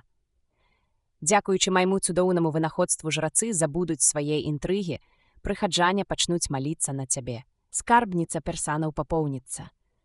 Але Хертуг ужо не слухаў Язона. Ён ліхаманкава круціў ручку і, як зачараваны, глядзеў на іскры. Зараз жа гэта павінна быць усталявана ў храме. Не, спачатку на ім трэба намаляваць фамільны герб. З золата. І з каштоўных камянёў, дадаў Язон. Чым багацей, тым лепей.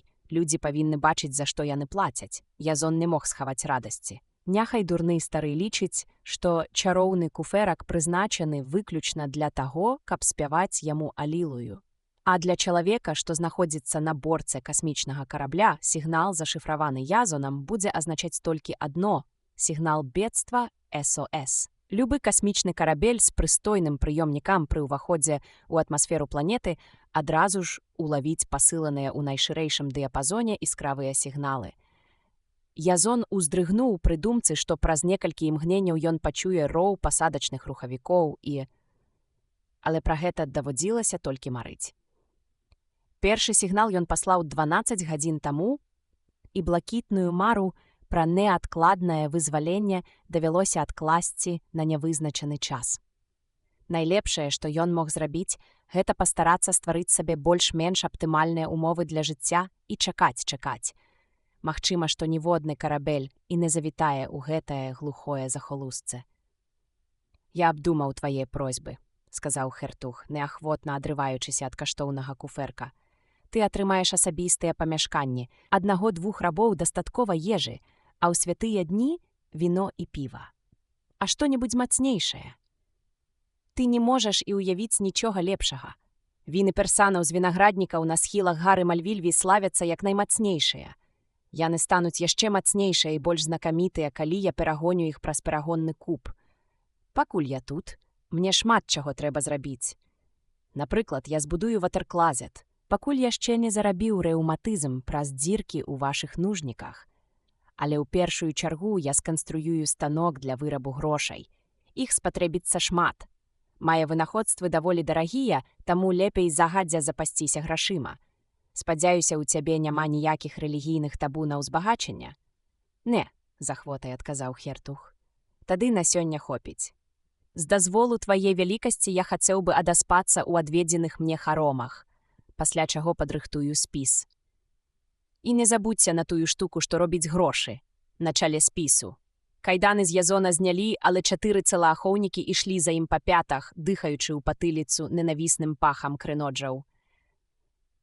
«Ці ведаеш ты, дзе мая новая кватэра?» — спытаўся Язон у камандзіра ахоўнікаў, панурага волата па імені Беніт. Толькі і прамармытаў Беніт. Яны падняліся па звілістай каменнай лесвіцы на верхнія паверхі, потым зноў спусціліся ўніз, у цёмную залу і падышлі да дзвярэй, ля якіх стаяў яшчэ адзін ахоўнік. Беніт, зняўшы з пояса цяжкі ключ, адамкнуў замок. «Вось», — сказаў ён і тыцнуў у дзверы брудным пальцам. «Так!» — працягнуў Язон, зазіраючы ўсярэдзіну і бачачы прыкаваных да сцяны Майка і Айджэйл. «Ад іх будзе мала карысці, калі пакінуць іх у якасці інтэр'еру». Таксама нязмушана Беніт выцягнуў з кішэні ключ меншы, працягнуў яго Язону і зачыніў за сабою дзверы. «Я ведала, ты зробіш так, каб яны не прычынілі табе шкоды», — сказала Айджэйл, калі Язон здымаў з яе жалезны ашыйнік. Але мне ўсё роўна было страшна. Майк пыхліва маўчаў да таго часу, пакуль Язон і Айджэйл не выправіліся аглядаць астатнія памяшканні. «Вы забыліся вызваліць мяне», — крыкнуў ён. «Няўжо? Я рады, што вы звярнулі на гэта ўвагу. Скажыце, Майк, як лягчэй за ўсё пазбавіцца ад клопату? Вы хочаце мяне абразіць? Я кажу тое, што думаю. Праз вас я страціў прэстыжную працу ў дзертаноджаў, і мяне зноў закавалі ў ланцугі. Але уцёкшы ад іх, я ўсё ж прыхапіў з сабою і вас. І чым вы адплацілі мне за маю великадушнасць? Дазволілі Снарбі прадаць нас у рабства. Запомніце, Майк, што цяперашняга свайго дабрабыту я дасягнуў без вашага ўдзелу. Я рабіў па сумленні. Вы памыляецеся. Язон дын Альт, вы дробязны і помслівы чалавек. Вось тут вы цалкам маеце рацыю. І таму застанецеся прыкаваным да сцяны». Язон узяў Айджэйл за руку і павёў яе ў глыб памяшкання. «Дык вось, што ж мы бачым?» Уголас пачаў разважаць ён. «Уваход вядзе адразу ў галоўны пакой, што, відаць, адпавядае апошняму крыку моды. Разнастайныя віды дзівоснай па сваёй прыгажосці цвіл і выдатнае месца для вытворчасці сыру, але не для мяне». Язон расчыніў дзверы ў суседні пакой. Вось ужо крыху лепш. Вокны на поўдзень, відаць мора, цудоўна. Застаецца распрацаваць тэхналогію вырабу шкла, разбіты рог замест непрадзімальных празрыстых шыбаў мне не падыходзіць. А вось і ачаг, мы распалім агонь. «Крынаджы!» Айджэйл усплёснула рукамі і падбегла да вялікага кошыка, што стаяў у цёмнай нішы. Язона перасмыкнула, а яна ўзялася перабіраць карэнні. Не вельмі старыя, 10-15 дзён. Для супу тое, што трэба. Менавіта па іх так стамілася мой бедны хворы страўнік, прабурчаў Язон. За сцяной зароў Майк. Але Язон распаліў камін, добра сагрэўся і толькі потым пайшоў зірнуць, чым незадаволены праўдашукальнік. «Гэта злачынства!» — крычаў той, грымячы ланцугамі. «А чаго вы хацелі ад злачынцы, якім я з'яўляюся ў вашых вачах?» — сказаў Язон і павярнуўся, каб выйці. Вы не можете мяне так пакінуць. Пачакайце, не пакідайце мяне. Мы ж цывілізаваныя людзі. Вызваліцца я больш так не буду. Я не прычыню вам ніякага клопату. Даю слова. Прыемна чуць, стары мой Майк. Але справа ў тым, што ва мне не засталося да вас ніводнай кроплі добрых пачуццяў. Я прыстасаваўся да мясцовага этасу і цяпер веру вам толькі датуль, пакуль бачу вас. Хаця і гэтага занадта многа. І ўсё ж Язон дастаў ключ і вызваліў Майка. Ашыйнік. Вы забыліся зняць ашыйнік. Не можа быць. На вуснах Язона бліснула нядобрая усмешка. Я ніколі нічога не забываю, Майк Сеймон. Вы мой раб. А будучы рабом, вы, як не старайцеся, не здолееце нарабіць асаблівых непрыемнасцяў. У голасе Майка пачулася лютасць. Я так і ведаў, вы сабака, а не цывілізаваны чалавек. Я бяру назад свае словы і адмаўляюся дапамагаць вам, у чым бы там ні было. Вы зло, і я буду змагацца з вамі. Язон ужо заняў быў кулак, але нечакана засмяяўся. Вы не перастаеце здзіўляць мяне, Майк. Вы адзіны ў сваім родзе. Вы унікум. Каб нармальны чалавек быў настолькі глухі да фактаў, логікі і таго, што завецца здаровым сэнсам.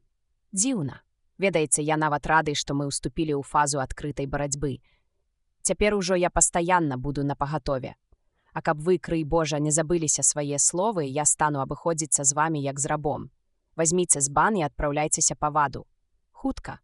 Майк, скрыгочучы зубамі ад гневу, выйшаў з пакоя, а Язон вярнуўся да Айджэйл і супу з крыноджаў. Наталіўшы голад, Язон прыладзіўся ля каміна і глядзеў, як Айджэйл зашывала тоўстай іголкай парваныя скуры. Дзесьці за сцяною чулася бурчанне Майка. Было позна.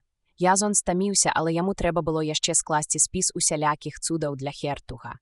Раптам ляснулі замкі, расчыніліся дзверы і ў суправаджэнні салдата, які сціскаў у руцэ паходню, на парозе з'явіўся Беніт. «Ідзем», — сказаў ён і паказаў Язону на дзверы. «Куды? Ідзем», — паўтарыў Беніт і выцягнуў з-за пояса кароткі меч. «Я пачынаю цябе ненавідзець», — прамовіў Язон, неахвотна падымаючыся з крэсла. Ён адкінуў шкуры і паплёўся за Бенітам. Ахоўніка ля дзвярэй не было. «Дзе ж ён?» — падумаў Язон і павярнуўся. Дзверы за ім зачыніліся, а вастрыё мяча праткнула вопратку і апякло спіну. «Паспрабуеш уцячы або загаварыць, памрэш», — прагучаў над самым вухам шэпт Беніта. Язон абдумаў ягоныя словы і вырашыў не супраціўляцца. Не, ён не спалохаўся. Ён ведаў, што справіўся без 10 такімі Бенітамі. Проста зноў прыродная цікаўнасць штурхала яго на новыя прыгоды. У Язона ўзнікла падазрэнне, што ўсё гэта адбываецца без ведама хертуга. Ён вырашыў высветліць, чым усё скончыцца, і адразу пашкадаваў пра тое. Яму звязалі рукі, засунулі ў рот смярдзючы кляп і прыставілі да грудзей вострае лязо мяча. Супраціў стаў немагчымым, і Язон пакорліва пайшоў за выкрадальнікамі. Па крутых сходах яны ўзабраліся на плоскі чарапічны дах, дзе мокры снег абляпіў іх з галавы да ног. Салдат пагасіў паходню. Цёмная ноч праглынула абрысы прадметаў, і Язон, спатыкнуўшыся аб парапет, ледзь не зваліўся ўніз. Салдат своечасова ўтрымаў яго. Хутка і спрытна Язона абвязалі вяроўкай пад пахамі і сталі спускаць з даху. Язон раз-пораз біўся галавой аб сцяну, праклінаючы Беніта, на чым свет стаіць, а апынуўшыся па пояс у ледзяной вадзе, патроіў паток праклёнаў. Раптам чэпкія моцныя рукі падхапілі яго і кінулі ў лодку. Апошнім спусціўся Беніт. Рыпнулі кулюкі, і яны паплылі ў невядомым напрамку. Звязаны Язон ляжаў на дне лодкі. Ніхто не звяртаў на яго ўвагі, і калі б ён не адкаціўся ў бок і не прыціснуўся да борта, яго, напэўна, затапталі б да смерці. З глыбіні свайго назіральнага пункта разгледзець што-небудзь было немагчыма. Толькі калі дзесьці ў гары з'явілася слабое мігцэнне паходняў, ён зразумеў, што яны праплываюць праз марскія вароты. Значыць, ён выкрадзены суперніцкім кланам. Гэты факт мала яго ўзрадаваў. Лодку прышвартавалі да прычала. Язона выцягнулі з яе і павалаклі па мокрых каменных плітах. Беніт знік, відавочна, адправіўшыся па сваей 30 срэбранікаў, а новыя ахоўнікі маўчалі як нямыя. Нарэшце яго развязалі, вынялі кляп, упхнулі ў велізарную залу і бязгучна зачынілі за ім дзверы. Перад Язонам адкрылася карціна, ад выгляду якой кроў у жылах павінна была зледзянець, а валасы стаць дыбам. Але ён толькі засмяяўся і аглядзеўся ў пошуках крэсла. Не знайшоўшы нічога прыдатнага, ён зняў са стала капцэлую лямпу, зробленую ў форме змяі, і ўзгрувасціўся на стол. «Устань, смяротны! Сядзець перад мастрыгуламі! Смерць!»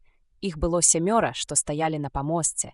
Усе яны былі апранутыя ў доўгія балахоны, абапіраліся на метровыя шырокія мячы, і на ўсіх былі жахлівыя маскі. Лямпы мудрагелістых формаў нясцэрпна чадзілі перад імі, а паветра было насычана серавадародам. «А я буду сядзець», – незварушна адказаў Язон, уладкоўваючыся зручней. «Або вы выкралі мяне з мэтай аддаць вогнішчу. Чым хутчэй да вас дойдзе, што гэтыя перытачныя кашмары мяне ніколькі не кранаюць, тым хутчэй мы зможам пагаварыць пра справу».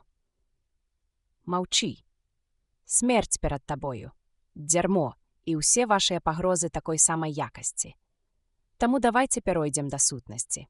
Да вас дайшлі пэўныя чуткі, і яны вас заінтрыгавалі. Каротжа, экзатычная прылада ў храме, напэўна, яшчэ нешта. Настолькі панадліва, што вы вырашылі мяне выкрасці. Дробныя апсальскія хітрыкі, 30 срэбранікаў, і вось я тут. Ці ведаеш ты, хто перад табою?» – залямантавала адно пузіла віскліва старэчым голасам. «Мастрыгулы, я чуў пра вас». Язон уважліва зірнуў на старца. «Вас лічаць тутэйшымі чараўнікамі і ведзьмакамі. О так, вы здольныя падпальваць ваду, якая, у сваю чаргу, пражыгае дрэва, метал і гэтак далей. Мяркую, вы проста тутэйшыя хімікі, ці хутчэй тое, што ад іх засталося.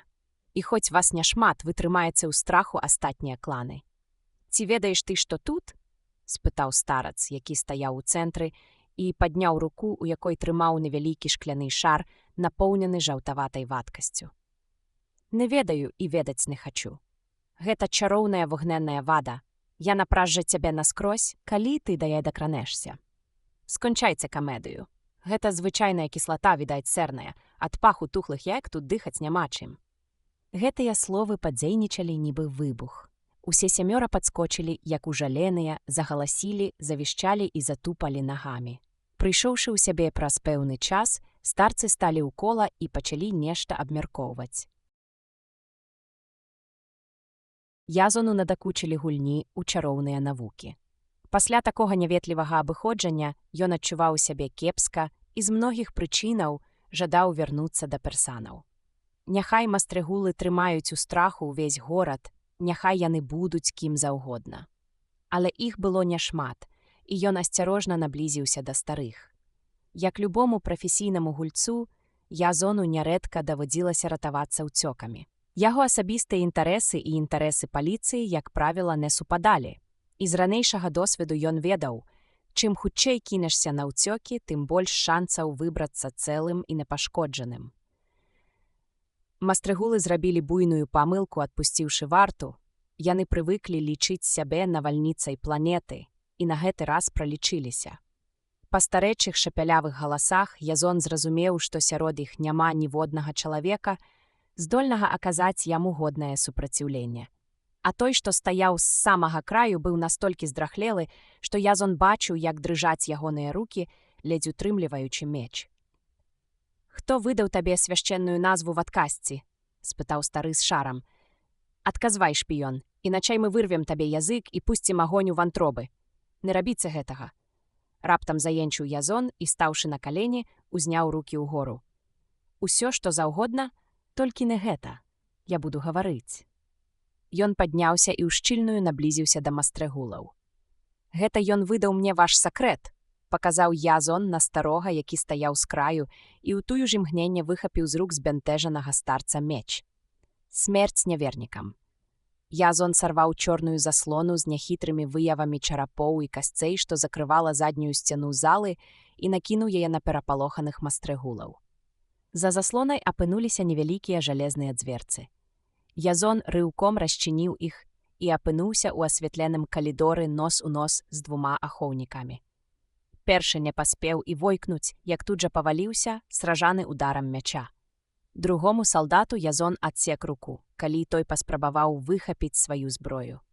Піранская школа ў чарговы раз саслужыла добрую службу. Ніводзін абсалец не мог параўнацца з Язонам у сіле і спрыце, і ён яшчэ раз пераканаўся ў гэтым, сутыкнуўшыся з Бенітам. «Дзякуй за захапляльную вандроўку», — сказаў Язон, выбіваючы меч з рук былога ахоўніка. «Здрада? Звычайная рэч у абсале, ведаю. Але я, на тваё няшчасце, не абсалец», — прамовіў Язон, і галава Беніта паляцела ў бок. Ля выхаду ён зноў натрапіў на ўзброеную варту, але і тут раптоўнасць была на яго баку. Расправіўшыся з вартавымі, Язон усім целам налёг на цяжкі драўляны брус, што служыў запорам на браме. Толькі нейкім цудам ён заўважыў Мастрыгула, які раптоўна з'явіўся. «Памры!» — усклікнуў той і шпурнуў шар з сернай кіслатой. «Дзякую!» Язон лёгка злавіў шар і сунуў яго за пазуху. Сапраўдная пагоня толькі пачыналася, а Язон ужо збягаў па слізкіх прыступках. Скочыўшы ў першую лепшую лодку, ён адным ударам мяча перасек канат і вяслом адштурхнуўся ад прычала. Лодка была надта цяжкая і вялікая для аднаго чалавека, але плынь у канале дапамагала яму. На прыстані зазялі паходні, пачуліся лаянка і крыкі. Але неўзабаве ўсё схавалася за хісткай заслонай мокрага снегу. Язон кіраваў лодкай і хмура ўсміхаўся. Раздзел 13. Ён веславаў, пакуль не сагрэўся. Потым, пусціўшы лодку па цячэнні, вырашыў перадыхнуць і абдумаць тое, што адбылося. Прайшла ўжо не адна гадзіна з таго часу, як знік з вачэй замак Мастрыгулаў. Пагоня безнадзейна адстала, і адпачылы Язон зноў узяўся за вёслы і накіраваў лодку да бліжэйшага берага. Дніша зашкрабала па пяску, Язон выскачыў з лодкі і, глыбока грузнучы ў глеі, выцягнуў яе на бераг. Наўкол не было ні душы. Ён зноў залез у лодку, паклаў шар з кіслатою далей ад сябе і стаў чакаць надыходу світання. Ноч была сырая і халодная. У дадатак да ўсяго зноў пасыпаў мокры снег. Язон прамерз да касцей, але не пакінуў свайго прытулку. Нарэшце з паўзмроку сталі праступаць няясныя абрысы прадметаў. Лодкі, прывязаныя ланцугамі да драўляных слупоў, сілуэты пакрыўленых хацінак. З адной такой хацінкі выйшаў чалавек, але, убачыўшы Язона, войкнуў і знік. Пачуліся галасы і паказаліся ўжо чалавек 10, што нерашуча набліжаліся да Язона. У руках яны трымалі дубіны і вёслы.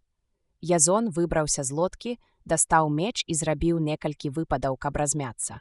«Ідзі з мірам, забірай сваю лодку, Мастрыгул, і ідзі. Мы ўсяго толькі бедныя рыбакі». «Я не Мастрыгул і люблю Мастрыгулаў не больш за вас», — адказаў Язон, абапіраючыся на меч. «Але твая лодка? Вось знак». Рыбак паказаў на герб, выразаны на карме. «Я скраў гэтую лодку». Рыбакі застагналі і адхіснуліся. Хтосьці кінуўся ўцякаць, некаторыя апусціліся на калені, а адзін замахнуўся дубінай, але Язон лёгка адбіў удар. «Мы прапалі. Мастрыгулы прыйдуць сюды, убачаць лодку, абвінавацяць нас і заб'юць. Забірай лодку і ідзі». «Ваша праўда», — згадзіўся Язон. Лодка магла яго выдаць. Ды і да таго ж яна была занадта грузная для аднаго чалавека. Кіраваць ёй у адзіночку было надзвычай цяжка. Ён узяў шар, наваліўся на нос і сапхнуў лодку ў ваду. Цячэнне падхапіла яе, і неўзабаве яна знікла з вачэй. «Ну вось, гэтая праблема вырашана. А цяпер мне трэба вярнуцца ў крэпасць персанаў. Хто з вас даставіць мяне туды?» Рыбакі спалохана адступілі, але Язон загарадзіў аднаму з іх дарогу і пагразіў мячом. «Ну дык як?» «Я не здолею знайсці дарогу», — заенчыў рыбак. «Туман, снег, я ні разу там не быў». «Я табе добра заплачу, як толькі мы прыбудзем на месца. Назаві цану». Але чалавек толькі крыва усміхнуўся і паспрабаваў выслізнуць. «Ага, разумею», — сказаў Язон, зноў мячом заступаючы яму дарогу. «Крэдыт не ў звычаях вашага племені». Ён задуменна паглядзеў на меч і тут упершыню заўважыў, што яго рукаяць уся ўсыпана каштоўнымі камянямі. «Калі ў цябе знойдзецца нож, то я арганізую аплату. Вось гэты чырвоны камень, рубін, ты атрымаеш зараз, а гэты зялёны, калі прыбудзем на месца».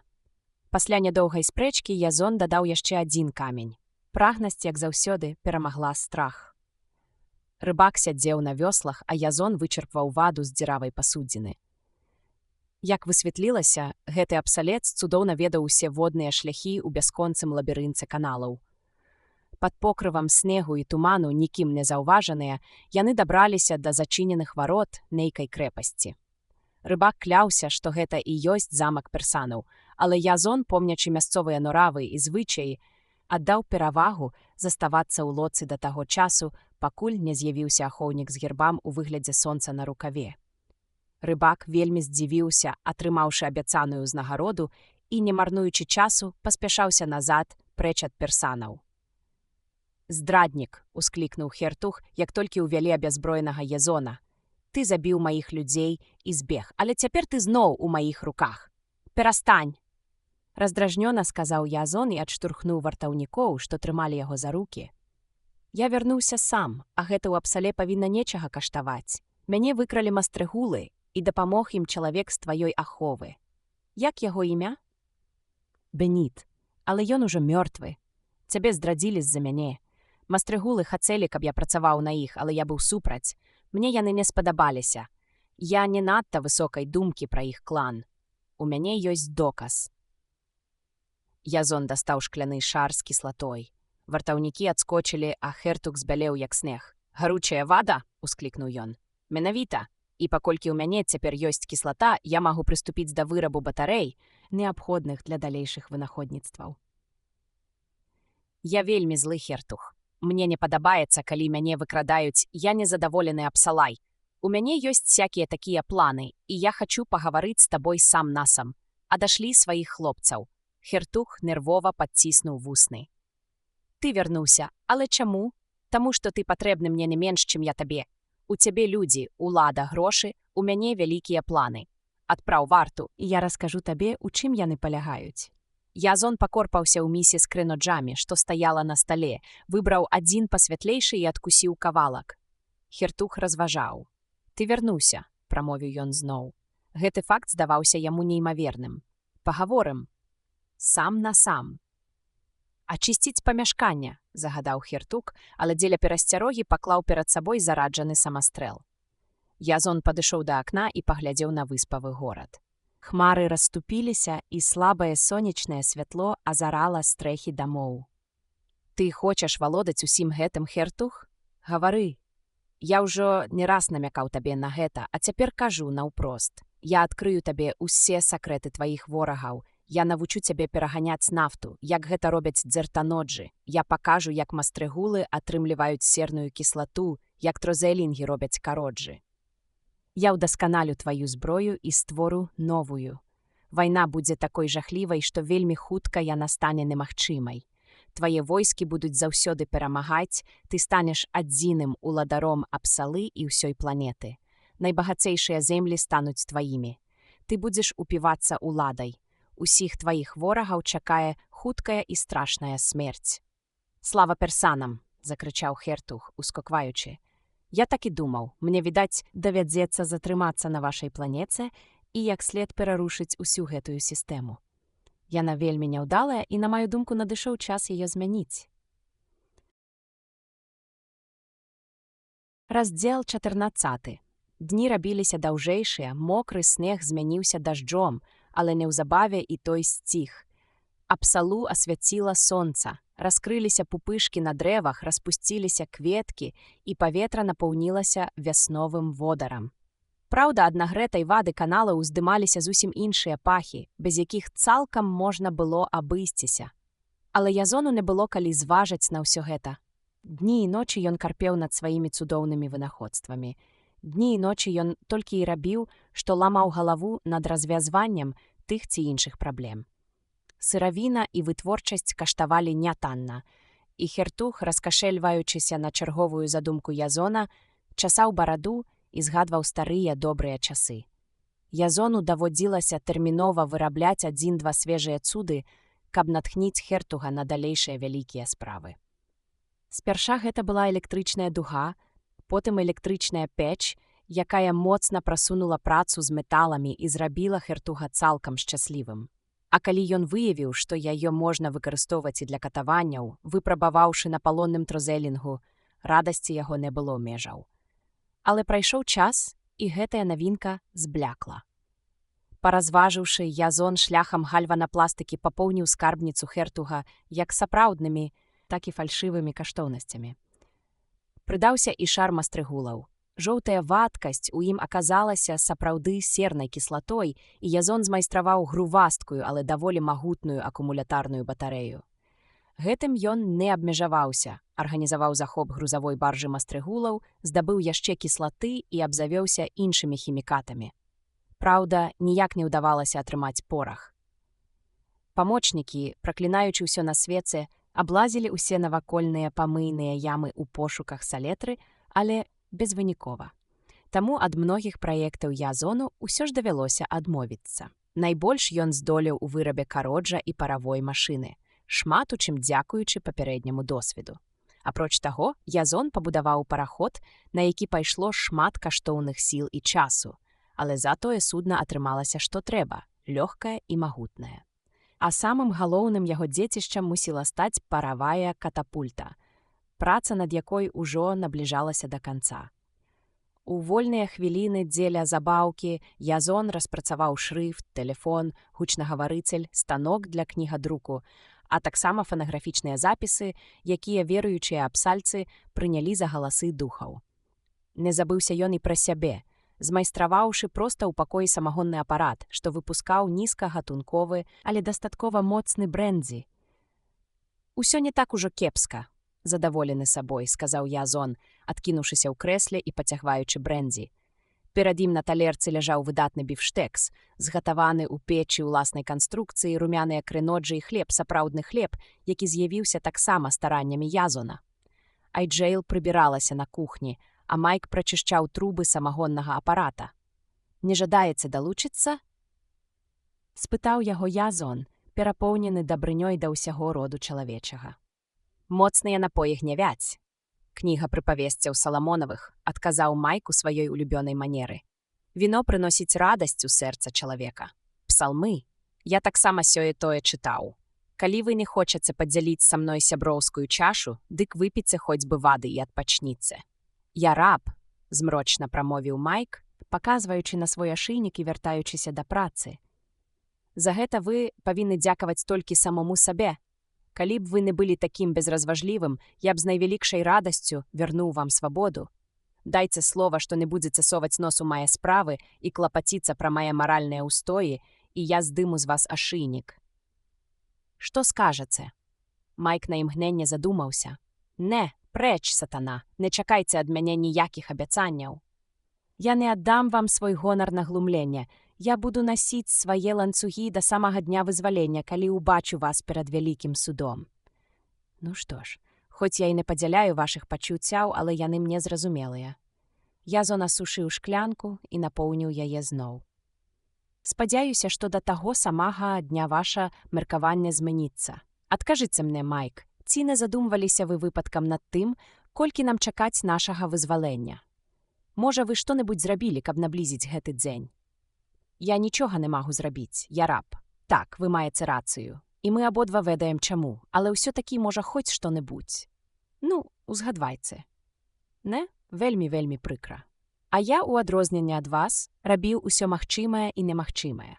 Па-першае, Язон ікнуў і загнуў палец. Я высветліў, што на гэтай закінутай планеце няма ніводнага прышэльца з космасу, апроч нас з вамі. Па-другое, я знайшоў некалькі добра рэзаніруючых крышталяў і сабраў радыёпрымач. Аднак, апроч атмасферных перашкод і уласнага СОС, нічога не пачуў. Што за лухту вы вярзеце? Як? Хіба я вам не расказваў? Я пабудаваў найпрасцейшы радыёперадатчык і сказаў Хертугу, што гэты боскі куфар будзе служыць яму вернай службай, пасылаючы ў нябёсы славу магутнаму Персану. З таго дня ён не сціхае стараннямі вернікаў. Для вас няма нічога святога, блюзнер. Вы патрабуеце ад мяне павагі да рэлігіі вялікага бога Электра. Па-мойму, гэта не ў вашых правілах. Я вас не разумею. Вы павінны быць задаволеныя, што я пасмяяўся з дурнога ідалапаклонства». Захмялеламу Язону з відавочнай цяжкасцю ўдалося вымавіць апошняе слова. Да таго ж, калі ў атмасферу планеты ўвойдзе касмічны карабель, ён неадкладна злове мае пазыўныя, і мы будзем выратаваныя. А калі? спытаў Майк, відавочна зацікавіўшыся. Можа, праз 5 хвілін, а можа, праз 500 гадоў. У гэтай галактыцы мноства планет. Нават калі нас хтось і шукае, то знойдзе няскора. Сумняваюся, каб рацыянальныя піраны кінулі ўсё і пусціліся шукаць мяне. Ды і потым карабель у іх адзіны, і ён пастаянна заняты. А як наконт вашых людзей, Майк? Яны моляцца за мяне. А пра пошукі не можа быць і гаворкі. Усе нашы грошы пайшлі на купленне і аснашчэнне карабля, які вы так свавольна знішчылі. Ну а гандлёвыя або даследчыцкія караблі – усё залежыць ад гульні выпадку. Праз 5 хвілін, праз 5 стагоддзяў ці ўвогуле ніколі сляпая гульня выпадку.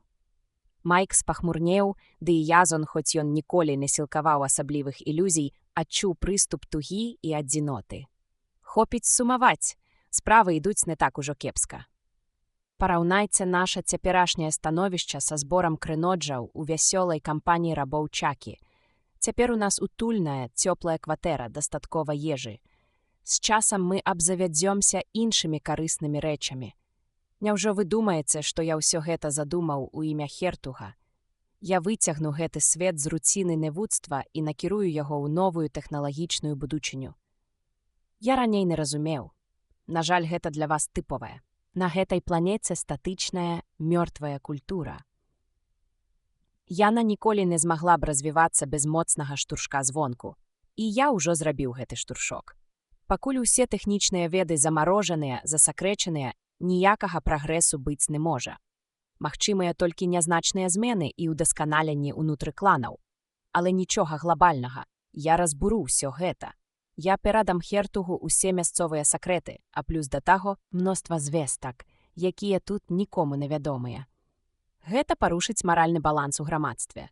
Раней кланы былі прыкладна роўныя па сіле, а цяпер Хертуг стане мацнейшым за ўсіх. Ён развяжа вайну і пераможа іх усіх, аднаго за адным. Вайну? Перапытаў Майк. Ноздры яго раззьмуліся, а ў вачах з'явіўся ліхаманкавы бляск. Вы сказалі, вайну? Так, дабрадушна адказаў Язон, адцёрбаючы са шклянкі. Ён так паглыбіўся ва ўласныя думкі, што не заўважыў узбуджэння Майка. Як нехта справядліва заўважыў, нельга прыгатаваць яечню, не разбіўшы яек.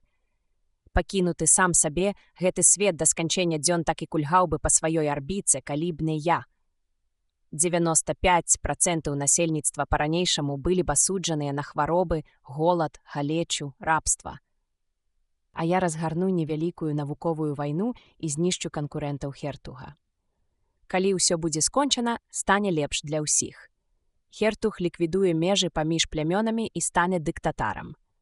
Праца, якую я вяду, не пад сілу спрадвечным сцылоджам, таму я вазьму ў навучэнне здольных рабоў і юнакоў з добрых сям'яў.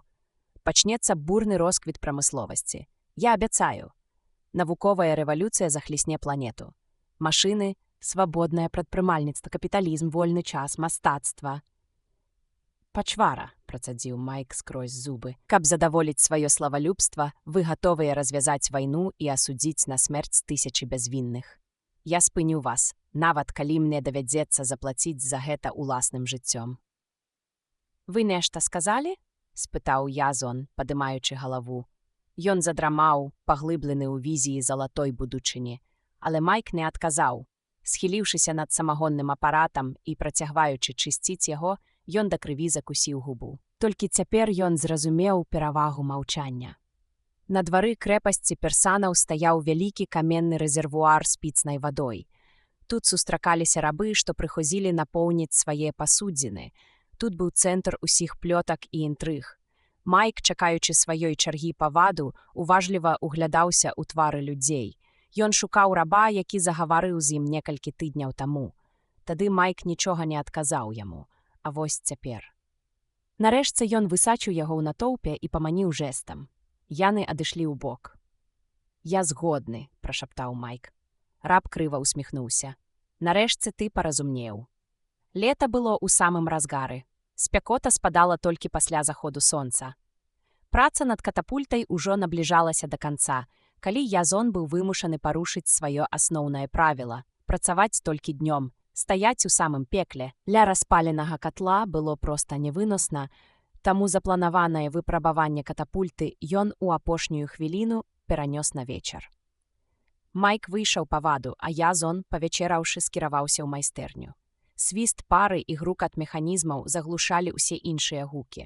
Пра тое, што на вуліцы дзеецца нешта нядобрае, Язон здагадаўся толькі тады, калі ў майстэрню убег скрываўлены жаўнер.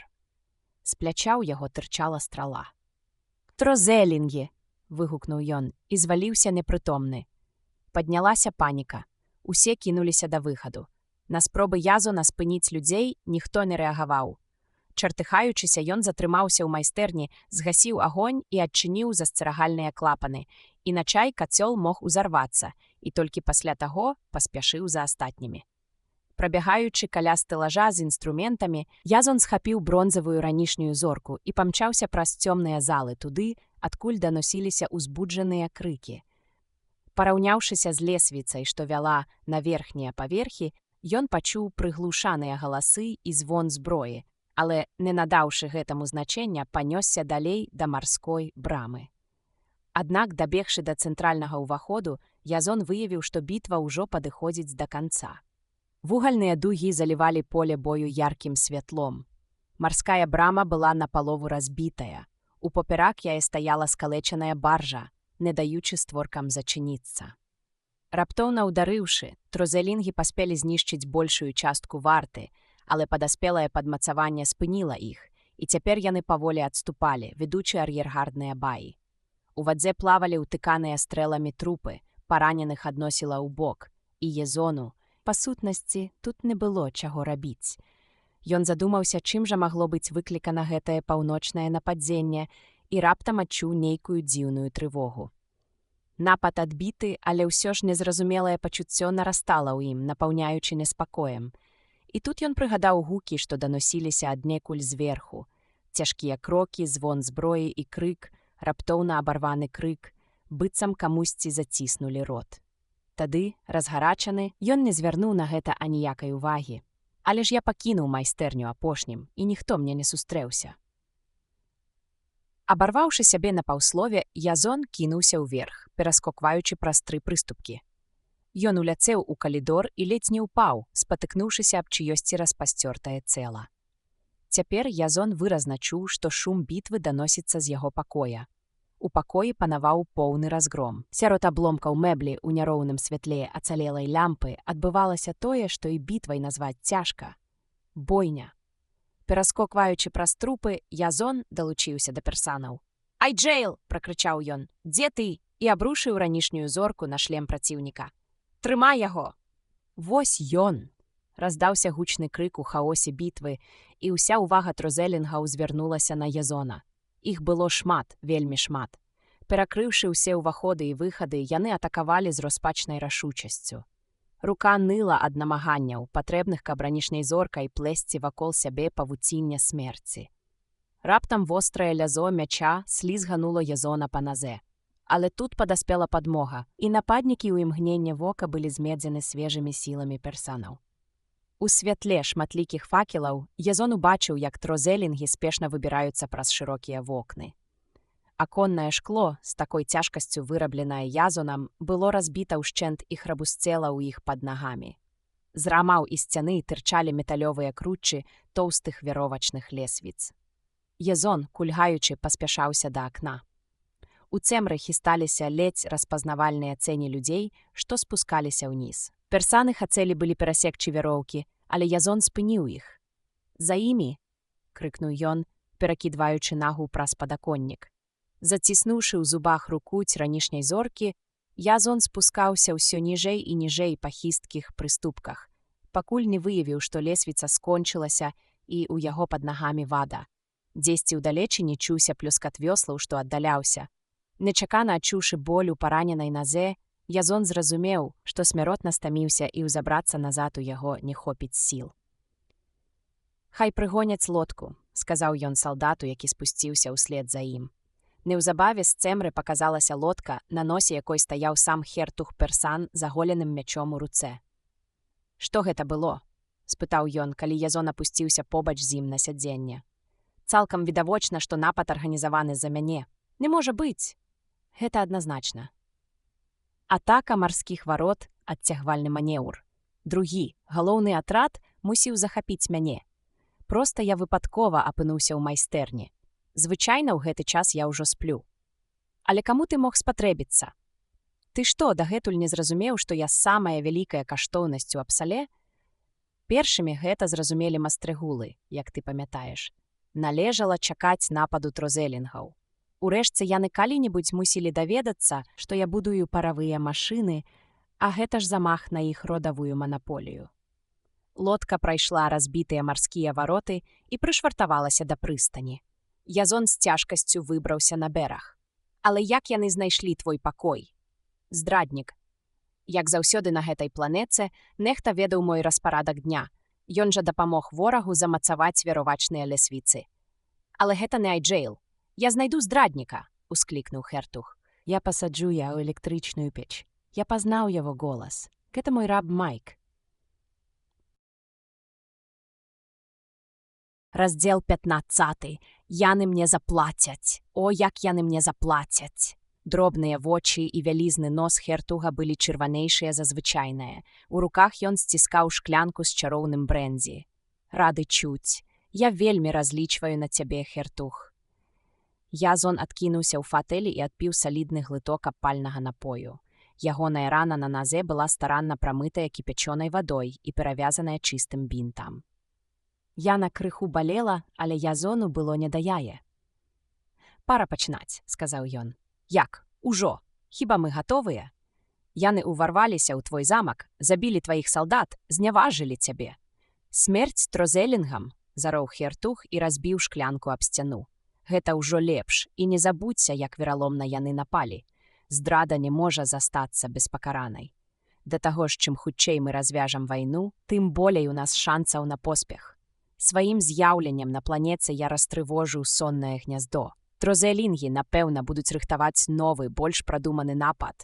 І яны ж могуць аб'яднацца з іншымі кланамі, нам трэба апярэдзіць іх. Неабходна паспець перабіць іх усіх паасобку. Нам патрэбны людзі, шмат людзей, цэлае войска. Праз нейкі час. 2 дні.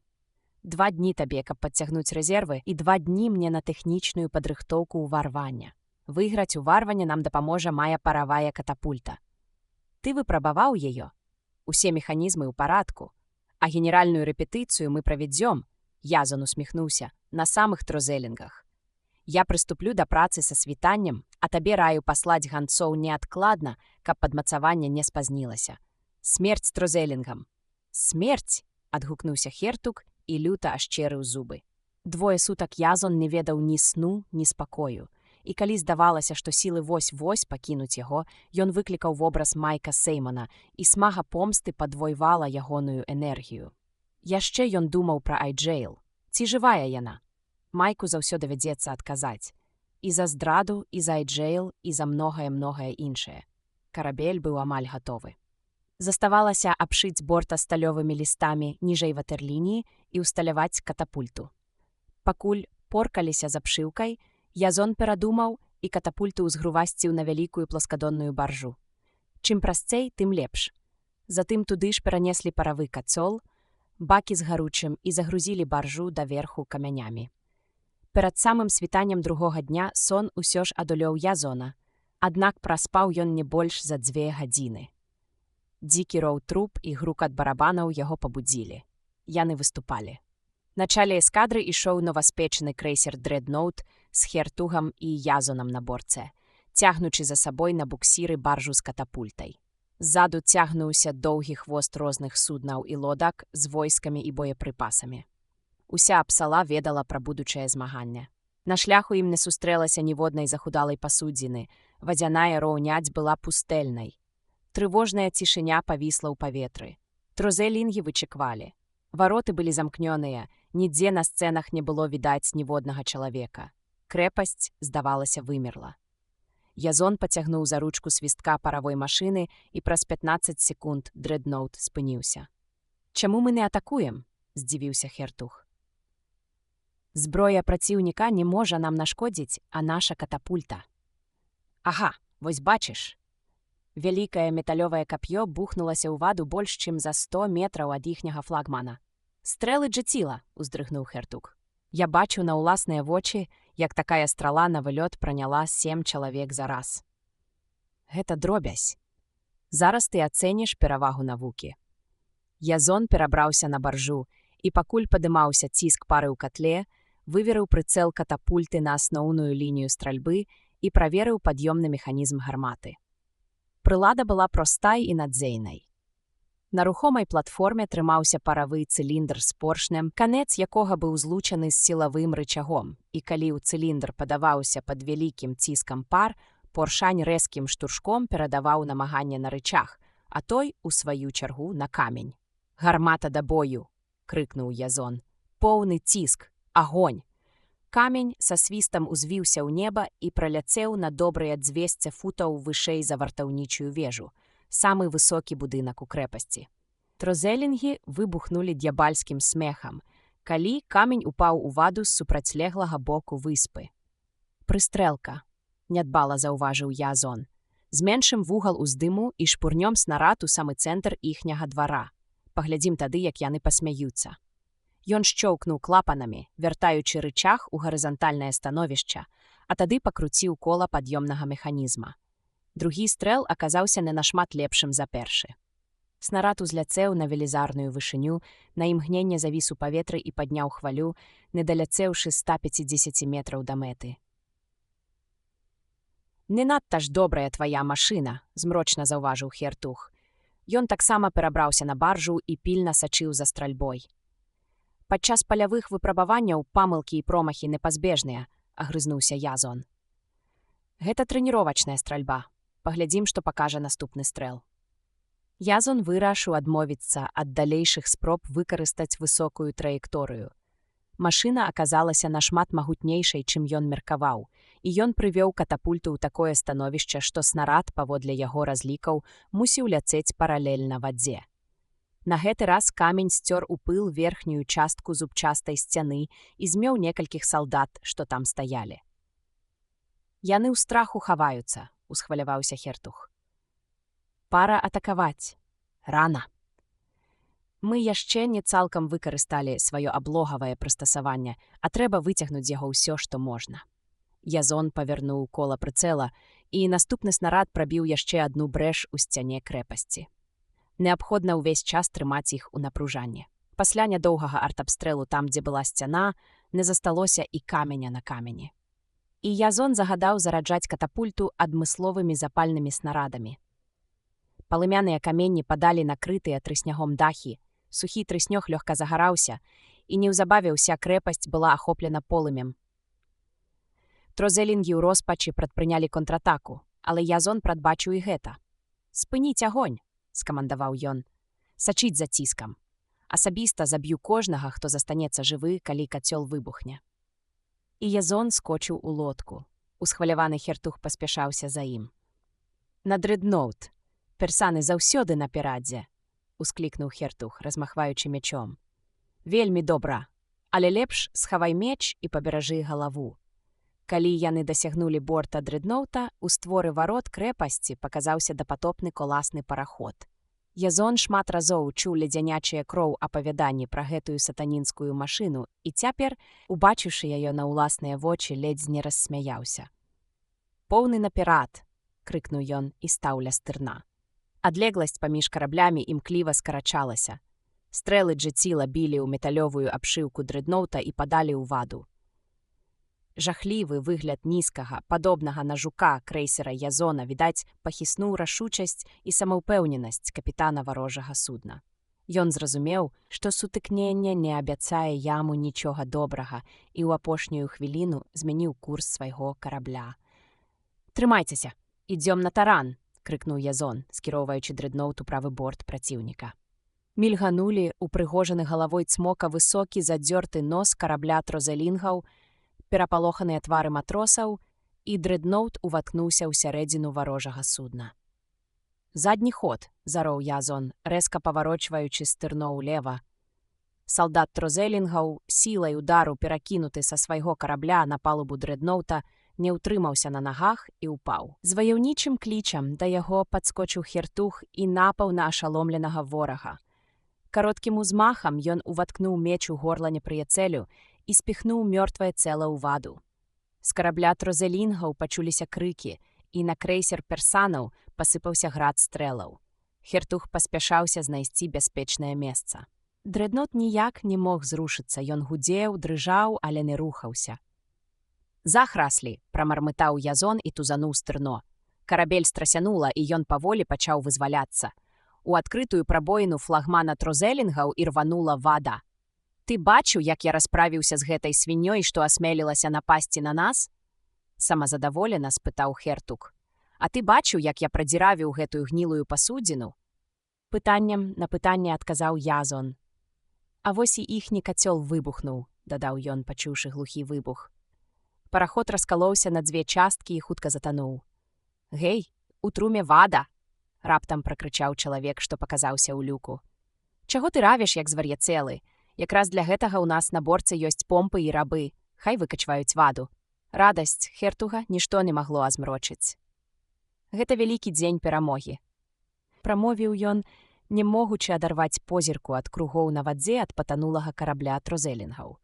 «Гэтыя свінні мне за ўсё заплацяць. Не паспее зайсці сонца, як яны нам так заплацяць, што табе і не снілася», – адказаў Язон.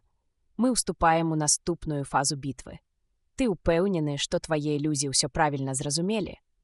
Я сам асабіста гаварыў з імі. І неаднаразова. Яны толькі чакаюць сігналу. Скажы, калі, і я аддам загад. Хутка.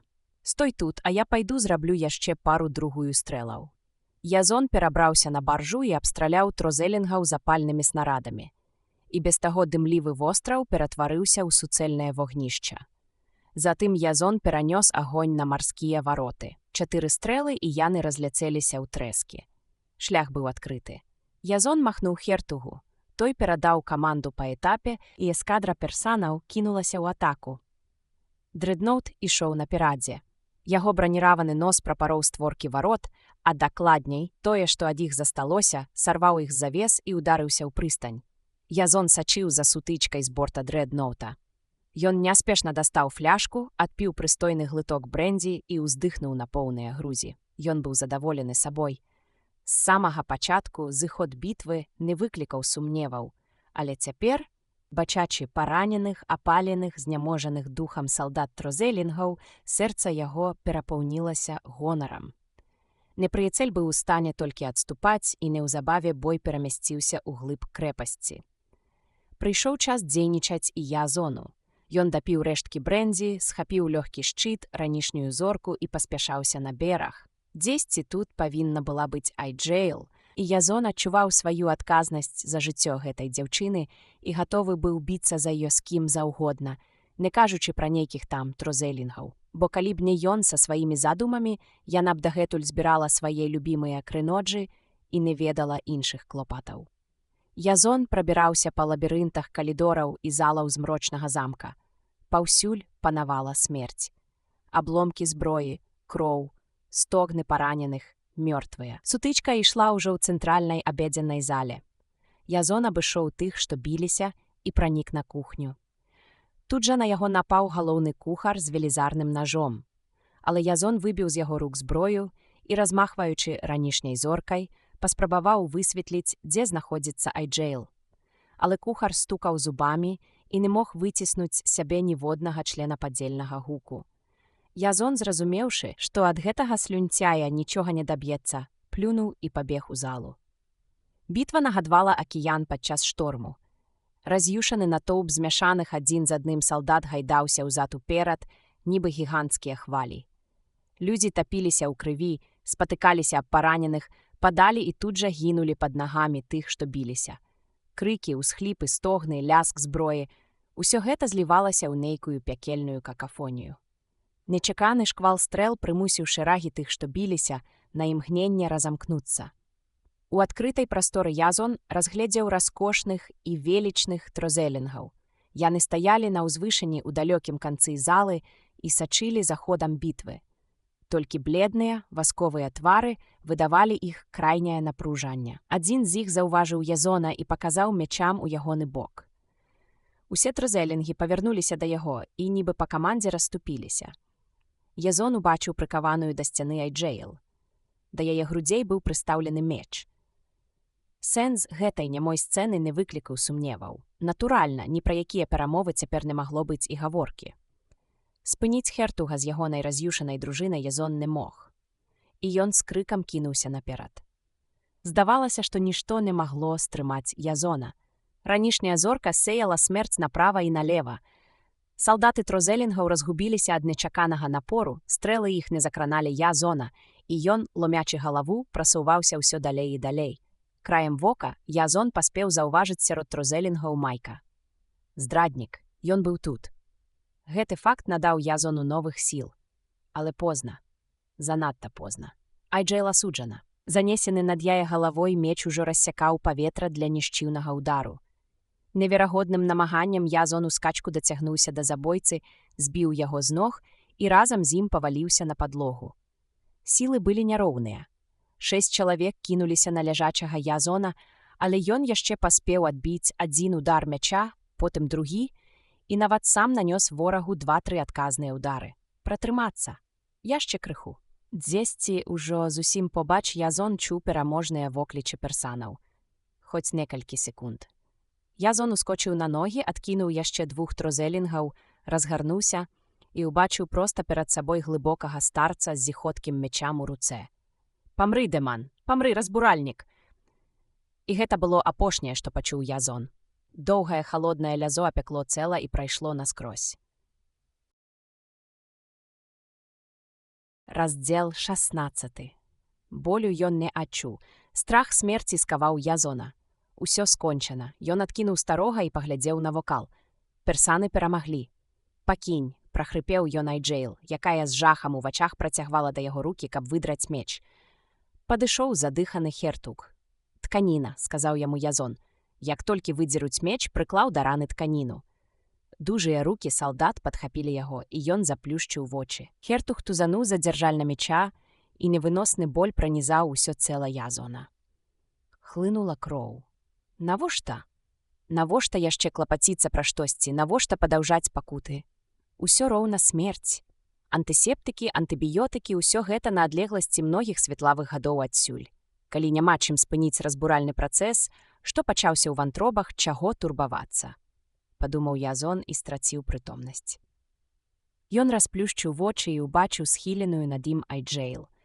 Яна зашывала рану тоўстай бруднай іголкай. Святло пацьмянела, і Язон зноў праваліўся ў небыццё. У разбітае акно свяціла яркае паўдзённае сонца. Страшна хацелася піць.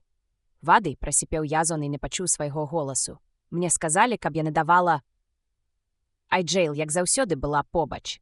Якое гэта цяпер мае значэнне? Так ці інакш? Увайшоў Хертуг. У яго руках быў невялікі драўляны скрынак.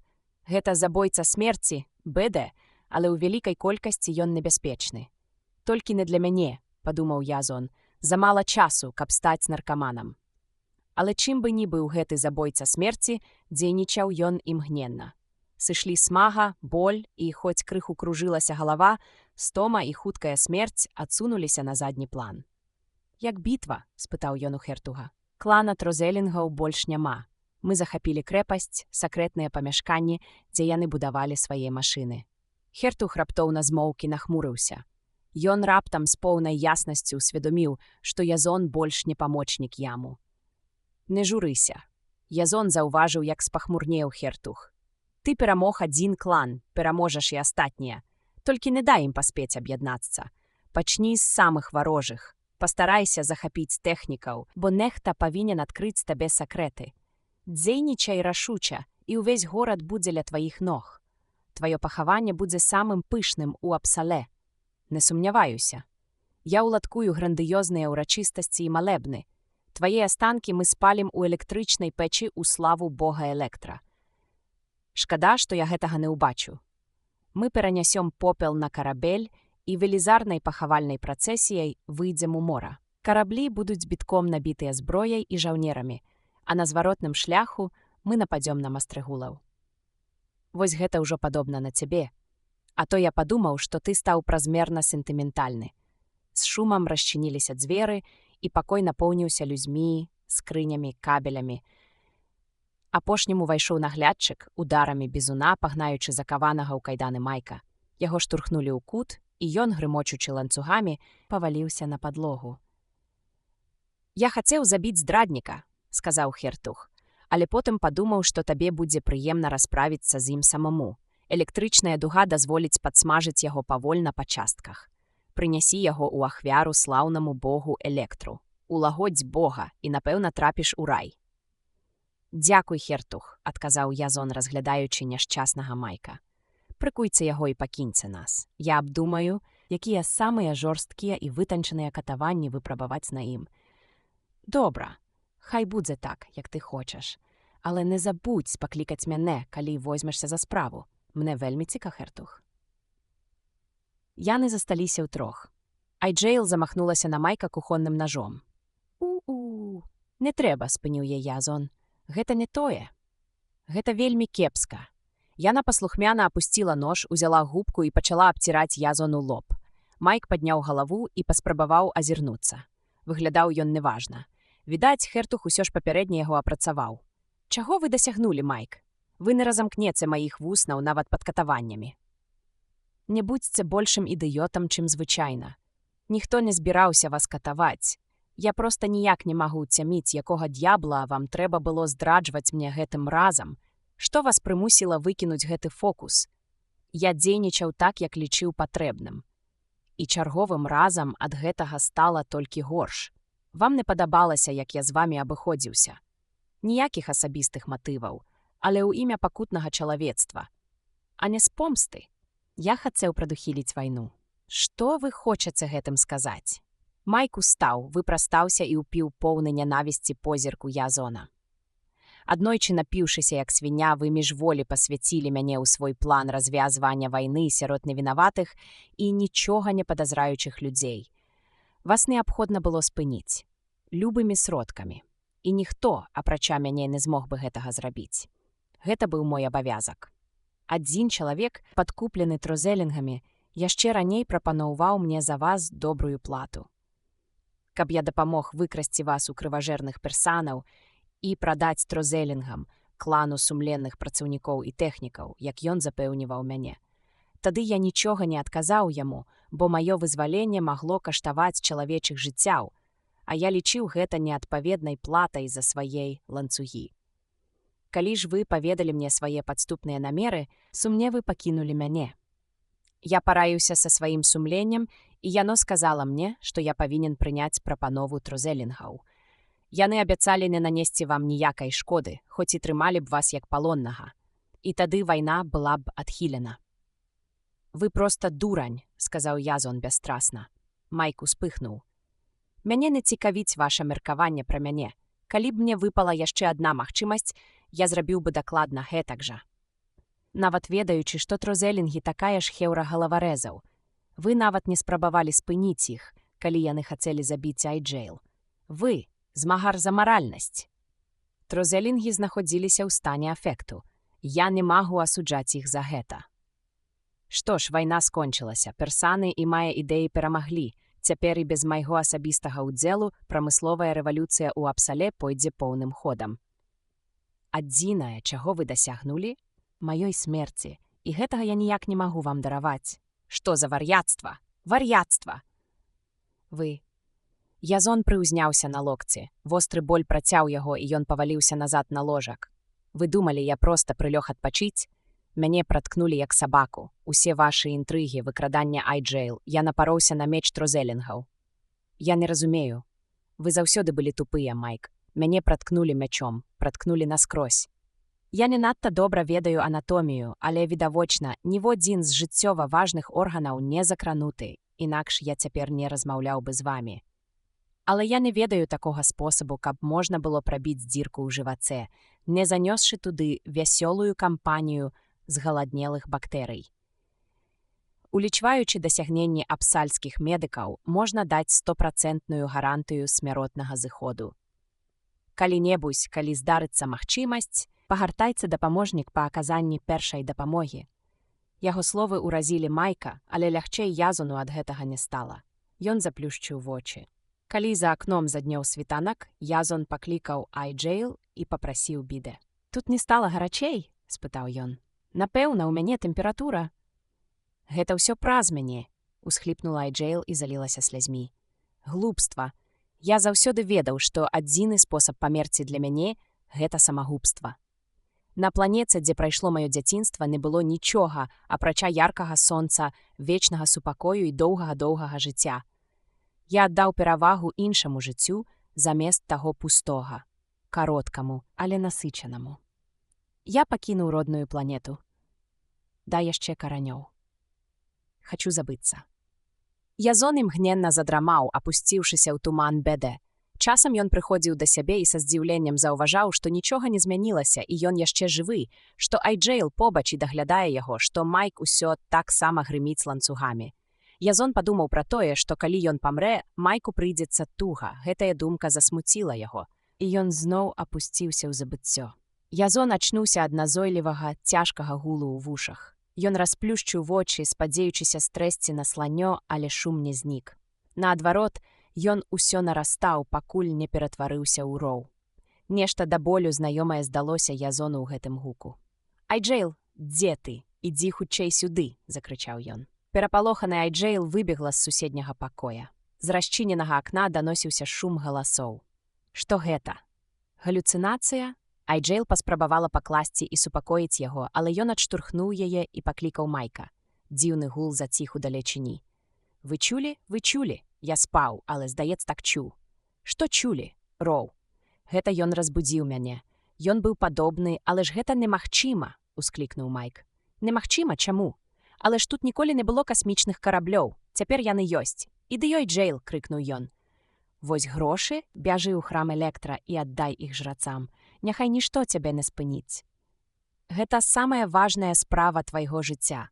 Яны, напэўна, кінулі круціць ручку і выбеглі глядзець, што здарылася. А без навадзячага прамяня нас не знойдуць.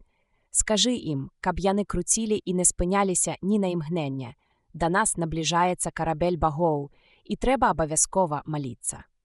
Айджэйл выбегла з пакоя, а Язон, цяжка дыхаючы, адкінуўся на падушку.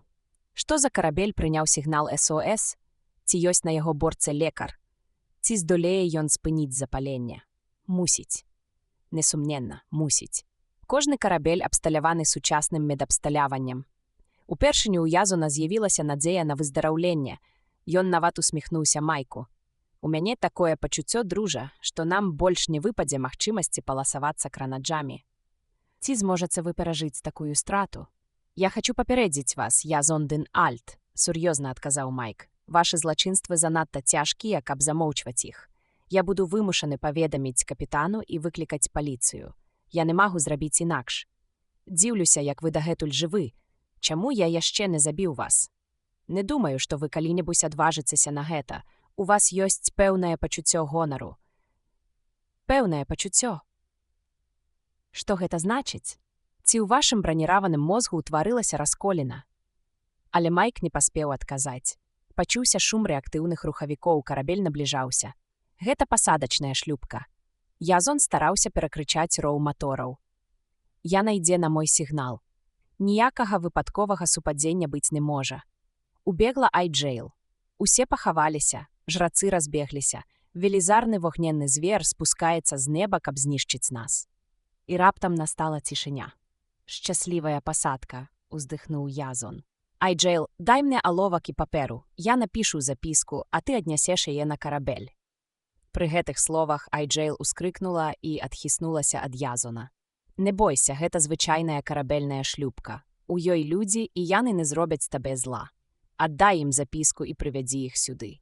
«Мне страшна. Усё будзе добра. Гэтыя людзі дапамогуць мне, яны вылечаць мяне. Тады я пайду». Айджэйл узяла запіску і няўпэўненымі крокамі накіравалася да дзвярэй. Язон глядзеў ёй услед. «Часам, Майк, – сказаў ён, – калі я забываюся пра вас, я ганаруся чалавецтвам». Язон нервова перабіраў пальцамі край коўдры. За акном чуліся ваяўнічыя крыкі і бразгат металу. Няўжо гэтыя дзікуны асмеліліся напасці на шлюпку? Язон марна спрабаваў устаць. Ягонае жыццё было ў чужых руках. Усё, што мог, ён зрабіў. А цяпер заставалася адно – чакаць. Ляжаць і чакаць. Дзесьці ў глыбіні будынка прагучала некалькі глухіх стрэлаў. Язон уздрыгнуў. У калідоры пачуўся тупат крокаў, дзверы расчыніліся і ў пакой убегла Айджэйл, а следам за ёй з яшчэ дымячым пісталетам у руцэ уварвалася Мэта. «Доўгі шлях ад піра», – прамовіў Язон. «Ты паранены!» Яна прыпала да ягонага ложка. Мэта ўзяла Язона за руку і, адчуўшы сухую гарачыню ягонай скуры, моўчкі дастала аптэчку. 4 уколы аналізатара суправаджаліся лёгкім гудзеннем. Толькі пасля 5-га на бліскучым корпусе загарэўся сігнал «Пагроза мінула». Мэта нахілілася і пацалавала Язона ў гарачыя вусны. Пасмачка залацістых валасоў упала яму на шчаку. Але нават цяпер яна не пераставала сачыць за прачыненымі дзвярыма. Грымнуў стрэл, куля разнесла вушак і адкінула ў калідор жаўнера, што з'явіўся ў дзвярах. «Не страляй у іх, яны могуць быць сябрамі. Але не маімі». Не паспела я прызямліцца, як яны абстралялі шлюпку нейкімі прымітыўнымі метальнымі снарадамі. Яны ледзь не забілі і дзяўчыну, якая прынесла ад цябе запіску. Калі б я не сагнала іх са сцэн. Табе лепш? Не лепш і не горш, кружыцца галава. Нам не зашкодзіла б хутчэй перабрацца на карабель. Цікава, ці змагу я ісці сам?» Язон апусціў ногі на падлогу, адштурхнуўся ад ложка і упаў тварам уніз. Мэта паклала яго назад і ўкрыла коўдрай. «Ты павінен ляжаць, пакуль не паправішся», – сказала яна, узбіваючы падушку. «Ты занадта слабы. Нам трэба спяшацца. Хертуг, ён тут галоўны. Як толькі да яго дойдзе, што я пакідаю яго, не пашкадуе ніякіх сіл, каб спыніць мяне. Мы павінны знікнуць, перш чым ягоны крыхотны мозг гэта зразумее». Мэта аглядзелася. Позірк яе слізгануў міма Айджэйл, тая сядзела скурчыўшыся на падлозе і з жахам глядзела на незнаёмку і спыніўся на Майку. «Гэты чалавек небяспечны?» «З яго нельга спускаць вока. Гэта ён выкраў мяне з піра. Забі яго сам». Мэта працягнула Язону пісталет. «Бачыце, Майк, усе хочуць вашай смерці. Ёсць у вас нешта такое, агіднае». «Я не баюся смерці», – адказаў Майк, распраўляючы плечы і ўскідваючы галаву. «Вы не можаце не баяцца». Язон апусціў пісталет. Збіты, закаваны ў ланцугі, Майк выклікаў агіду і жаль. «Дзіўна, як вы са сваёй здольнасцю ствараць людзям непрыемнасці дажылі да сённяшняга дня». Язон вярнуў Мэце пісталет. «Я стаміўся ад забойстваў. Гэтая планета патанула ў крыві. Ды, апроч таго, лепшага насільчыка-санітара нам не знайсці». Мэта паглядзела на Майка і ўскінула пісталет. Грымнуў стрэл, Майк спалохана адхіснуўся, закрыўшы твар далонямі, і быў відавочна здзіўлены, убачыўшы сябе жывым і цэлым. Разбіты стрэлам ланцуг валяўся на падлозе. Ён быў вольны. Мэта, нібы тыгрыца, слізганула да яго і прыставіла да яго горла дымлівы ствол пісталета. «Язон не хоча тваёй смерці. Але я не заўсёды раблю так, як ён гэтага жадае. Таму, калі хочаш жыць, рабі тое, што я табе скажу. Зразумела? Нам патрэбныя насілкі». «Здымі са стала века, дапаможаш несці Язона. Паспрабуеш уцячы, памрэш». Майк быў разявіў рот, але метал у голасе Мэты спыніў яго. Ён толькі моўчкі кіўнуў і накіраваўся да стала. Айджэйл падбегла да Язона і сутаргава схапіла яго за руку. «Што адбываецца, Язон?» – заскуголіла яна. «Гэтая жанчына пацалавала цябе. Яна твая жонка. Ты дужы чалавек, у цябе можа быць 2 жонкі. Не пакідай мяне». «Хто гэтая дзяўчына?» – спытала Мэта, і голас яе не абяцаў нічога добрага. «Яна мясцовая, нявольніца». «Айджэйл дапамагала мне», – адказаў Язон з напускной нядбайнасцю, але з цяжкасцю падбіраючы словы. «Калі мы яе пакінем, яна памрэ. Тут яе чакае смерць. Мы возьмем Айджэйл з сабою. Не думаю, што ты робіш разумна». У Мэты звузіліся вочы. Піранка і каханне, што можа быць небяспечнай такога спалучэння? На шчасце, у гэты час пачуўся рып дзвярэй, і разгневаная Мэта паспела стрэліць двойчы, перш чым Язон спыніў яе. «Стой! Не страляй, гэта Хертуг. Я пазнаў яго крокі. Я не ведаў, Язон, што гэта твой сябар», – пачуўся з-за дзвярэй голас Хертуга. «Я хачу пагаварыць з табою. Я пакараю жаўнераў, якія абстралялі карабель твайго сябра. Вер мне». «Я не разумею, што ён кажа», – прамовіла Мэта. «Але мне не падабаецца ягоны голас». «Усё правільна, дарагая. Калі б у яго на патыліцы была яшчэ адна пара вачэй, рот і нос, Ён і тады не быў бы больш двудушным, чым цяпер. Язон засмяяўся. Боль не сціхаў, але галава была ясная. Трэба як мага хутчэй уцякаць адсюль. Якім бы добрым стральцом не была мэта, ёй не выстаяць супраць цэлай арміі дзікуноў. Ён мусіць ашукаць персанаў. Заходзь, Хертуг. Не бойся, адбылося непаразуменне. Язон павярнуўся да мэты. Не страляй, але будзь напагатове. Я паспрабую яго ўгаварыць, а ты будзь гатова да любога павароту падзей. Хертуг прасунуў галаву ў дзверы і зноў знік. Яму спатрэбілася нямала часу і намаганняў, каб перамагчы страх. Якая цудоўная зброя ў твайго сябра. Хертуг на трасучыхся нагах увайшоў у пакой. Скажы яму, што я дам за яе 5 рабоў. 7. Згодзен. Выдатна. Але толькі іншую зброю, гэтая належыць ягонай сям'і і за доўгія гады ўжо стала часткай яго самога. На караблі ёсць іншая. Мы зараз пойдзем туды, і ты атрымаеш тое, чаго жадаеш. Майк і Мэта асцярожна паклалі Язона на насілкі. На караблі цябе прывядуць у парадак, сказаў Хертуг, уважліва сочачы за прыгатаваннямі. Ты не памрэш, ты паляціш на нябеснай машыне. Язон не чакаў, што Хертуг праявіць большую кемлівасць, чым звычайна. Ён застагнаў і затузаўся, паказваючы агонію. Я паміраю. Гэта не карабель, Хертуг. Гэта пахавальная касмічная баржа. Туды аднясуць мой прах і развеюць яго сярод зорак. Хертуг кінуўся быў да дзвярэй, але Мэта своечасова схапіла яго за руку і прыставіла да скроні пісталет. «Што будзем рабіць, Язон?» – спакойна спытала яна.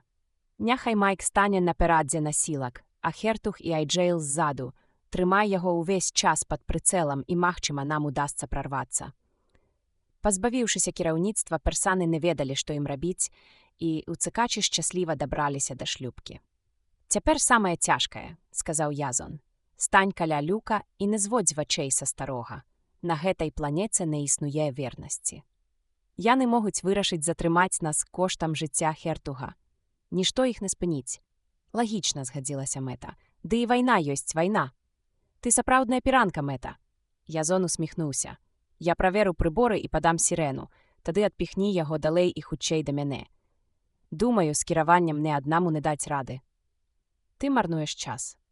Язон з цяжкасцю улез у крэсла памочніка пілота і выканаў увесь комплекс перадстартавых аперацый. Ён ужо пацягнуўся да кнопкі сірэны, калі раздаўся глухі выбух, шлюпка ўздрыгнула і пачала павольна падаць. У гэтае імгненне ўляцела Мэта, кінулася ў крэсла, і праз секунду яны ўжо адарваліся ад зямлі і ўзняліся ўвысь. «Не такі ўжо і прымітыўны свет, як мне падалося спачатку», – сказала яна, не гледзячы на Язона. Велізарная машына раптам загула і шпурнула ў нас камень. 2 стабілізатараў, як не бывала. А чалавек, якога ты завеш Хертугам, збег. «Гэта нават да лепшага», – кіўнуў Язон. У яго не хапіла мужнасці прызнацца, што іх ледзь не загубіла ягонае ж дзецішча. Раздзел 17. Дзякуючы майстэрству Мэты, шлюпка лёгка і плаўна слізганула ў люк піранскага крэйсера, што выконваў арбітальны палёт на мяжы атмасферы. Стан бязважкасці палегчыў Язонаў боль, і ён дапамог уладкавацца Айджейл у амартызацыйным крэсле, а потым перабраўся да Мэты, якая займалася разлікам курсу карабля. «Я паміраю з голаду», – застагнаў Язон. «Мой страўнік вычарпаны да краю. Я паміраю». Мэта моўчкі падала яму абедзенны набор. Яна відавочна была нечым незадаволеная. Язон выціснуў змясціва аднаго цюбіка ў рот і паглядзеў на Айджейл. Тая, сяк-так асвоіўшыся з бязважкасцю, не адрываючыся, глядзела на Мэту. «Выдатна», – сказаў Язон з фальшывай весялосцю ў голасе. «Ты адна на караблі, Мэта? Вядома?» – адказала яна такім тонам, які меў азначаць «ты дурны, Язон». «А як ты мяне адшукала?» «Вельмі проста. Наш аператар паспеў заўважыць герб на караблі. Па яго апісанні Керк пазнаў герб Касіліі. Я адправілася туды, але без выніку. Карабль на Касілію не вяртаўся. Тады я паспяшалася назад на пір і высветліла, якія блізкія да курсу планеты маглі зарэгістраваць ваш карабль у выпадку адмовы джамп-рэжыму. Іх аказалася 3. На 2 з іх – сучасныя касмапорты з развітым лётным кантролем. Калі б ваш карабль пацярпеў крушэнне блізу гэтых планет, там, напэўна, ведалі б пра гэта. заставалася апошняя. Як толькі я ўвайшла ў атмасферу, адразу ж злавіла сігнал СОС і паспяшалася на дапамогу. «Што ты збіраешся рабіць з гэтай дзяўчынай?» Раптам без ніякага пераходу спытала Яна. Я яшчэ не думаў пра гэта. Аднак Язон азірнуўся, а Айджейл усім цэлам уціснулася ў крэсла. Хоць яна і не разумела ні слова, жаночае чуццё падказвала ёй, што размова ідзе менавіта пра яе. «У тваім жыцці, Язон», – адчаканіла Мэта, – «ёсць месца толькі для адной жанчыны, і я заб'ю кожнага, хто думае іначай». Язон і не сумняваўся ў гэтым. Так што, калі ён жадаў падоўжыць жыццё беднай дзяўчыне, трэба было як мага хутчэй агарадзіць яе ад смяротнай небяспекі, якую ўяўляла раўнівая піранка. Язон задумаўся. «Мы прызямлімся на бліжэйшай цывілізаванай планеце і высадзім Айджейл. Я пакіну на яе імя прыстойны рахунак у банку, якога хопіць на доўгія гады. Трэба будзе толькі паклапаціцца пра тое, каб грошы ёй выплачвалі часткамі, інакш яна спусіць усё за 3 дні. Калі Айджейл здолела выжыць на гэтай планеце, у цывілізаваным свеце ёй будзе значна прасцэй». Калі Язон паведаміў гэтую навіну Айджейл, тая, не вытрымаўшы, расплакалася. «Я паклапачуся пра няшчасную і павяду яе шляхам ісціны», – раздаўся знаёмы голас ад дзвярэй. «Выдатная думка, стары мой Майк.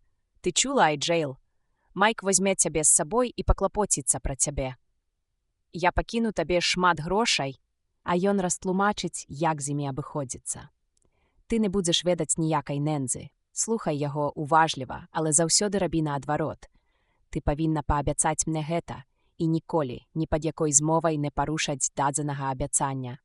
Вядома, памылак не пазбегнуць, але я ўпэўнены, усё будзе добра. Я не магу без цябе. Вазьмі мяне з сабой. Я буду тваёй нявольніцай», – узмалілася Айджейл. «Што яна кажа?» – раздражнёна спытала Мэта. «Вы зло, Язон», – успыхнуў Майк. «І назаўсёды ім застаняцеся. Гэтая няшчасная дзяўчына будзе беззаперачна выконваць ваш ідыёцкі загад. Што б я ні казаў і як бы я пра ёй не клапаціўся. Я вельмі разлічваю на гэта. Людзі, падобныя да вас, недаразвітыя маралісты, не здольныя радавацца жыццю. Усё іх жыццё – ідэя. А нармальныя людзі ўмеюць цэшыцца кожнай хвілінай, кожным імгненнем». Я сказаў, «Вы зло». А зло не павінна заставацца беспакараным. У руцэ Майка раптам апынуўся пісталет. «Я захопліваю карабель. На першай жа планеце мы высаджваем жанчын, а самі накіроўваемся на Касілію». Мэта адарвалася ад разлікаў, і Язон убачыў, як на яе вуснах бліснула усмешка. «Ты казаў, што не хочаш забіваць». «Так, я і цяпер не хачу». Язон вінавата усміхнуўся ў адказ. «Але яшчэ больш я не хачу на Касілію». Ён уздыхнуў і адвярнуўся. Стрэлаў не было. Пачуўся здушаны стогн, глухі стук цела, што падала. Майк Сейман прайграў сваю апошнюю стаўку.